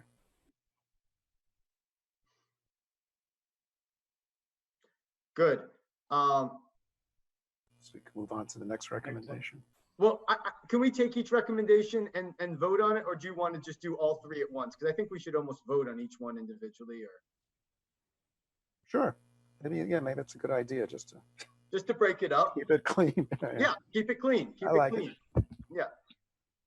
So can we just make a motion on this one? I move that we accept staff recommendation on the use of pension reserve for the 2021 fiscal year budget. Second. Excellent. Can we do a roll call vote? Yeah, Councilmember Reddick, Aye. Councilmember Rohrbach, Yes. Councilmember Penrose, Yes. Vice Mayor Brownstone, Yes. Mayor Eisen. Yes. Motion carries. Excellent. To the next one. So the second recommendation is similar to the pension reserve. Risk management costs, we have a special fund for that. The balance for that is 1.83 million. Similar to pension, we usually pay as we go using our general fund money. We think that the fund is healthy enough and solvent enough to pay for itself without general fund monies for a year. That will leave the risk management fund balance to be 1.2 at the end of the next year. And for context, the risk management fund is for general liability and workers' comp costs.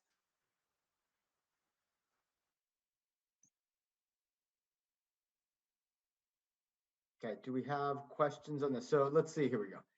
The estimated balance is 1.8. The fund will go down to, let's just call it 1.2. Oh, there it is, it's down there. And we usually fund this to the ability of what, 500 and something thousand per year, $543,000? 547, I think. Is that what it is, 547?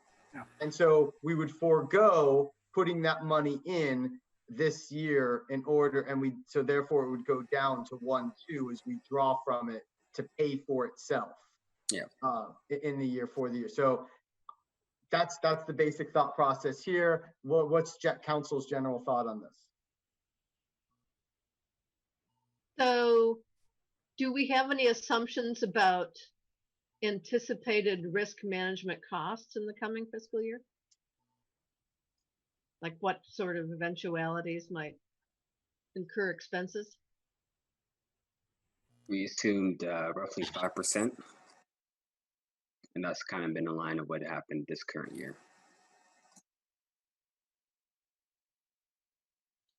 And just quickly, Kenneth, what is that? What is that in terms of monetary? So for this fiscal year, we had budgeted about 600,000. So other funds, the sewer funds and other special funds pick up that cost.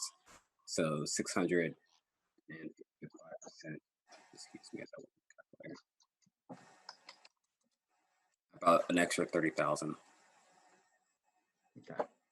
So and just to build off of that, we're part of a JPIA pool with other cities. And so our risk is managed through that pool, and we do receive actuarial reports that are based, then we have rates for our insurance that are based on our experience with worker comp claims and general liability claims.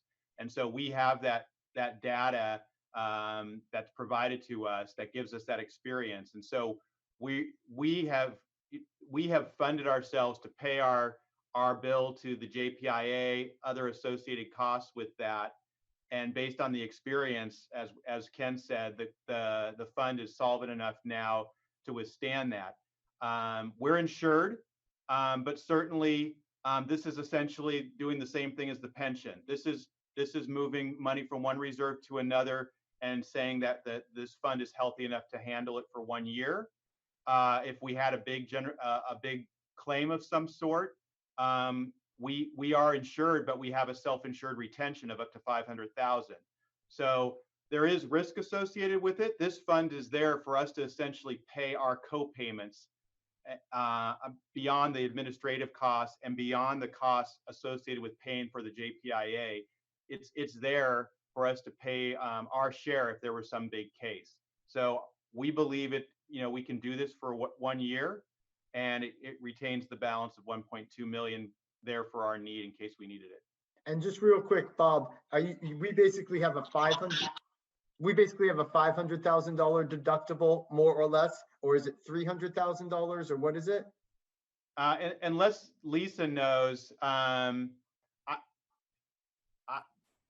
let me check on that. I believe it's 500, but let me, you ask a good question there. It may be 300. Let me check on that. It's a self-insured retention, SIR. So it's like a deductible, yes. Yeah, I mean, we're self-insured. We're self-insured up to that point, and then insurance kicks in. Right. I'll get that information for you. Okay. I think it's a good idea for the county. I support it. Cool. Any other questions? Mayor Eisen, if I may, we do have public comment on this portion. Thank you for that. Thank you. Please. So anyone who is joining us as an attendee, if you'd like to comment, please use the raise your hand feature. I do have one emailed comment from Chris Foisard. It touches on a lot of the items on tonight's agenda, but we threw it on this item here. I applaud Mayor Eisen's proposal that he and the other council members immediately take a 20% pay cut and that the executive staff take a 1 day a week furlough. The union staff that has almost doubled in size in the last couple of years would be looked at also. I disagree that any extra money this proposal would free up should go to more police presence. The state is slowly opening up and outdoor areas will be first, not that our beaches were ever actually closed. The ticketing needs to end, and instead the city should concentrate on better bathroom facilities, garbage cans, and parking solutions for the inevitable beachgoers. Police presence, endless no parking and no beach access signs, blue ribbons, and yellow caution tape are not only visually unappealing, but do not protect us from the COVID virus and adds unnecessary drama to the situation. There is no evidence that the virus has been transmitted in an outdoor environment and our beaches are not packed. Remember that the majority of the city's budget, including the employee salaries and pensions, comes from these visitors, and it might behoove the city to show a little gratitude with a more hospitable and friendly environment, including taking down the turnaround sign at the entrance to town. Not everyone had the arbitrary 5-mile rule, and not everyone has access to nature. People are doing a good job distancing themselves. No one wants to get the virus or pass it on, although eventually that may be inevitable for many. Though it may feel like it, trying to control people is not thwarting the virus. People are doing a good job of distancing themselves. Something the city could and should do is help the small businesses that are hurting. The council in the city of San Mateo is giving $400,000 to businesses with less than 10 employees in the form of $10,000 grants. Burlingame is appropriating $1 million with $500,000 to small businesses, $250,000 to needy families in the form of gift cards, and $250,000 to service providers. Can our city offer something similar? I keep hearing everyone talk about not dipping into reserves, but what are the reserves for if not an emergency like this? I don't think it is helpful for the city to pay someone to stop gardeners from mowing our lawns. The inequity is shown again when house cleaners aren't allowed in a home, but plumbers and electricians are. Commercial construction is okay, personal construction is not. Naming the cogs of our society as essential and non-essential is not only demeaning, but also almost always favors big business over the marginalized. I know we need to follow the county guidelines, some of the strictest in the nation in spite of our low numbers, but I'm sure the city has some leeway in how they are interpreted. Speaking of the marginalized, I would also be interested in an update of the homeless situation, a population that is likely spread the virus among themselves should they become infected. I saw the idea to house them at the state beach, a poor idea in my opinion, and from what I heard, illegal. San Francisco has put many of the homeless up in the empty hotels. This seems like a solution the city might consider, and it would also help the small hotel owners. Thank you. Then we have Pamela Fisher. Pam, go ahead.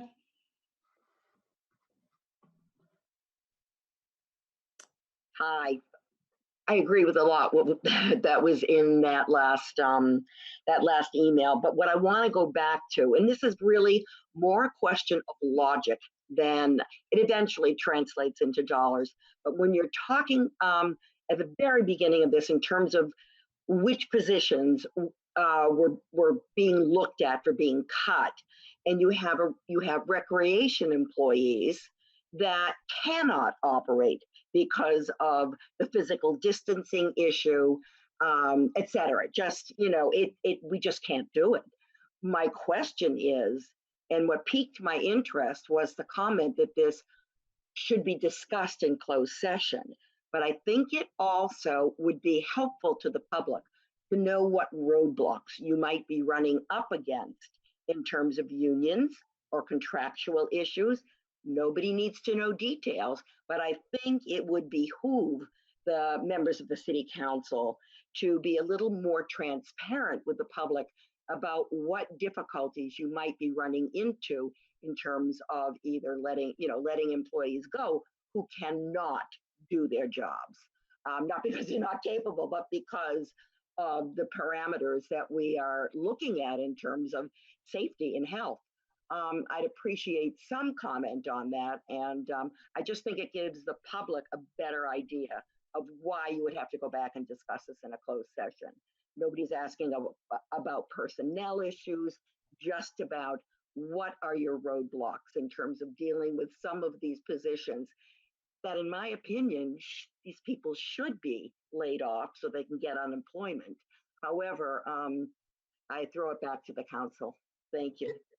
Pam, thanks so much for bringing that up. I think you'll see, and I'll let Bob talk to this in a second, or whoever we're supposed to, but we do have an item 3B, which is our next topic, and you'll probably, as we delve into that, get a really good perspective of what we're dealing with, how we're talking about it, and probably a good understanding. But Bob, or anybody else?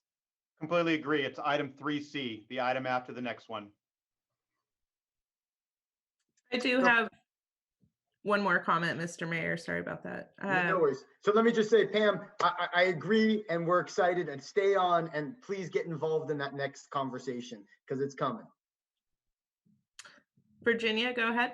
I have a general comment, and it's information that's not included in the financial analysis, which is cash flow. Bob, one of the issues that concerns me the most is when you're doing a financial forecast, if all of the TOT comes in the fourth quarter, and yet all of your expenses are spread out through the year, we're going to have a very precarious cash flow position, not knowing whether that revenue will ultimately come in or not. So there's no cash flow forecasts here, and that's very distressing in terms of how you're managing. I also think the staff cuts should be more significant in terms of generally a CEO, the top position is a 30% cut, senior management is at 20%, and then the lower level is at 10%, not across the board at 10%. So I think you're going to have to do, I'm very concerned that the revenue levels are going to be missed. And they could be missed on a number of fronts, not only TOT. We don't know what's going to happen with property taxes. Are people going to go in default? Sales tax. I don't know where that's going to come from since none of these businesses are open and operating. And I don't know how the restaurants are going to come back and which stores or just stores and restaurants are going to go under, unfortunately. Same thing with some of the hotels. I think we're in a very precarious position, and the first 6 months may look bleak going forward. And it's hard to envision when and if there'll be recovery or a relapse, and we have to do another shutdown. So I don't think you've got a worst case scenario here in terms of planning. Thank you for bringing that up. I am curious, the cash flow thing in particular. Bob, what do you have on that?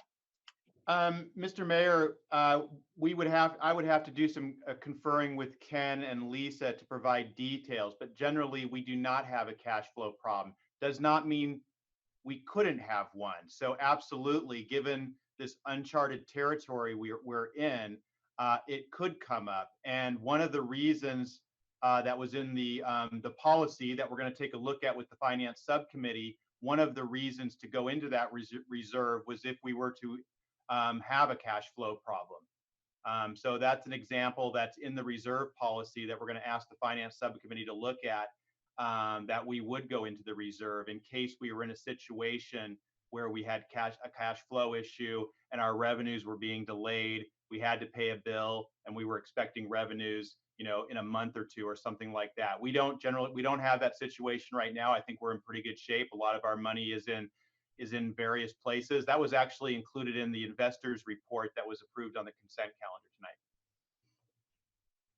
So just so I understand, because I really like that point Virginia brought up about if our TOT does come in mostly the fourth quarter and we've got to pay for bills in the first 3 quarters, you're saying that well, I mean, it shouldn't be a problem more or less, and we'll catch up eventually.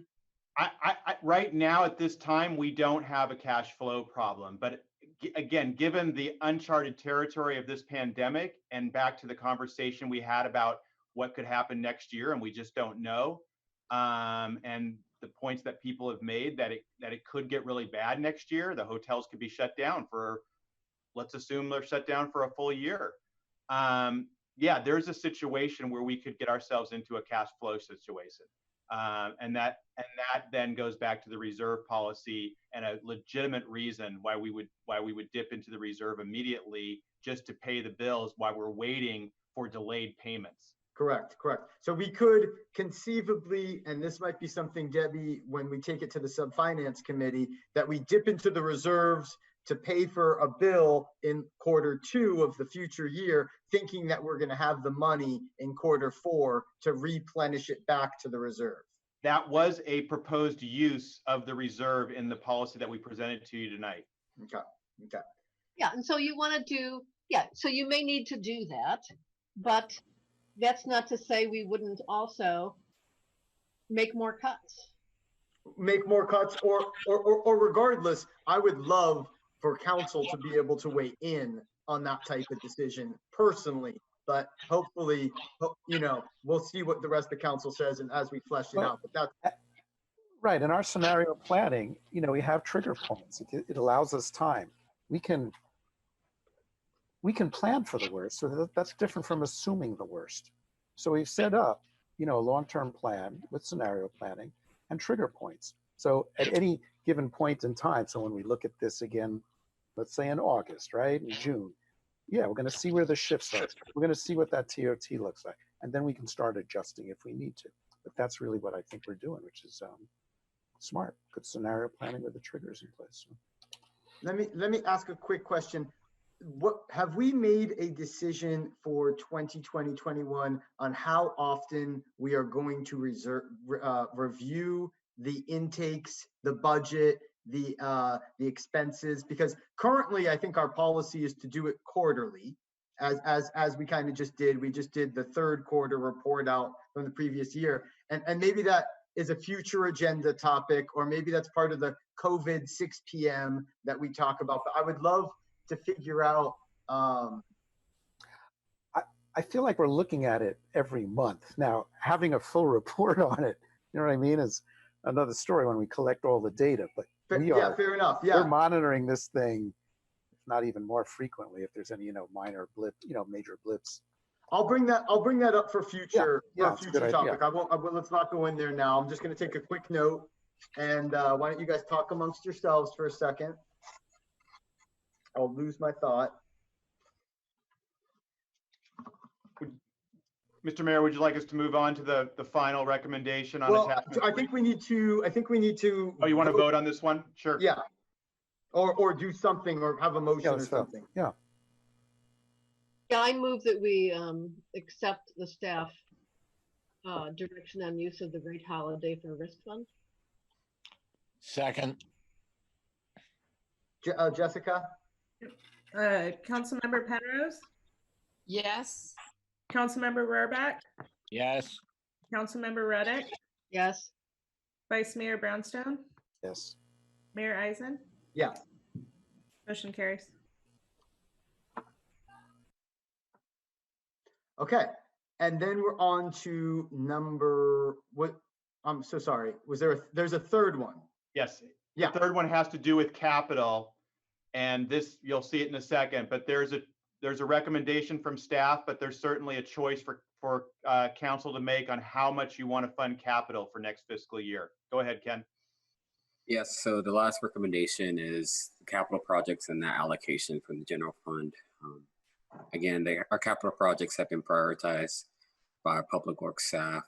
We are shifting our focus to more grant funded and sewer projects, but there are a handful of projects that are mostly funded by general fund monies. Public works staff has requested $950. Our recommendation is to only fund $750 to maintain reserves, but it is up to council if they want to fund all the way up to $950 or an additional even more $450 that Public Works is asking for. And do you have John on the call? He's here, and we also have the list of projects, attachment 4, which we can flash up. Yeah, and can you just, I mean, before we even, can we just have John talk to the difference between 750, 950, and 1.4? And Ken, why don't you turn to that slide, because I think that will be helpful. There you go. Just under $500,000. All right. Right. A little levity. A little levity. All right. I like it. I like it. Sure. Let me, obviously, when we came forward, we were looking at a variety of things. You can see these slides. This is the easiest one to get you basically to the 1.4 number. And those would include the items listed for consideration for mid-year. As was indicated in the prior meeting 2 weeks ago, and we did go through a process to try to look at prioritization of these, and I would say the prior conversation earlier tonight was that with adoption of the new CIP for 2021, you clearly would be establishing some new priorities and sort of saying some of those projects and programs that were being funded more heavily are put on the back burner. So clearly this is sort of shifting the priorities around. Again, as Ken said, this year certainly focuses on those projects that are either funded wholly or mostly by grant fundings wherever possible, and those were clearly the items there listed in lines pretty much 1 through 10.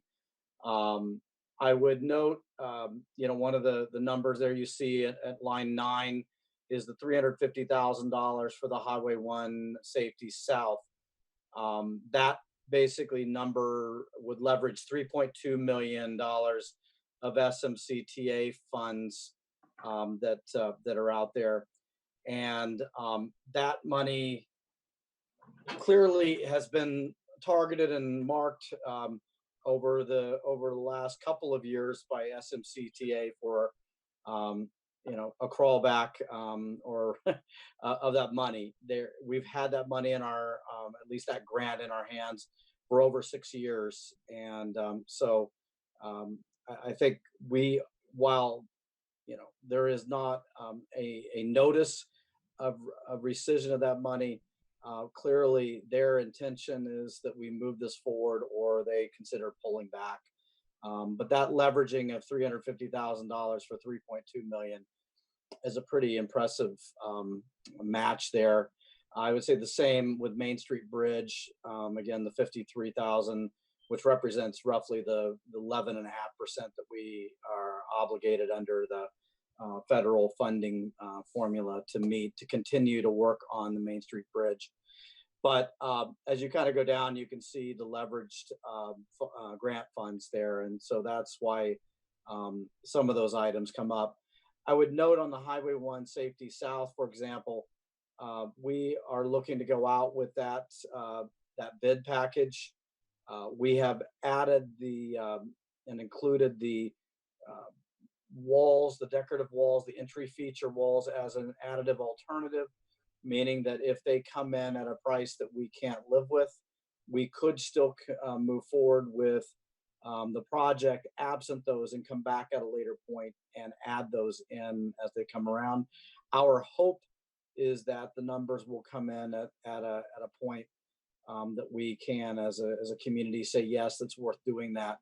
So when I look at the 350, that's actually, if we had a range, it's 0 to 350,000 is what we're anticipating, a general fund piece to that. So your total number with this entire list theoretically could be closer to 1.15 instead of the 1.4 or 1.4 number, depending on what happens with the Highway 1 Safety South project and the bid process there.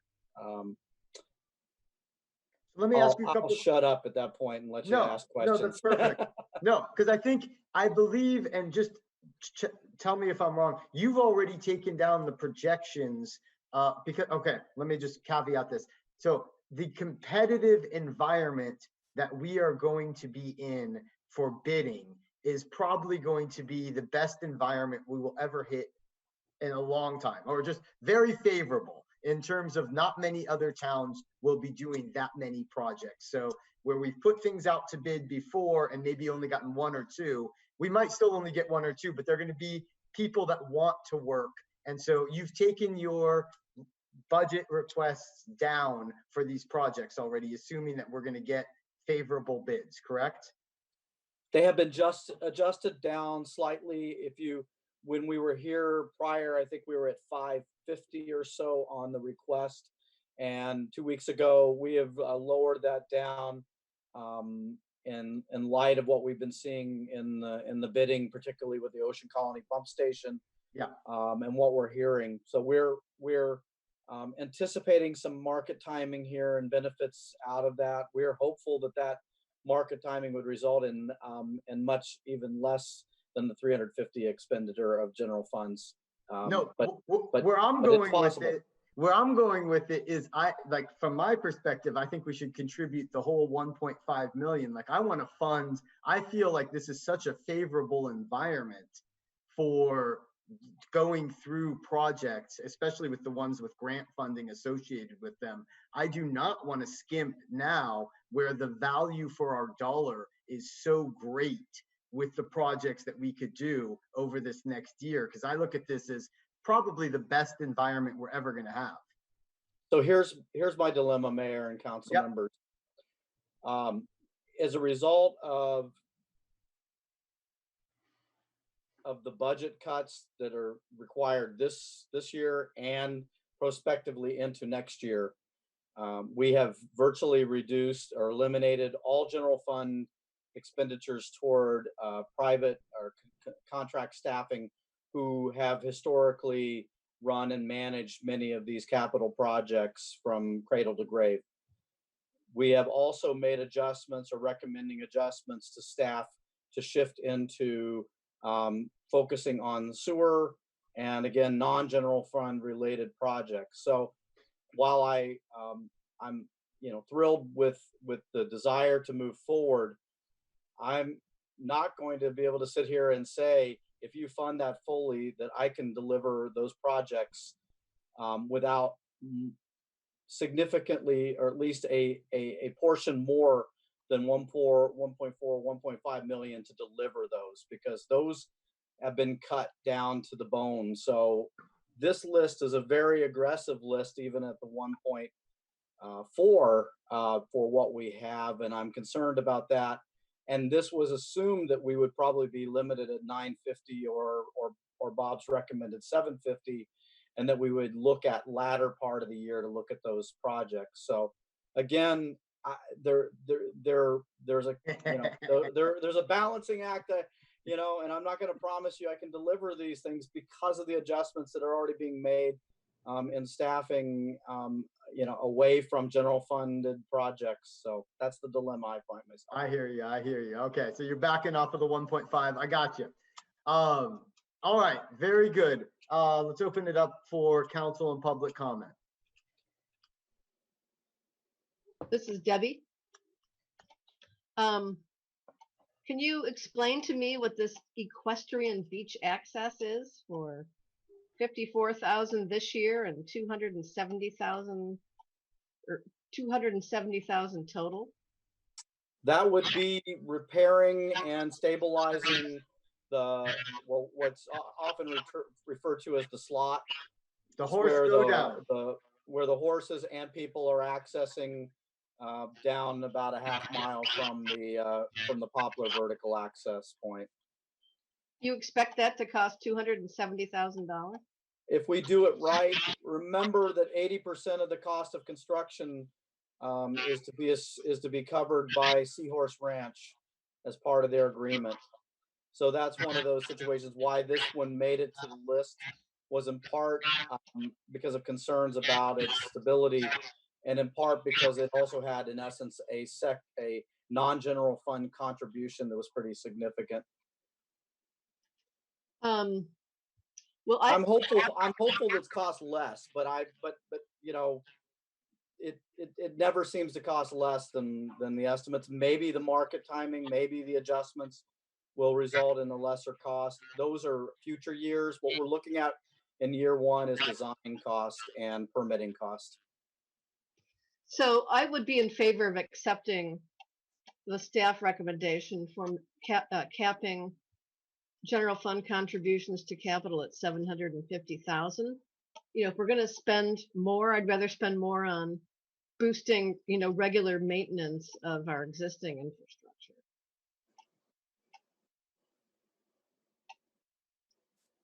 That's where I'm coming from. Good to hear your perspective. Rest of council. This is, I'm sort of the first time that we've seen a disagreement between two departments where Public Works says 950, staff, whatever, you know, that's Bob says 750. Why is that discrepancy, and why can't you get your act together? Sure, Mr. Mayor and Councilmember Rarbeck. As we put the budget together, and we're together on this, but as we put the budget together and we were trying to get to what we thought was recommending a balanced budget, try to minimize going into reserves, spread the cuts out in a balanced way, I got 750,000 in my mind as what we could do as I was working out the budget with Ken and Lisa.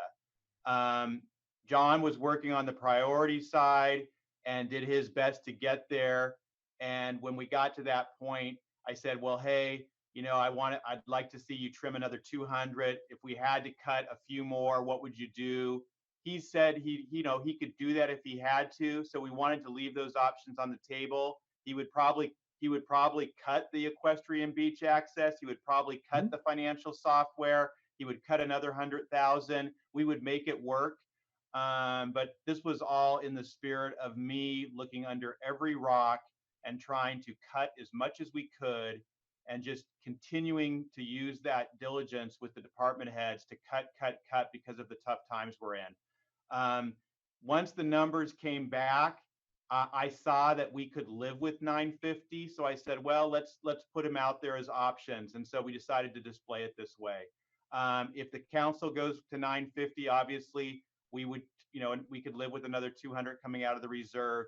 But through my conversations with John, he said that he could cut another 200 out of that. And as he says, at some point we start to have a capacity problem with our staff to deliver these projects, given the cuts we've made elsewhere. So that's how that came to be that point. Good answer. Can you tell me what the urban forest management is? That to prevent wildfires? That council member is to address the various issues that we have with trees in the public way and the public lands that we own. We've also used that previously to do the Main Street tree trimming.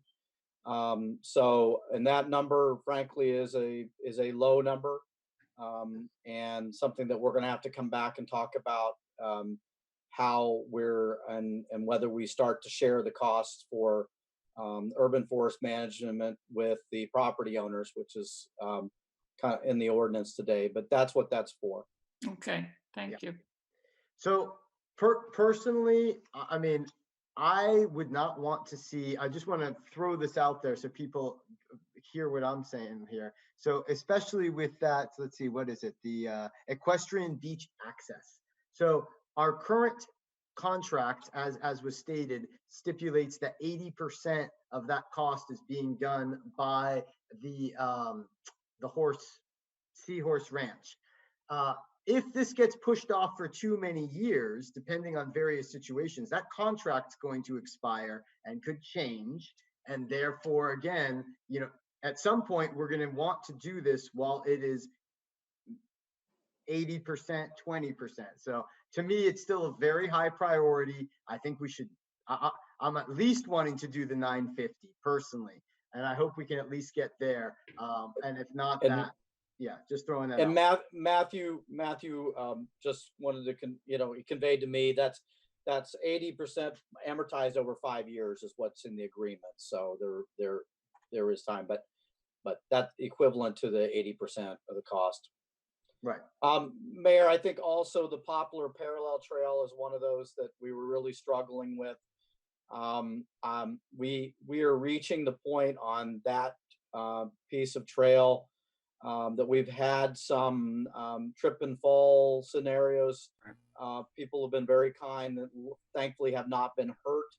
We really are reaching the point in which there really is no repair, a reasonable repair to that. And so one of the issues and why Bob allowed this to move forward to the 950 was, I think, was because he acknowledged and recognized that there were some of these things that just were tough to figure out how to cut back on those things. One of the things that doesn't even make this list at this point, and I'm struggling with, is that we were moving forward with replacing the playground equipment at Frenchman's Creek Park. We actually purchased the equipment and had scheduled the contractor to come in and install that and deal with it. And we put that on hold, and there is no funding in fiscal year 1920 or 2021 now to actually install that equipment. We own the equipment. It'll be at the yard and when we're ready to move it. And that didn't even get to this list because of, the other challenges and priorities that are kind of out there. So that's the difficulty. There are things that we all left on the cutting table, on the cutting room floor that we would like to have in here, but we just had to come back with something we felt was reasonable and at least a starting point. Hey, real quick on that last topic, when we did Ocean View Park and we did the new equipment there, didn't we get the community to come and participate and help in a lot of ways? So it was a much faster project and didn't require that much staff time. Do you recall? Were you? The current project was all staff and contract consultants. No, the playground that went in maybe 3 years ago. There was some work there. At that time I wasn't doing the maintenance work, and so I'm not. No worries. Not familiar enough with it. No worries. I know I participated in it. So this community has always pitched in, and I'd be certainly surprised if there wasn't that, but I wasn't involved in it and can't really speak to it. No, just throwing out a possibility for, especially if we already have the equipment, for a way to possibly sneak that in. I say this, the reason why that isn't, we really can't do that is because the work that needs to be done is putting in the concrete and the rubberized surface. Done. So it's not the installation of the equipment itself, it's putting the ADA accessibility improvements in on the ground, which is not something that we can farm out to the community with that deal. And and Maz and I both worked on a Kaboom project in another jurisdiction, and we put that work in first, and then Kaboom came in and installed the equipment, if you're familiar with Kaboom. Absolutely. And that group. So just for the record, I just heard from a constituent, it was volunteer effort, but they were not doing what you're suggesting right there. So if there's extra money eventually, sure, and we can do that, the groundwork, we can maybe get the volunteers in that area to help out. And I think what we're talking about is the Adopt-A-Park. So during the last really bad old times, there was Adopt-A-Park program, and the community pitched in greatly in supporting the parks at that point. Yeah, no need to discuss that any further. But yeah, the poplar parallel trail. I mean, thank you, because that's an absolute must, and I feel like we need to protect ourselves by taking care of that trail. And Mayor, one more comment, just to again get back to Harvey's question, and to maybe move this forward. Like I said, we can live with the 950 absolutely. The other point, I wasn't sure how the council was going to react to the first two recommendations, and so I was concerned about the reserve. Gotcha. And so we went with the first two recommendations, and this would obviously just pull 200,000 more out of the reserve. So I think it's doable. Cool. I also, if I could, I'll also go back to the basic premise. We were at 0 to 350,000 on Highway 1 South. If you took 350,000 or even $250,000 out of that, you would be at Bob's 750. So you're right there in both of the scenarios, because Highway 1 safety could be as little as zero. What we believe could be as little as zero general fund contribution to that project. That's what we're hopeful for. So if that comes in as a good budget at a good bid, then we could absolutely be at closer to the 750 point with all of that. Council Vice Mayor Brownstone. Yeah, so from everything I heard, and first, I really want to just compliment, from the last session, John had all the factors. You remember all those slides where he had, people asked, well, what are the various variables you're considering for each project? And it was quite an extensive process behind getting to what you see here now. And I thought it was very thoughtful. We asked to make sure that safety, projects involving safety would be prioritized, projects where we wouldn't have to necessarily lose grant money down the road. I thought the criteria were great. And, things like the Poplar Parallel Trail can be included if we keep the 950, I can live with the 950 dipping in, that other 200,000, especially to our general manager's point. We also wanted to see where we stood with the other two recommendations. That makes sense. And if we save money on something else down the road, we might have more money to put into this, right? As John just mentioned. So it feels like a, well thought out way to proceed. So yeah, I could live with the 950. And I also think what Councilmember Ruddick said about maintenance is something that I'm always thoughtful about. We've gotten away without any big storms lately, and we don't know what the hell else is coming this winter. So, so yeah, that would work for me. Good. So let's make a Robert, you want to take this one? Yeah, I don't even know. Let me get back to the wording of this. So I move that we allocate 950 to capital projects. Do I need to go through all these numbers here? This whole cha-cha? I think we know where we're saying. No, I think that's good. Yeah, okay. Any seconds? Second. Jessica? Councilmember Rareback, Yes. Councilmember Penrose, Yes. Councilmember Reddick, Yes. Vice Mayor Brownstone, Yes. Mayor Eisen. Yes. Motion carries. Boom. All right. That is item 3A. That is. Thank you. I'd like to recommend another short break. All right. And real quickly, before, yeah, we'll do it afterwards. Quick break. It is 10. Where is it? Time. It is 10:34. Can we do it 10:40? See you at 10:40.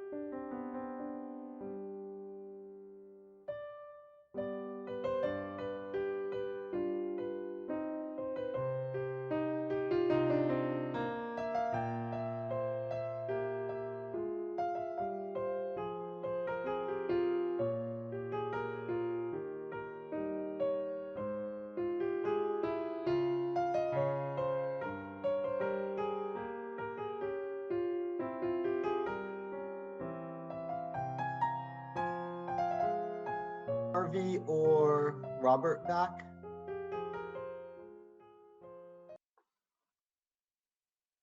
Oh, sorry, I'm here. Good. Okay, that's one. And then we're just waiting for uh, for hmm.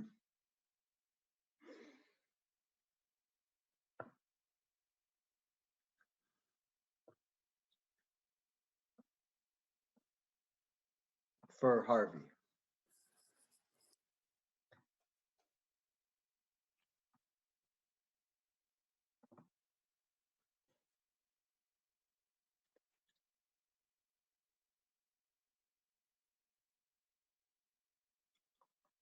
Yeah.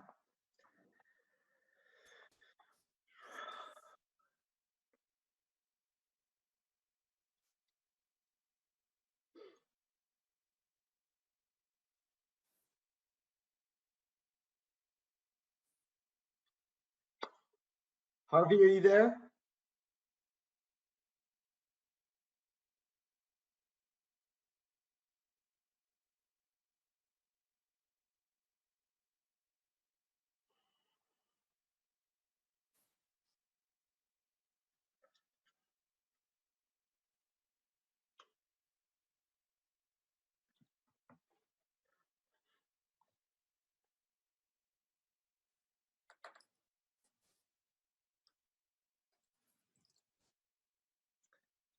Mr. Rohrbach, are you back yet?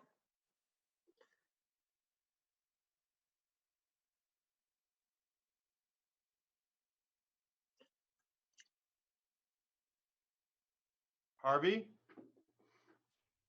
I'll text him. All right, thanks. I'm calling him. Oh, thank you. Harvey, we're waiting on you. Okay, coming. I'm He's coming. Okay. Here. Mr. Mayor, I'll be presenting the next item. Okay. Harvey, I believe you're back now?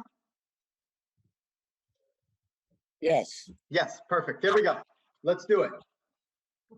Great. So we are, I'm sorry. We're moving on to item 3B, amendment to the employment for the city manager. Catherine, sorry, please go ahead. thank you. And I don't have a PowerPoint presentation for this. I think the staff recommendation speaks for itself. So I'll just go ahead and read the staff recommendation. I do understand we have one public comment and perhaps more, but essentially this is an amendment to the city manager employment agreement that would be effective May 1st, 2020, to adjust his annual salary from $236,500 to $215,000, reflecting a 10% salary reduction / furlough in light of financial and budgetary challenges resulting from COVID-19. And I will just add that this adjustment is consistent with the salary reduction furlough that the executive management team has agreed to, also effective May 1st. The city manager contract, however, does require council approval. So with that, if there are questions for me, I'm happy to answer them. Otherwise, I would suggest taking any public comment. Are there any clarifying questions before we go to public comment? Excellent. Let's move to public comment. I have one emailed comment from Dan Stegink. While a noble offer, don't slash your city manager's salary unless you want to spend time and resources finding another city manager. There's reason every corporate merger secures its executive talent first. It's so they stick around long enough to solve the problem. The city's budget has to be balanced beyond the failure of a single business. HMB's revenue stream isn't diversified enough, and there has to be more sources of revenue than the transient occupancy tax. In 2012, Half Moon Bay had 24 employees. In 2015, Half Moon Bay had 34 employees, and in 2018, 64 employees. The average residence employee compensation costs have doubled between 2015 and 2018 from $200 to $401 per resident. Reducing payroll by 6 employees won't solve your problems for even 90 days, and labor knows that's just the first cut. Remember, you've added at least 30 employees in the last 5 years and doubled residents' employee costs.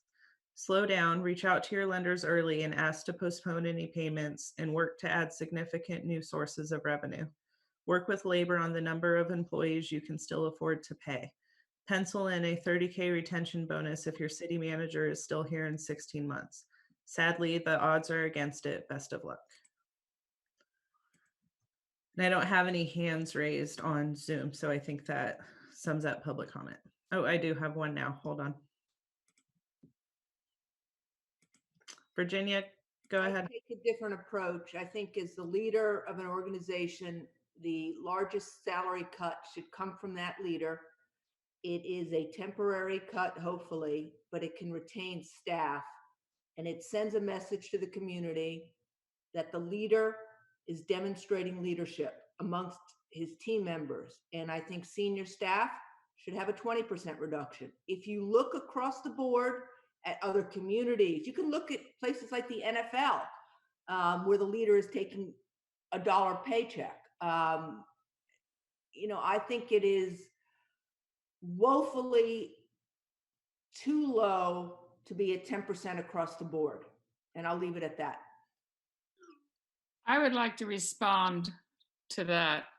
It has taken us many years to build up the staff that we've got. We have a city manager whose income is well below the average and the median in the county and in like counties. I don't have any interest in losing any of our staff, but the most important person to me right now in our staff is our city manager. So I am absolutely against anything beyond 10% at this point. That is not to say that a month from now, we may be going back and saying, Bob, look, we need you to take a bigger cut. We may be doing a lot of things that are going to hurt more. And there's no reason to assume that those things won't happen, nor is there any reason to assume they will. We just don't know. So what we're doing is a very balanced approach. And I think a 10% cut is reasonable. And I appreciate the fact that staff has not fought us on it and that they are willing to go along with it. And they're being cheerful and positive and putting up with what for some of them is quite substantial. That's all I have to say. Good. And then let's go around. I think everybody should get a chance to talk, and then we can talk about it. Unless nobody else has something to say, and then I can jump in. I'd like to move approval of the amendment to the city manager's contract. Second. Okay. And Mr. Mayor, I do have a comment when it's appropriate. Yeah, I think, well, I think everybody, I don't think we should jump into recommendations and all that stuff yet, but go ahead. I think this is appropriate. Go for it. Is this the appropriate time? Yeah, well, I think, and hopefully other council members want to weigh in before we get into recommendations. Sure, but I'll make my comment now. I'll start by saying I do intend to be here in 16 months to the speaker's comment. It is a tough time right now, and I intend to be here with the city to see it through. I've been here for 18 months now. It's my pleasure, my continuing pleasure to serve your council and serve the community. It's been a great ride for 18 months. And I mean that. I love living here. We live in El Granada, as everyone knows. I live on the coast side now, and it's awesome. And I love serving my community. Obviously, never expected in my career that I would be a city manager in the middle of a pandemic. But on the other hand, in my 25 plus years career, this is what I've been training for, in a sense, my whole career. I didn't know it was going to happen, but part of working your way through local government at the county level, city level, I've worked for special districts, is emergency responsiveness. It came up in my interview. It came up in your priorities. We talked about it. It was important to the council. It's always been important to me. And so it's really weird that here we are, and this is what I signed up for. This is my career, and this is what we need to do right now. This is, like I said, a crisis of our lifetime. It's 3 crises in one. I said this at the KEEP meeting. It's a public health crisis. It is an economic crisis. It's a social crisis. And this is what I signed up for, and this is what I'm going to do. So it is the right thing to do. I'm happy to do it. And I do want to make a comment to feed off of Councilmember Penrose's point about the department heads. They all came to me a month ago and offered to do this. They came to me and said that they were willing to take a 10% furlough. They have all been working 50 to 60 hours a week. And I think it's amazing that your department heads came forth and volunteered to do that. They're a very committed group, very special group to work with. That is my comment, and I'll turn it back to you. Thank you. Cool. And then let's just go around the room, continue. Robert or Harvey, do you want to say anything? And if you don't need to, but just making sure before I go to my point. I am going to hold Bob to his commitment to be here in 16 months, and I'm sure he will be. Excellent. Robert? Yeah,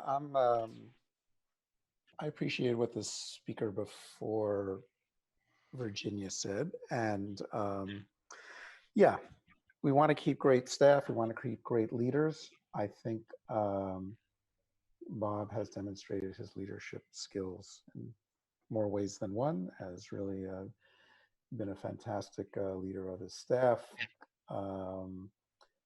And, you know, I don't think the benchmark, I guess I disagree with Virginia. I'm not going to compare us to a private company, frankly.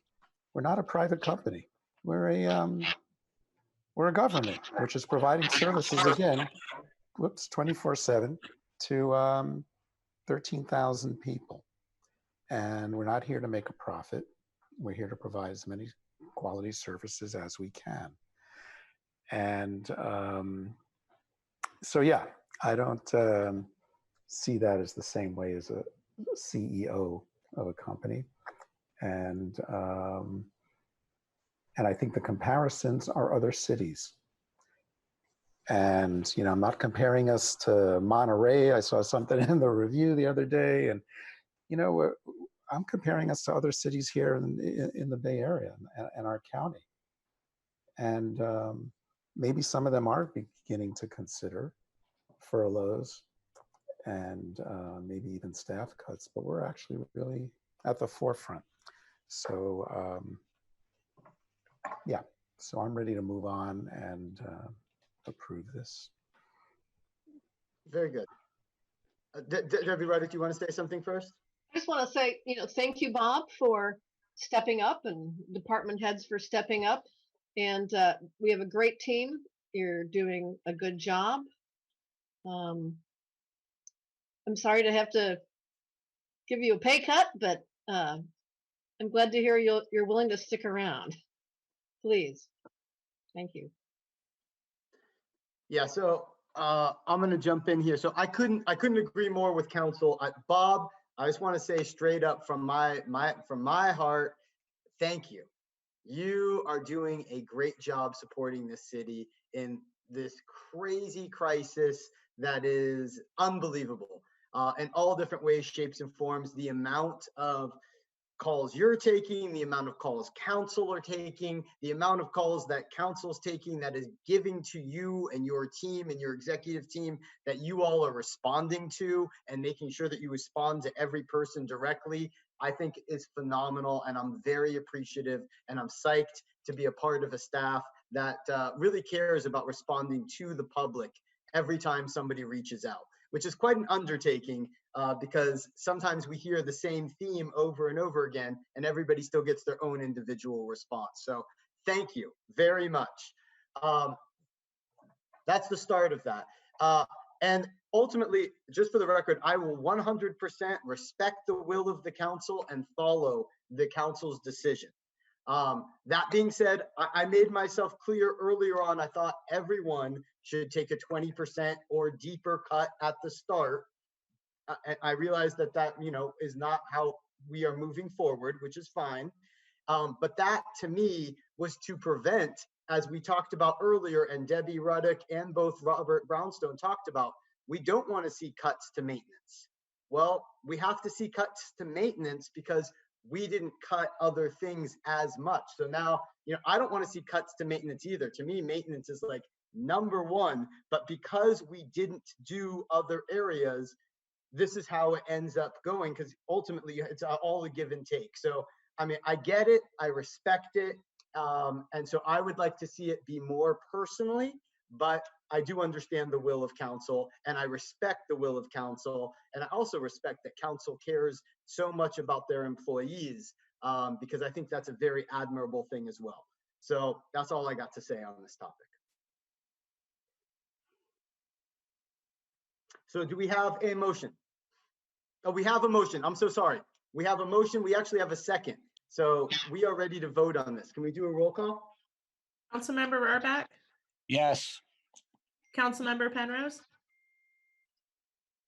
Yes. Councilmember Reddick, Yes. Vice Mayor Brownstone, Yes. Mayor Eisen. No. Motion carries.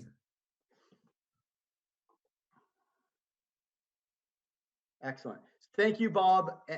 I first of all, again, I reiterate everything. We want you here for many years. I hope you understand that, and I'm happy, very happy that you've moved here, and I see you on the trails. I probably see you on the trails almost as much as I see you in city council. So I definitely see you out quite a bit. So I appreciate you enjoying Half Moon Bay as much as I do. All right, next. We are on to Mayor Eisen. May I just suggest, it's getting close to 11 o'clock, and I would suggest a motion to extend time to consider the next few items. I move that we extend the meeting to last until 11:30. Do we have a second? Second. Good. All those in favor, I guess, or do we go through, Jessica? Yeah, Councilmember Rohrbach, Yes. Councilmember Penrose, Yes. Councilmember Reddick, Yes. Vice Mayor Brownstone, Yes. Mayor Eisen. Yes. Motion carries. Excellent. Well done. Okay, let's move on to the 3C, which is the Workforce Budget Reduction Plan and Resolution to Meet and Confer update. Good evening, Mayor and Council. That item is mine. And as Catherine, I did not prepare a PowerPoint due to the fact that the recommendation is pretty straightforward, and I will walk you through some of the steps that we took to get to this position. So as discussed in the previous financial report, and as we've talked about a lot tonight, the city is facing an emergency in terms of financials. In order to meet this emergency, several measures have been taken by the city, and the ones I'm here to talk to you tonight are regarding workforce reduction.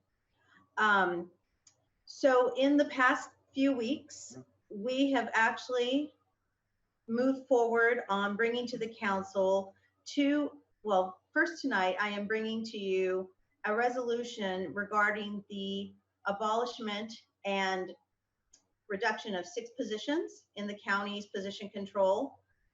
And then also to receive an update that I have regarding the meet and confers that I've had this week that started last week with the labor groups, and to give you an idea of where we are. First, the 6 positions, I did have them listed as part of the staff report.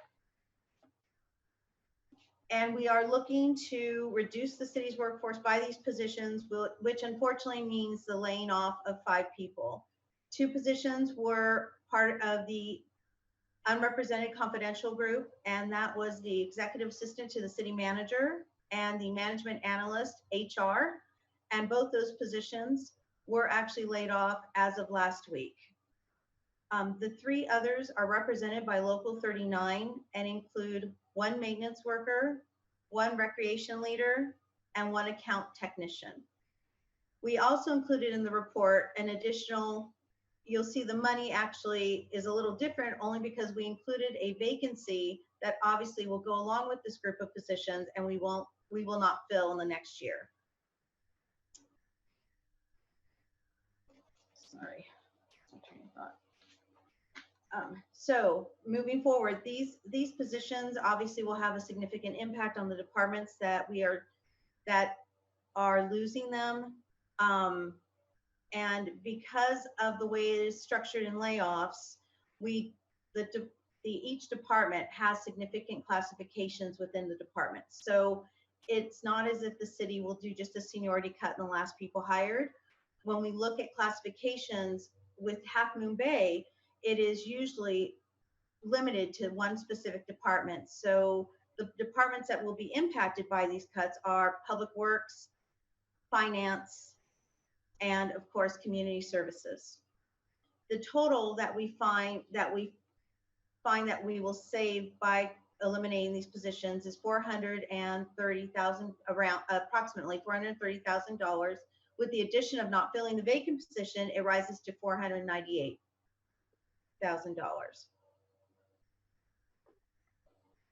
And of course, we are pretty realistic in knowing that we may potentially need to come back to you if these measures if this measure and the measures that I'm going to talk about in a minute aren't enough to help cover the deficit in the budget.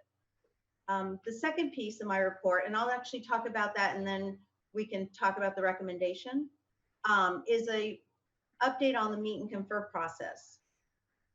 Last week, I began meet and confers with our two represented groups, represented management team, and also Local 39. The things we were asking of these labor groups included concessions on their current contracts. And they were to defer the 2.5% COLA that was scheduled for July 1st, to extend the current contract for another year, which would make the expiration date June 30th, 2022, a 10% furlough, no vacation or compensatory payoff in the next fiscal year of 2021, and to postpone for the management group, postpone the classification and compensation study, which we had actually signed in the MOU. And so we asked if we could postpone it. Of the two groups, the represented management team, very quickly, as the department heads got on board, were willing to do what they need to do for the betterment of the city and the continuation of operations as we need them. They agreed to all the concessions and with an effective date of July 1st. And we are in the process of bringing a side letter to you for your approval on the next council meeting to review.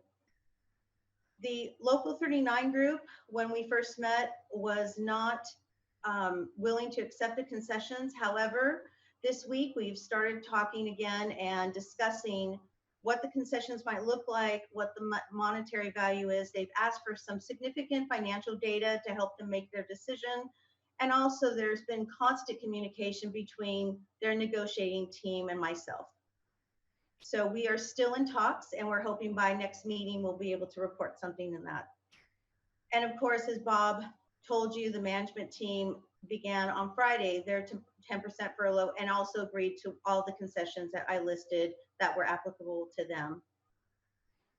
So tonight, what I'm hoping is that I can get a motion from you to adopt a resolution that actually does reduce the city's workforce by those 6 positions. And then we will, in HR, take it from there and start the process working with these employees to ensure that we make sure all their questions are answered, make sure they have all the resources they need, and try to make this transition as hard as it is, as smooth as possible for them.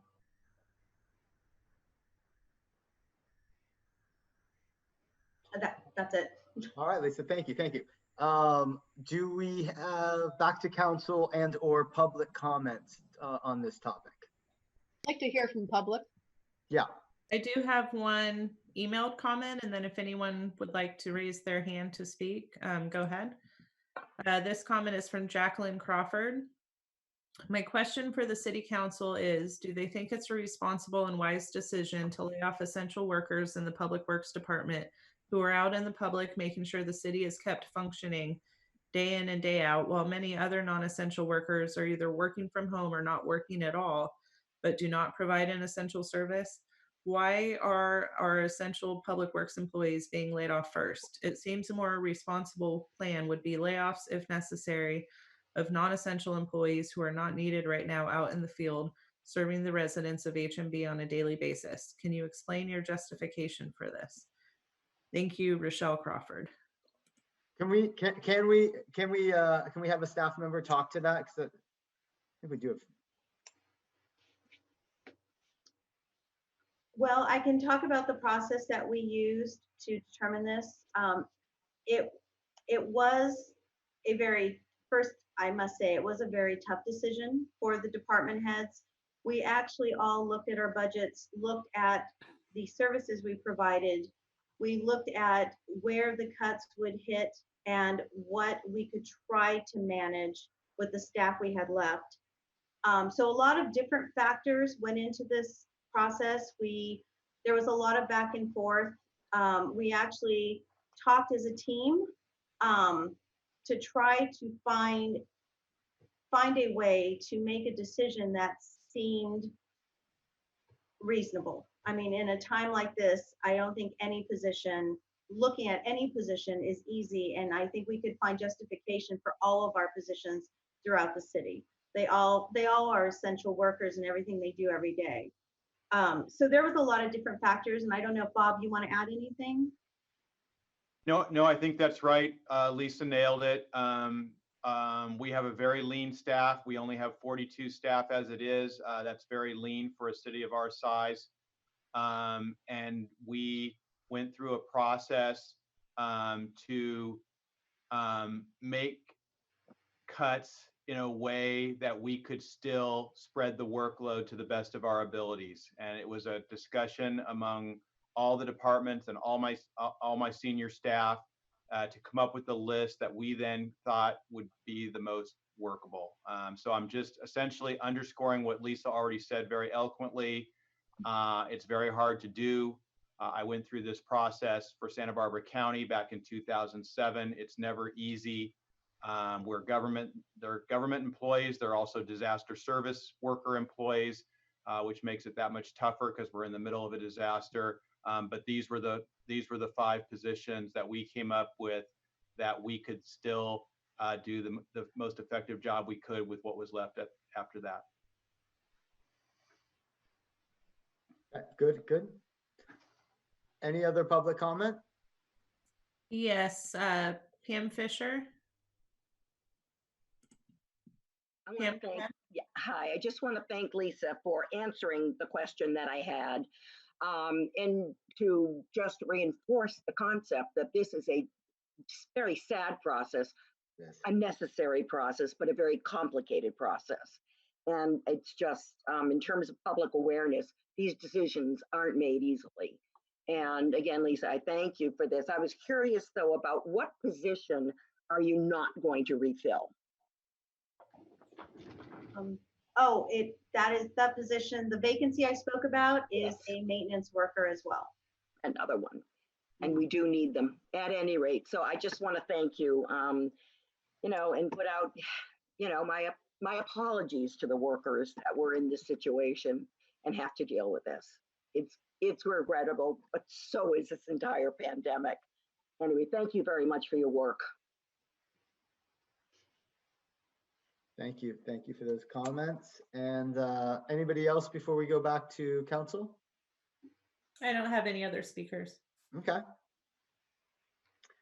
Does council have any clarifying questions or comments? I know we've talked about a lot of this stuff already, so I'm not sure if there's that much more to discuss, but just throwing it out there. Please, Councilwoman Reddick. So, I understand where some in the community who have wanted to move more quickly and more dramatically in terms of cuts. I understand where the mayor is coming from, and I appreciated your arguments and your experience behind those arguments. My position is that, as some have pointed out, labor is our biggest expense. And the reason is they are the service we provide the public.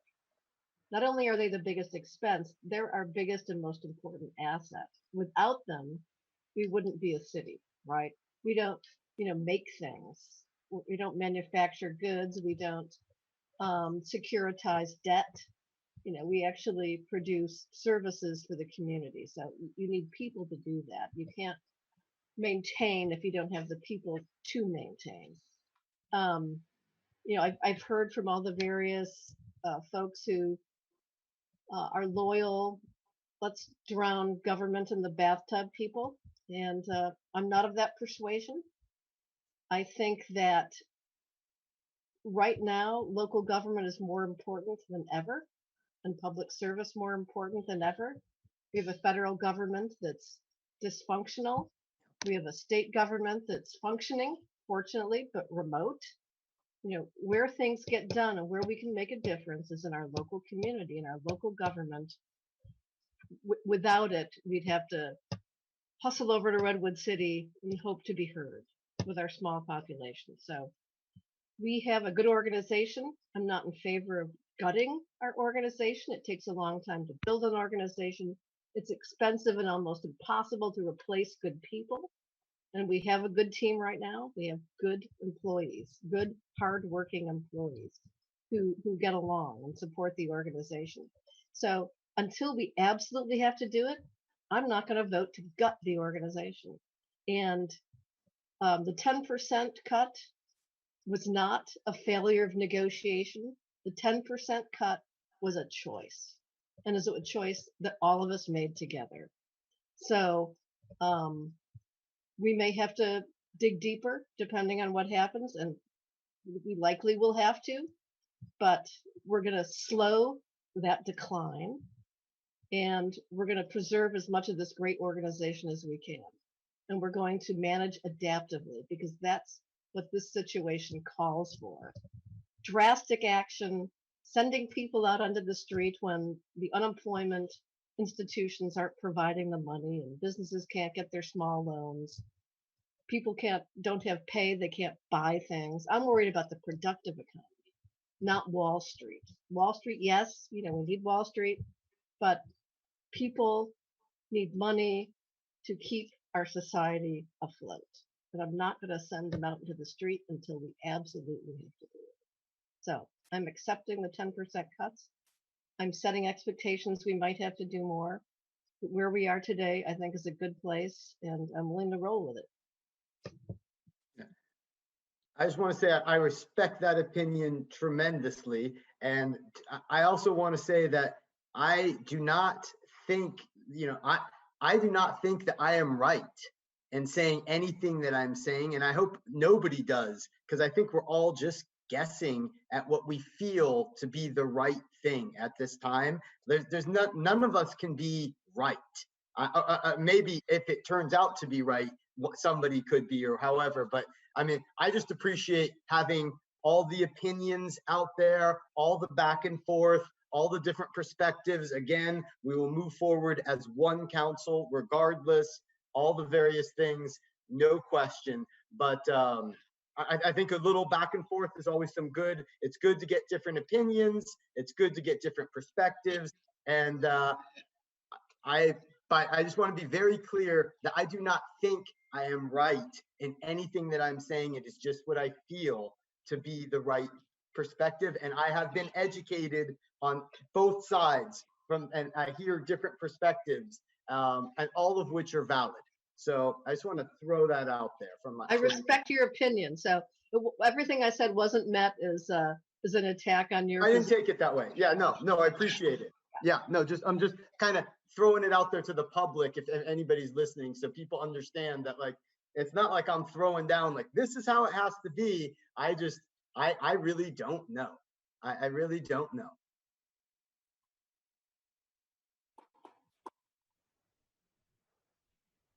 Anybody else, or are we ready to move on this one? I got one last thing to say. Yeah.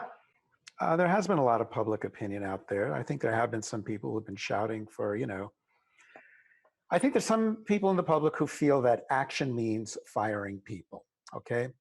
And that anything short of that is not having a bias for action.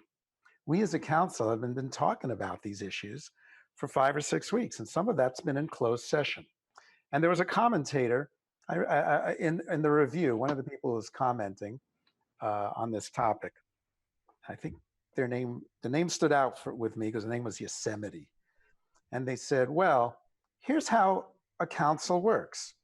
They go into closed session, they agree, they disagree, they come back with some decisions, and they go back into closed session. All those meetings are about action, a lot of action. We can't talk about what goes on in closed session publicly, but there is a lot of action going on. And there's a lot of options city has. There's layoffs, there's furloughs, you could save the money in a lot of different ways. And there's not always, perfect agreement. And then we have to think about how we, negotiate with our 3 unions. All these factors, we've been, discussing for quite a while. And they all involved taking action. The action, again, might not have been what some people wanted, but I would hope that nobody in the public thinks that any of us on this council has a bias against taking action in this emergency. We just all had different views. And when you look at the numbers and where we came out in this session tonight, if you were paying attention, we have quite a healthy reserve left. We're taking action, and we're leaving ourselves open for opportunities to take more action as we move through this crisis. Well, and just for the record, and I agree with what you're saying, I actually think we've taken a lot of action even to the public. Like we're talking about furloughs, we're talking about staff reduction. These are all things that are happening. We're hitting a bunch of different levels. Exactly. We might not entirely always agree on the exact numbers associated, but we've come to a lot of consensus as a council on how to move forward in a variety of different ways, all of which are tough. I totally agree. And we waited to bring it to the public. We waited until we knew what the hell we were talking about, that we had all the right numbers, that staff had time to collect all the right data. And again, and when we came to the public so they could see what was behind all our decision making. And you can see it in this 101 pages of staff reports and documents for tonight. That did not happen overnight. And they came back and asked us for more guidance. What kind of numbers do you want to see? And we try to make it as clear as we could and provide as much information to the public. So I couldn't agree with you more on that. Are we ready? Any more comments? Or are we ready for a? I'm ready to move, but does anybody else want to talk about this? No, I'm in complete agreement with the sentiment that both Robert and Debbie and you, Adam, have put forward. I think it has been hard work, especially hard on staff. Policy is a lot more esoteric. The hard work that staff does is getting down and dirty, and their ability to come together, the executive team and the department heads to come together and make those hard decisions about where they could cut and who they could cut is such a painful scenario that I'm blessed that I didn't have to do that part of it. And I thank them for all of that hard work. I'm ready to move on this. Well said. Well said. I agree. Harvey, did you have anything to add before we move, or just want to make sure? No, I agree that it's been a very painful process. There was an editorial in the review that said that we were going to protect our staff, and that was wrong. Well, I think as much as we possibly can, we should protect our staff. They're really the backbone of our organization. These cuts were very painful, but I think in light of a financial situation, we had no choice. But I think our staff is first rate, and I hope we can keep supporting them as much as possible. So that's where I'm from. Here, here. Okay. I'd like to, if there's no other comments, I'd like to move that we adopt a resolution to reduce the city's workforce by 6 positions in accordance with current memorandums of understanding and personnel rules.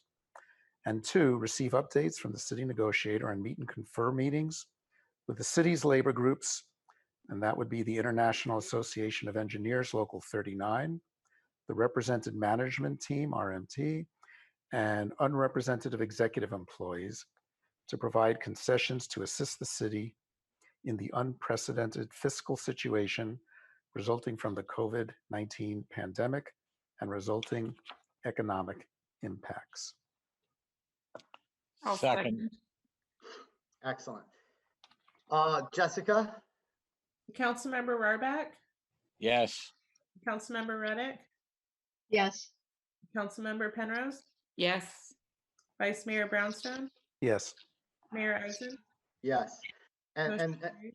yeah, and just thank you, council, also for, this is quite a process, and we've had a lot of time discussing all this. So I just want to appreciate everybody involved in this process, and also, I mean, I don't know if this is okay, but obviously our condolences to the people that just lost their jobs, because that is not an easy thing as well. And I know we take that very seriously as a council. It's hard, and so we're sorry. And we'll move on to item 3D, Community Services Financial Assistance Grant Program. Good evening again, Mr. Mayor, members of the council. Yep. Matthew, you've got the slideshow up? I do, yep. Great. Glad to be here tonight. I'll make this brief. An update on the Community Services Financial Assistance Grant Program. Matthew, please move to the next slide. Starting with a bit of background. The city first piloted the CSFA grant program in fiscal year 2018-2019. And this last year, fiscal year 2019-2020, the city was able to fund 15 nonprofit organizations at $150,000. And as part of the funding agreements, these organizations are required to provide a mid-year report and a end-of-year report. So I'm here today to provide an update on the mid-year reports. As Matthew is up there, all grantees did submit a mid-year report, and I'm glad to report that the majority of them are meeting or exceeding their agreed upon goals. 3 have actually already accomplished 100% of their goals. 8 have achieved at least 50%, although 4 have not met at least 50% of their goals. And with that in mind, I have actually been in touch with several organizations have reached out to me in the last few weeks. Following the shelter-in-place order due to the COVID-19 pandemic, some of these organizations have mentioned that they might have some difficulty in reaching their final goals by the end of the fiscal year, simply because they cannot operate. And some of these organizations have actually asked to reallocate funding to COVID-19 relief efforts. And one example of this would be Senior Coastsiders, who have shifted their focus from their originally stated home repair program to almost daily meal preparation and delivery for close to 200 seniors. It's a massive undertaking, and one that I think is the correct use of these funds at this moment. Next slide. I'll go over some brief highlights. With the funding that the city provided, ALAS, the organization Ayudando Latinos a Soñar, was able to open its community clinic, which has been more important than ever during this shelter-in-place order. They've been able to adjust their services, provide remote counseling, just even more community members in crisis. There's a lot of reports of mental health issues going on right now, so that's definitely an important service they're providing. Coastside Hope was able to serve nearly 2,000 Half Moon Bay residents with food, clothing, shelter, and other critical needs, including housing, in the first half of the fiscal year. I can only imagine in the last couple of weeks, they've definitely increased those numbers. An Abundant Grace Coastside worker was able to pay close to $30,000 in wages to homeless individuals who worked on the farm program, which is an excellent use of those funds as well. Next.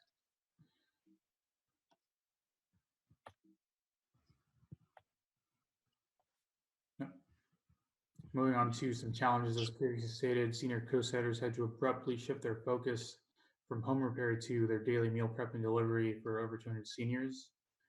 So they had hoped to focus on their home repair program. They hope to get to it at some point in the future, but for right now, this has been their priority.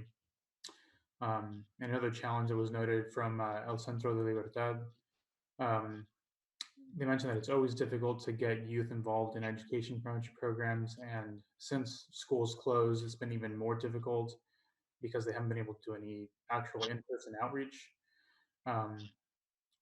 So that's always a massive challenge. And they did mention that they have shifted, have been able to shift some of their education prevention programs online, although there were also some roadblocks there in trying to get past some county regulations and reporting. They've gotten over that, and now they'll start more online programs as well. Next. And with all of that in mind, due to the city's forecasted revenue shortfalls and budgetary constraints due to the economic effects of the COVID-19 pandemic, staff has developed the following options for fiscal year 2020-2021, following proposed funding options. The first proposed funding option would be to not allocate any funding in the recommended budget. Staff would conduct quarterly budget check-ins and propose funding if it becomes available at the mid-year. Option number two would be to allocate a lower funding amount for the recommended budget and focus funding on fewer organizations, specifically providing COVID-19 recovery assistance to the community. And option number three would be to continue the program as structured in previous years, allocating $150,000 or more in the recommended budget and to utilize the CSFA grant subcommittee to review and recommend grant awards. Next slide. And without a recommendation is for City Council to receive an update on the fiscal year 2019-2020 cycle of the Community Services Financial Assistance Grant Program. And we also asked Council for direction on how to proceed with the fiscal year 2020-2021 cycle of the program. And with that, I'll be happy to take any questions or go back to slides. Thank you, Matthew.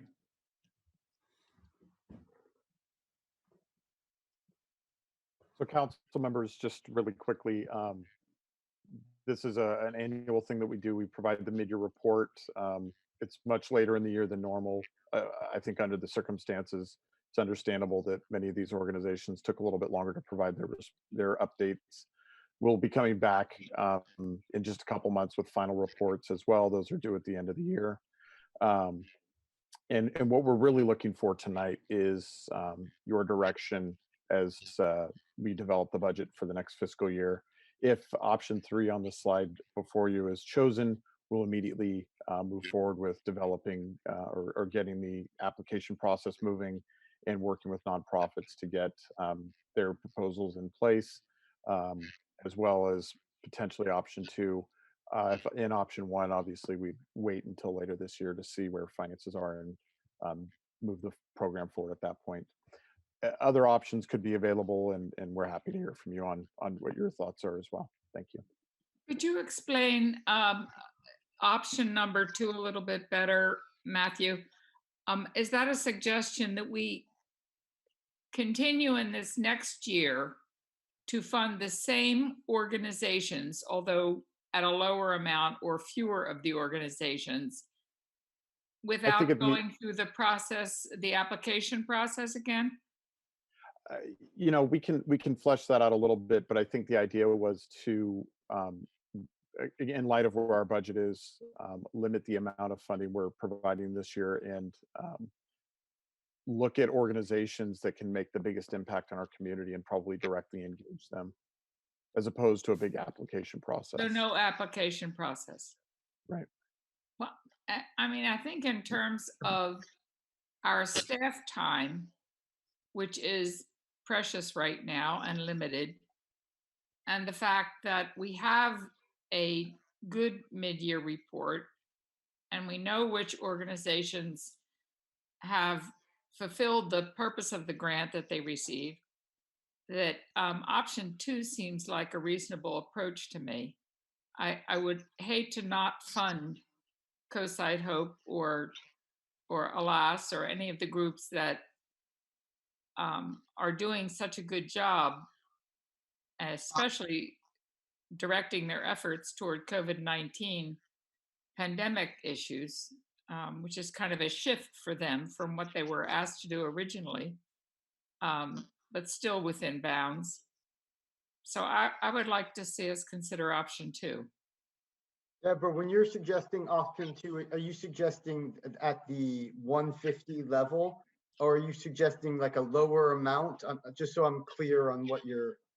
Right. I'm not sure about that. My thinking right off the top of my head, without really thinking it through, is if we reduce the number down to those organizations that have met 50% of the goal or more, how much of a savings does that give us? I'd like to know that figure. That would help me make that decision better. I certainly don't want to underfund senior co-siders or ALAS right now, because those 2 groups and also the Abundant Grace, they're doing such good work and such important work that they couldn't be doing it and couldn't be helping so many people in our community without these funds. Yeah, I hear what you're saying. Good. I think, do you guys have that information on hand at this time, or is that something that you would need to run the numbers on? So if I'm clear on what you're asking, is if we looked at the 4 organizations that have either, or the organizations that have either completed their goals or reached at least 50% and are on track to finish this year, what amounts did they receive last year and what's that total? Right. Victor, do you have that list in front of you?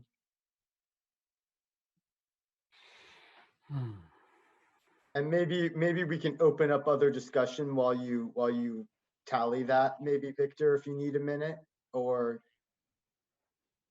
if you can do it right now, we can Just to clarify, that's the organizations that have already reached 100%. So it would be Abundant Grace, CoSide Hope, ALAS, senior co-siders, those 4? Yes. Okay. What amounts did they receive? 20. CoSide Hope received 25. ALAS received 25. Senior co-siders had 10,000, but that was for the repair program. Right, so I mean, that's just one way of looking at it. I mean, I have a lot of thoughts. there is a I want to call it finance. There's a subcommittee for this topic, and so we might want to allocate the number that we want to see as a council and let that subcommittee come up with what they recommend from that standpoint. Just throwing out different ideas, but I'll open it up to council. Those, sorry, Mr. Mayor, those 4 organizations alone total $75,000. As part of that subcommittee that worked with Victor, I'm not sure about the best action to take, but one thing I would recommend is that we don't go through the enormously complicated bureaucratic procedure that took a lot of staff time to send out the applications, to rate them.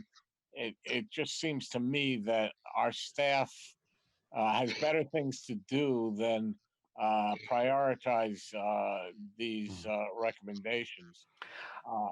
Yeah. Right. I mean, I could see some, for an example, you know, might be $100,000 and we pick our top 4 organizations, understanding that some of the priorities have shifted. So now a lot of people need food. I mean, just the basic element of surviving day to day is food. And that's why you've seen senior co-siders, they put in an insert in a recent communication, and it showed within 4 weeks, they shifted from providing 400 meals, which was a combination of in their dining area and carry out, right? And then within 4 weeks, they transitioned to now complete delivery of 1,200 meals.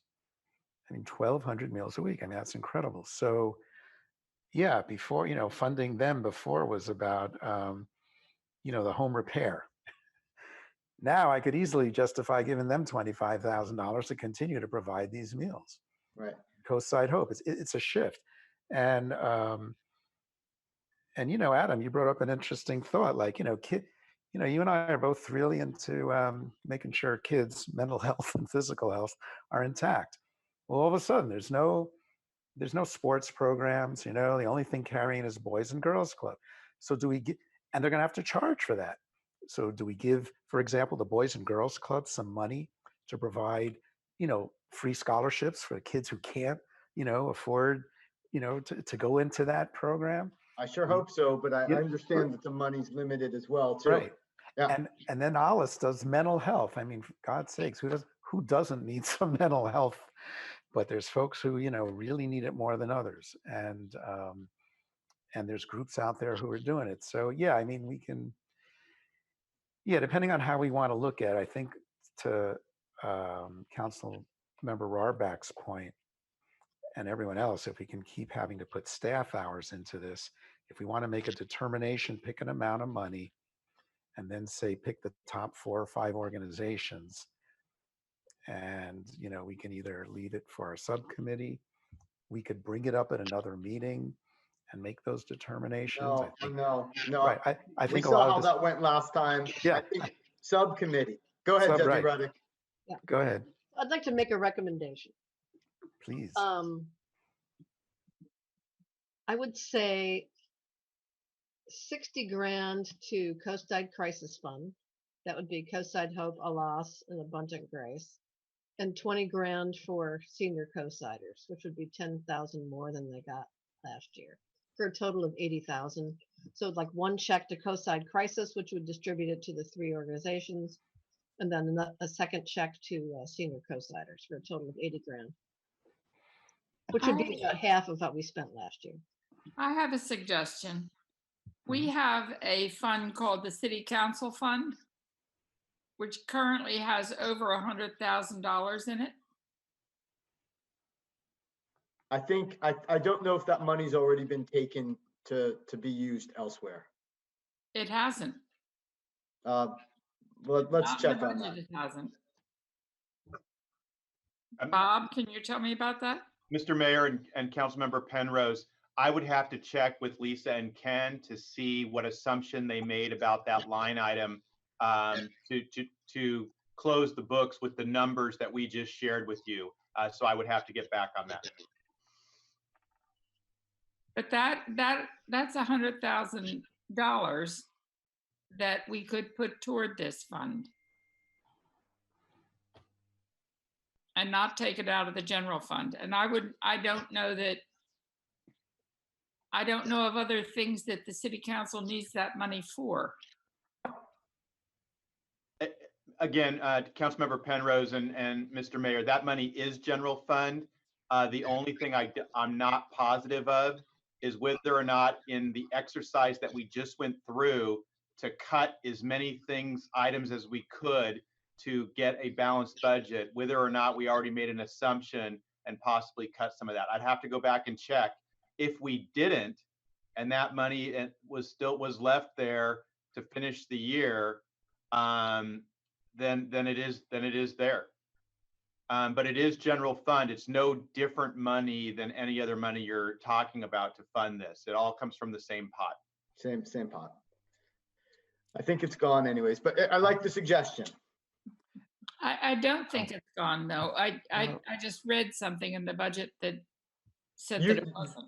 You are 100% correct that in our budget presentation, it says that we've only used 42% of our funds and that there is 100,000 left over from now until the end of the quarter. But right.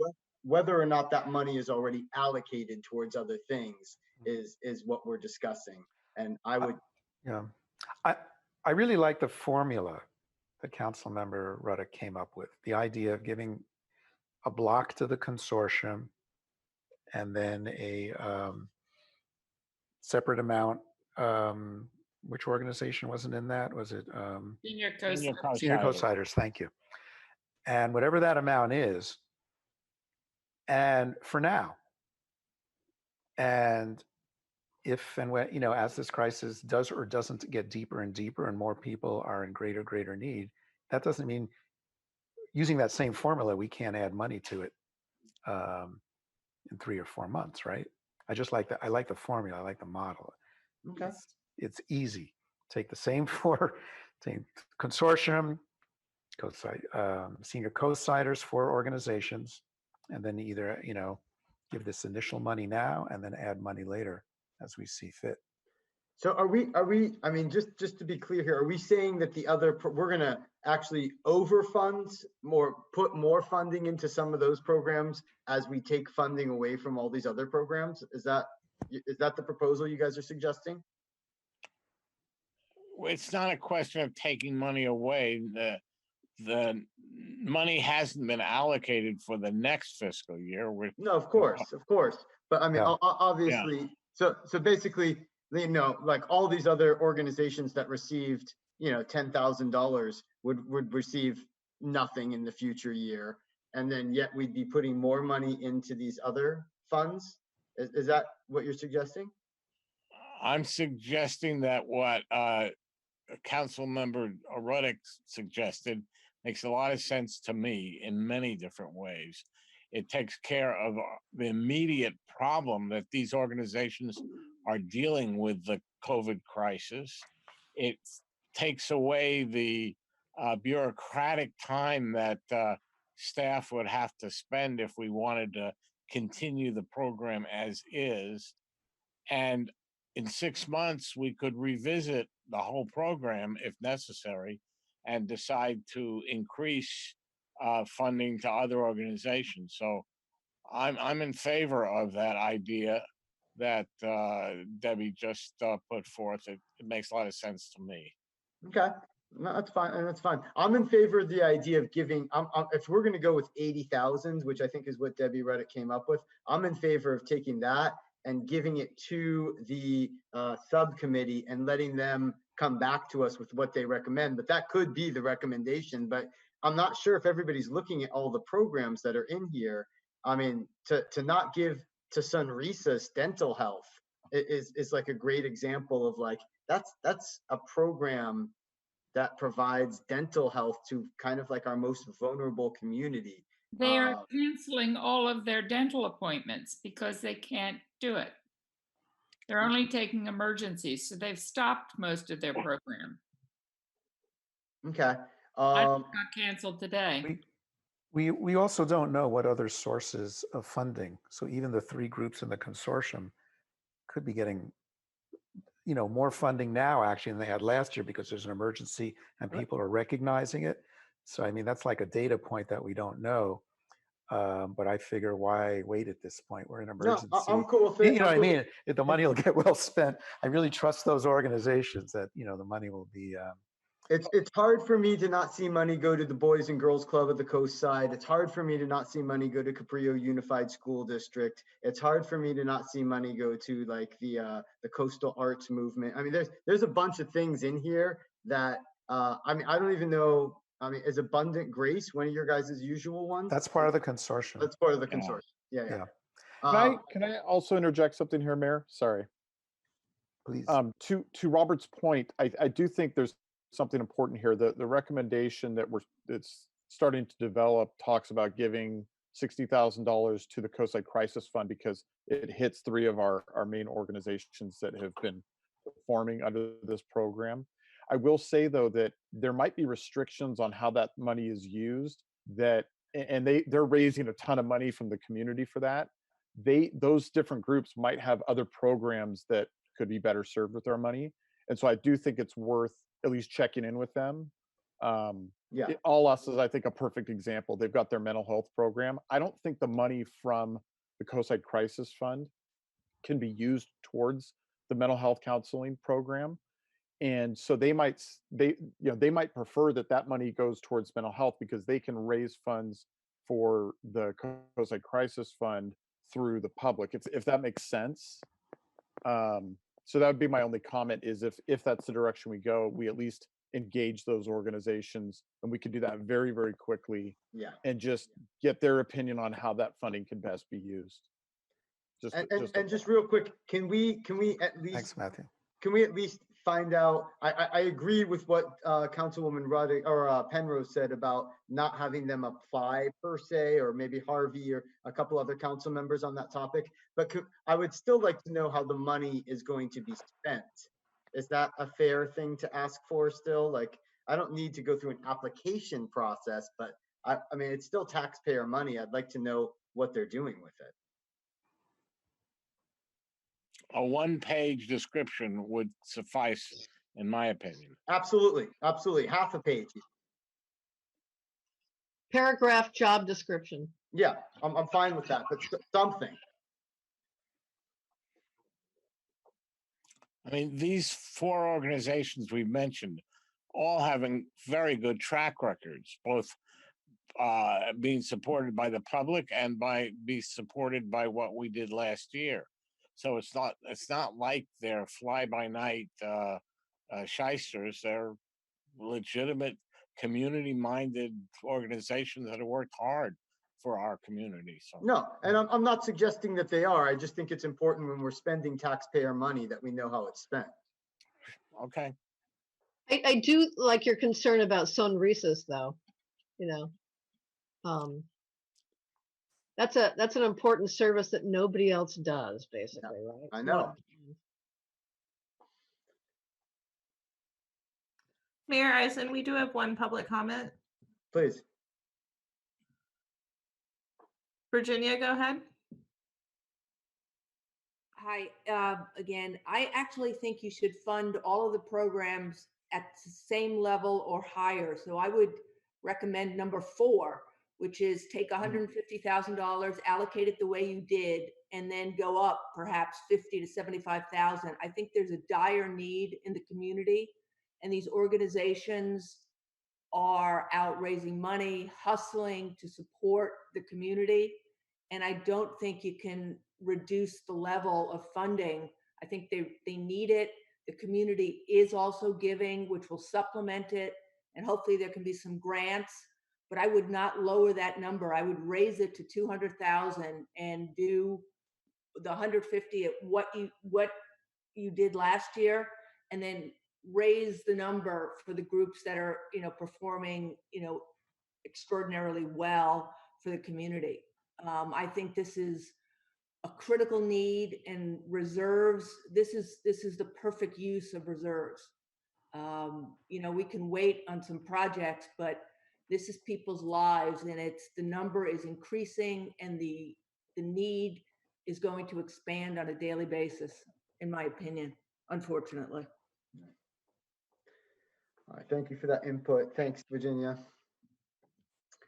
Does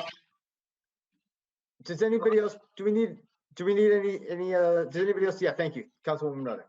Maybe make a recommendation. Yeah. Maybe Robert and I, as the committee, should meet with Matthew and Victor and go over this and come back with a recommendation.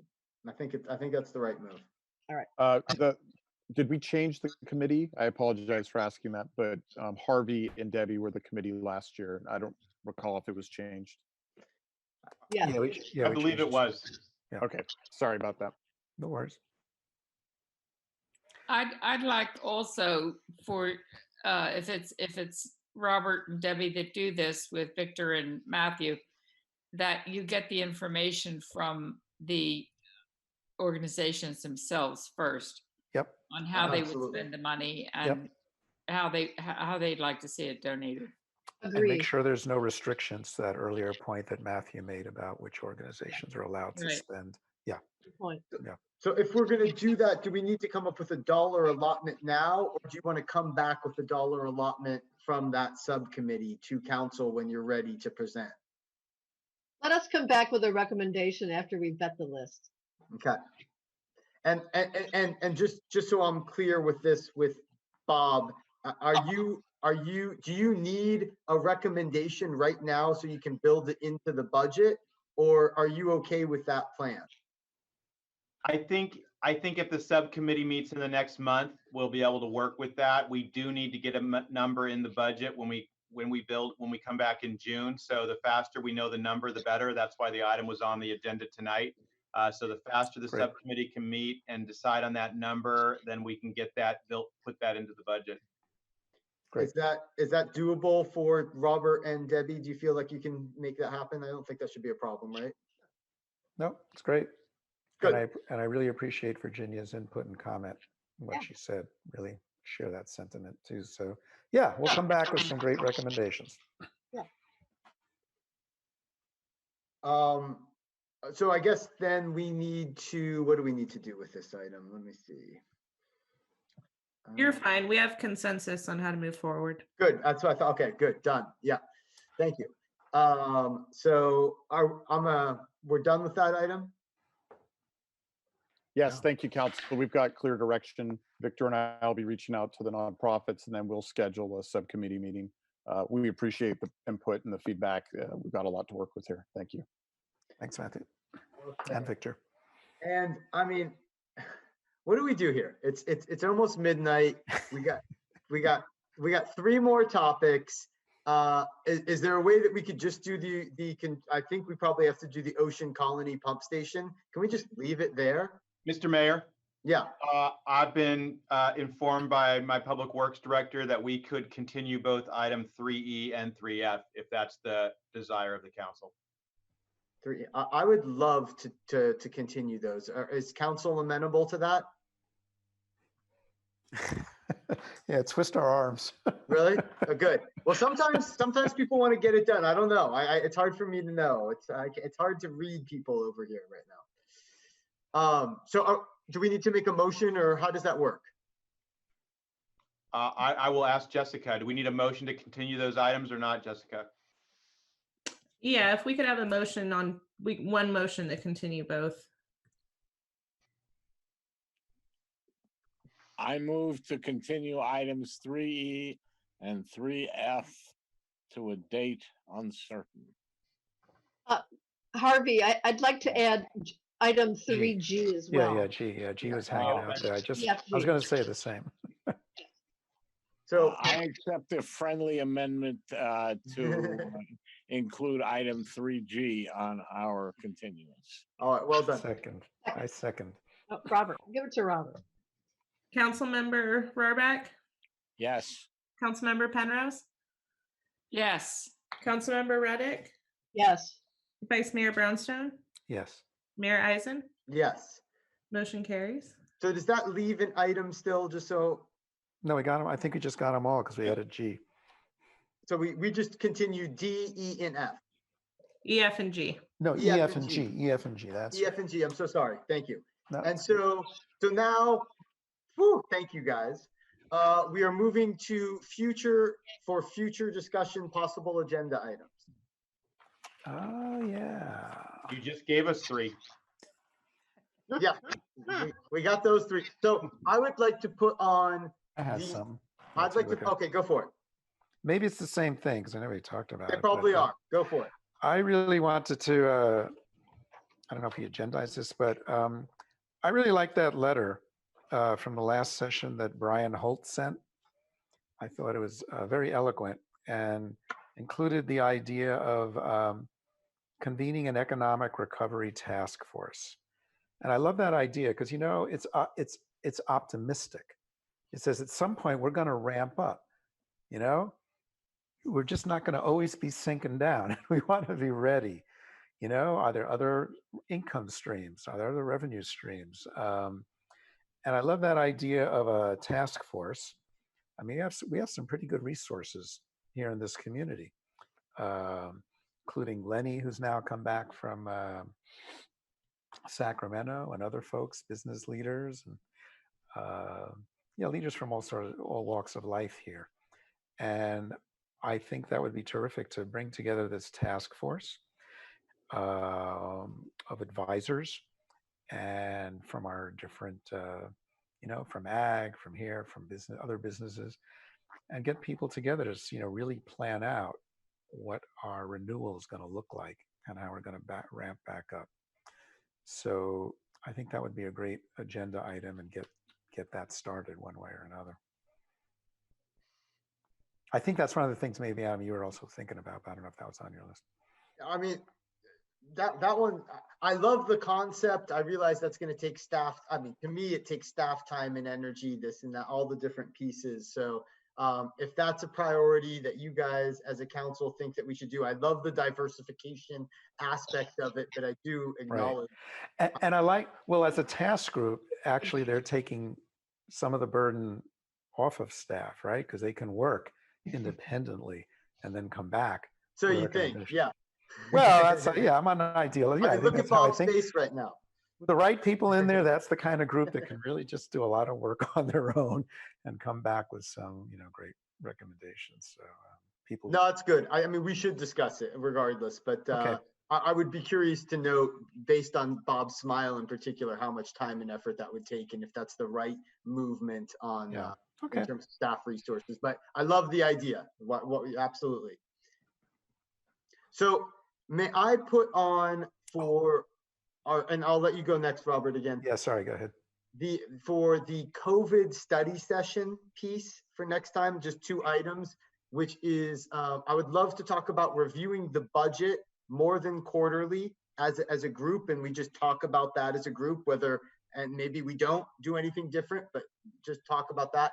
And then I would love to talk about possibly the review of our actual priorities that we initially established for 2021, and possibly like a revising of that, or more condensing down to be more realistic according to our budget, and really what staff can and can't do, and really kind of like not shooting staff in all these different directions, but kind of bringing them back in a little bit now that we have, less staff and less time for staff to work on. So for us to discuss priorities as a council again, I'm sorry, because we just came up with them, but I think we need to be a little bit more amenable to staff with what we're tasking them to do. Mr. Mayor, it was already on our list and our intention to bring that back on a regular council agenda in the month of June. Cool. That was the plan. No worries. They're all good. All good. I would like to add a discussion of the positives, deltas and positives of selling 555 Kelly. I would also too, and I have a lot to say about that. So I think it's come up in public. It's come up a lot. I'd like to just have a conversation. That was actually on the item today, and right, it was. It got so long that we, I guess, we did all gloss over it. But that's okay. I think it was there, and we did want direction on it. Good. Well, we'll bring it up. I think it's a good topic for discussion. Luckily, we have plenty of things to discuss. Anything else? Good meeting, Mr. Mayor. Good job, everybody. Well done. Sorry this lasted so long. Good discussion. I'm glad we got through a few items. I'm really thankful you were moving a couple of items off to the future. And let's see, future discussion, possible agenda items. City Council reports. Cool, you guys are good. And before you adjourn, I noted that Harvey's beard grew another 2 inches, I think, since the beginning of this meeting. So this is a COVID beard. COVID beard. I shaved today just for this meeting. Whole thing. All right. Adjournment. Thank you so much for your time and energy. Congratulations on a great meeting. And thank you all. We'll talk to you all later. See you all. Good.